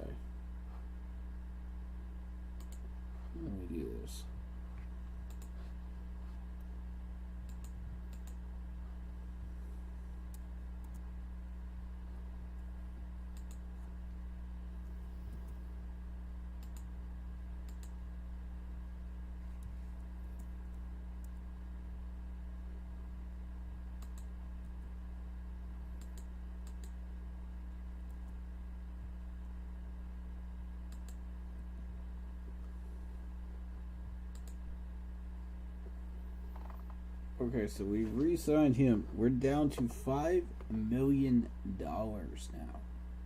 Only 5 in the cap.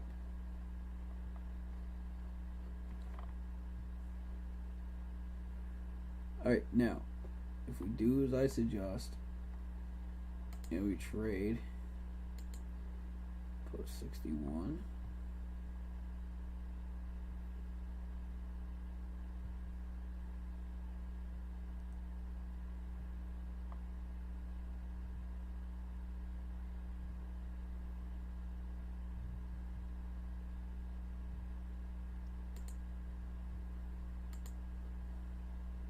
AJ gives us positive numbers. I feel like that's the right move to make. Where is Fox though? Fox is the third man. Do we need to move?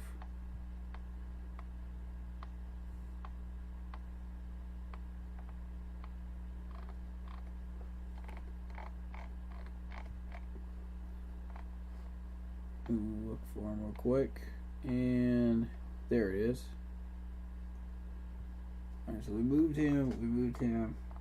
So defensive tackle.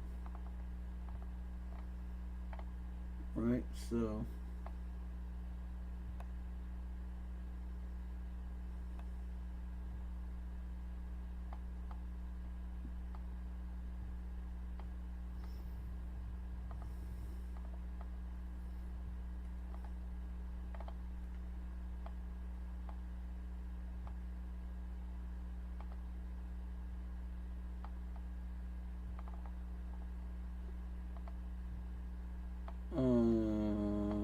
there we go, Phil Hoskins. Trade free. So I'm going to go and submit that. That and submit that. That gives us 13,411,000. Alright, so we're still going to need to cut a couple of people.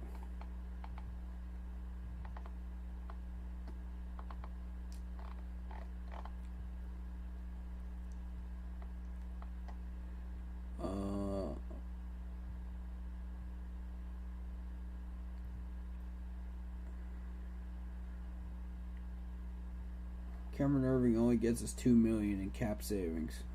That's not good.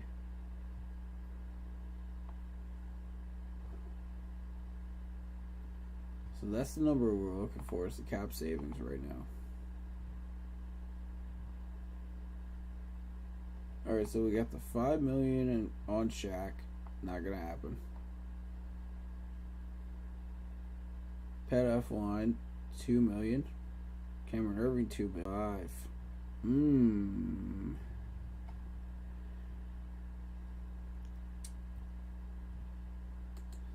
I don't see this dude making the team. I'm sorry, I don't see it.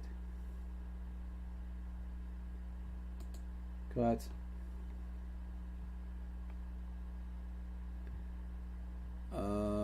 CJ will actually cost us money, so no. Keep him around for a little bit. What else we got? Terrence Marshall Jr. That's going to cost us money, no. Troy Pride Jr. See, we weren't even doing that much with Troy Pride Jr. anyway. I say cut him. Get our $700K.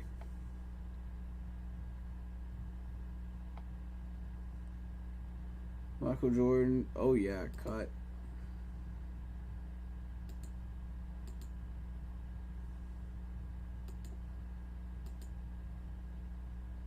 We're not getting anything out of him.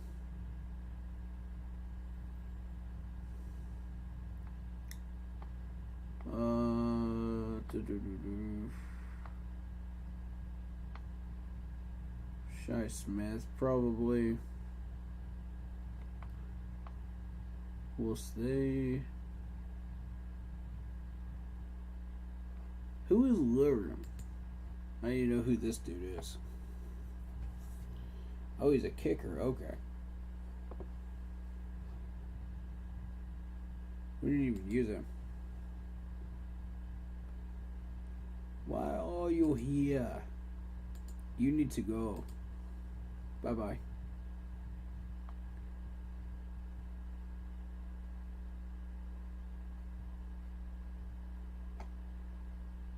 Kazar, Kamara. Interior defensive line.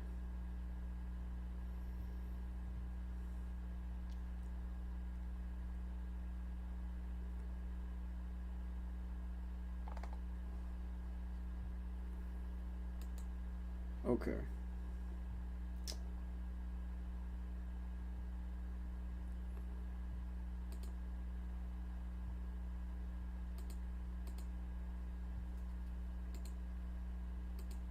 Okay.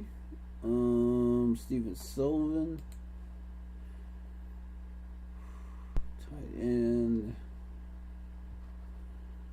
Doubt we're gonna get much out of you.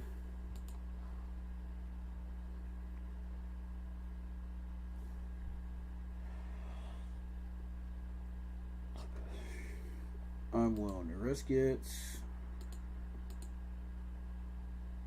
Trade.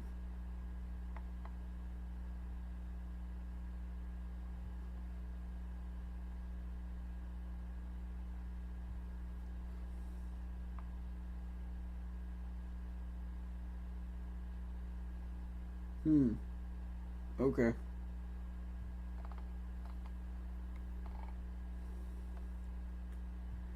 So we're looking at a grand total of 20 mil.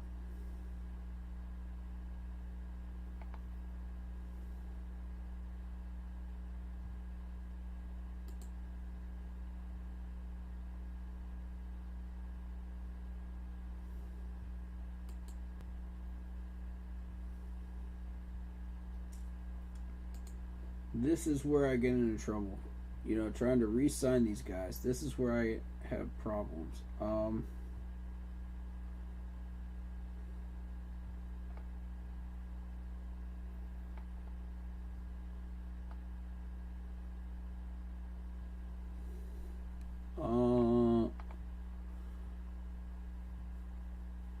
I would like to see out of this crew Matt Paradis come back. I think I like Matt Paradis.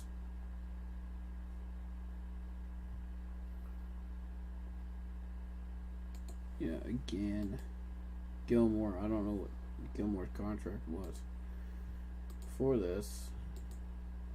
Gilmore.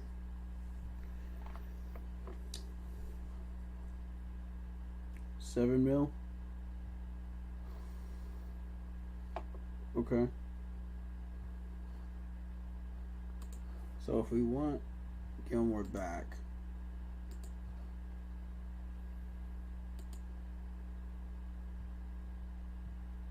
probably gonna cost us $8 million.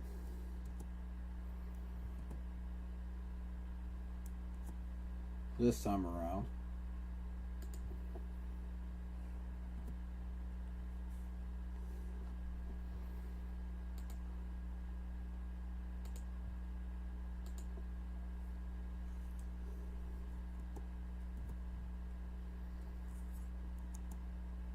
Which is ironically the same amount we're paying Ian Thomas.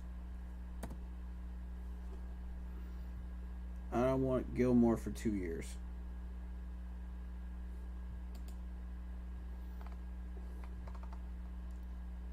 Alright, so that's 11 mil. Now, I want Reddick. That's the guy I need. Resign on this team.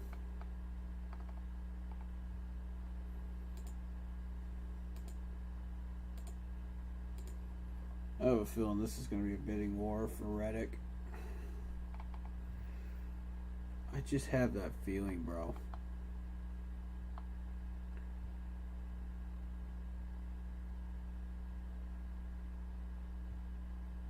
If we can get him for $1 million,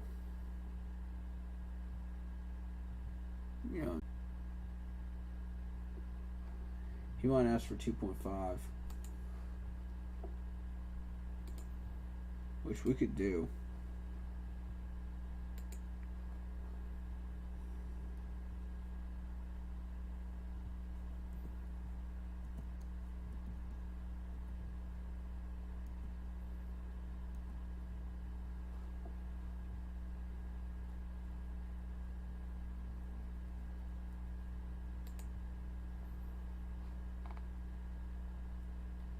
$10 million.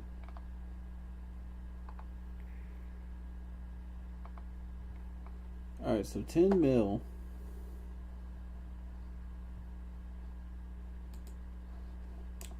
I would like to have Jermaine Carter back. That's just me. You know,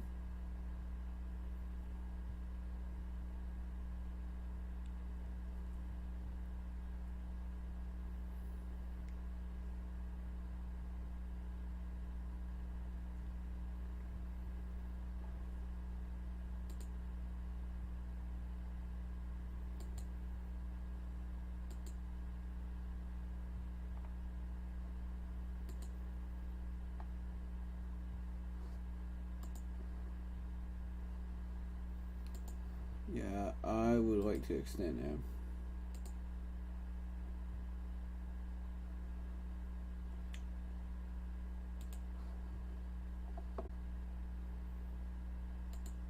Extend him for an extra $1 million.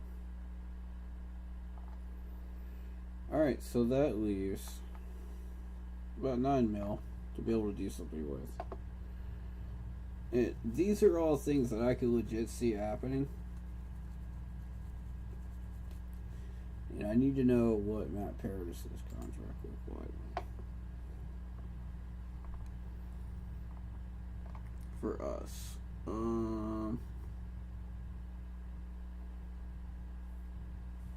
That is a strange contract. The fact that he gets like $1 million in that first year, 5.5 in the second year in base salary, and then under $1 million in the third year. Like, that's really weird.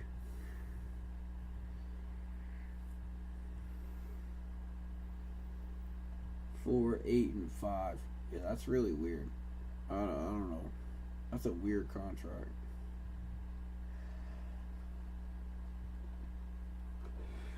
For Matt Paradis, I don't know. I'm gonna be straight up with you. I don't know if that's a good thing or a bad thing at this point. 27,000 for 3 years. 9 mil per year. Yeah, we're not getting Paradis back. Okay. I'm okay with that. If we start cutting like some of the smaller people,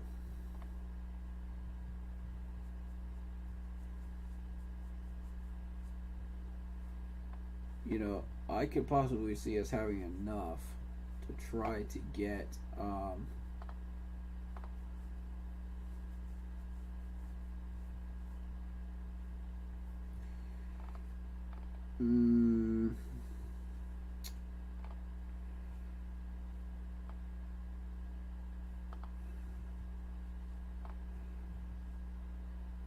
maybe Marquise Hayes back. I don't want to push buttons here, but you know, again, this dude made about 3 mil, 3.1 over 4 years. I could definitely see us getting Hayes back.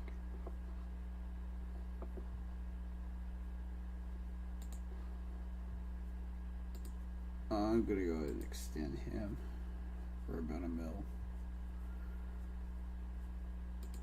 for an extra year. Yeah. So we're looking at about $9 million left to play with.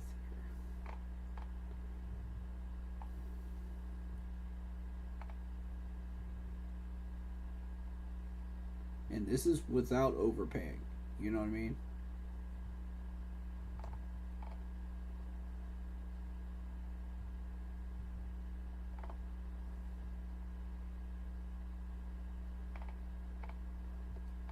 just don't see a path.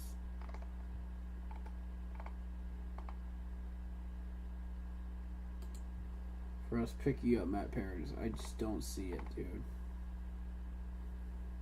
I don't see it. See, that's $9 million per year. That's as much as we have left, dude. That's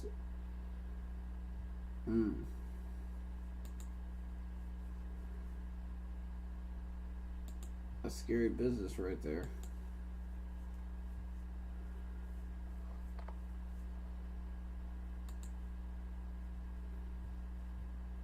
Alright, so that is basically what we're looking at.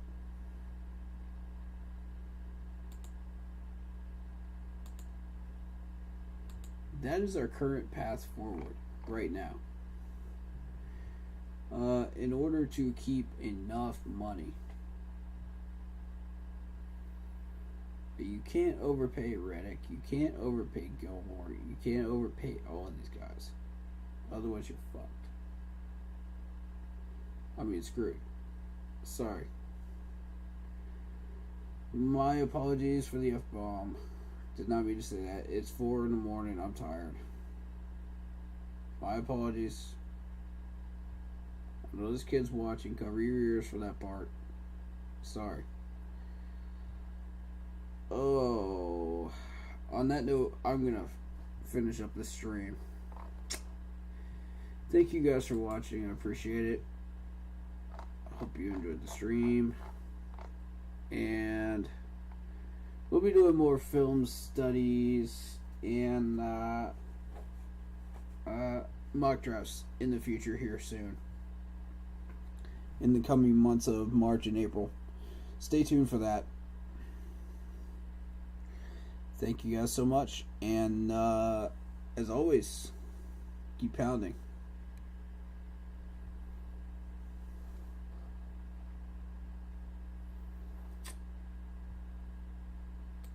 For the people watching on YouTube, stay posted. Your direction very, very soon.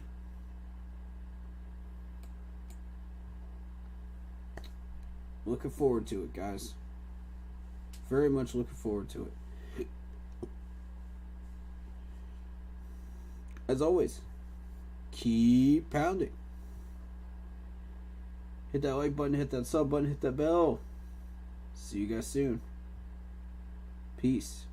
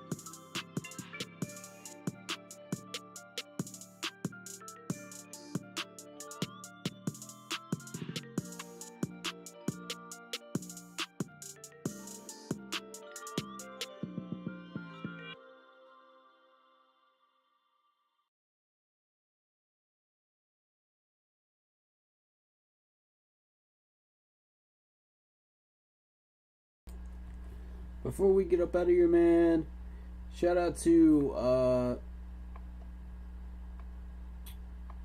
my man Jeremy, who has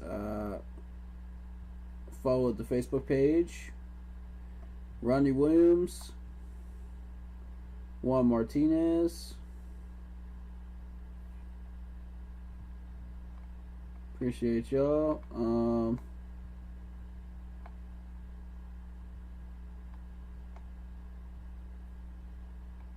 Let's see who we got that's new. Joshua, shout out to you. And also Michael Tillman, of course.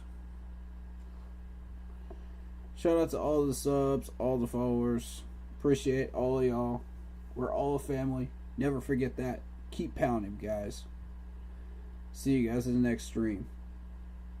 Watch for the Facebook post for the next announcement for the film study. That'll be in the Facebook group. Keep pounding in all caps. Thank you guys so much.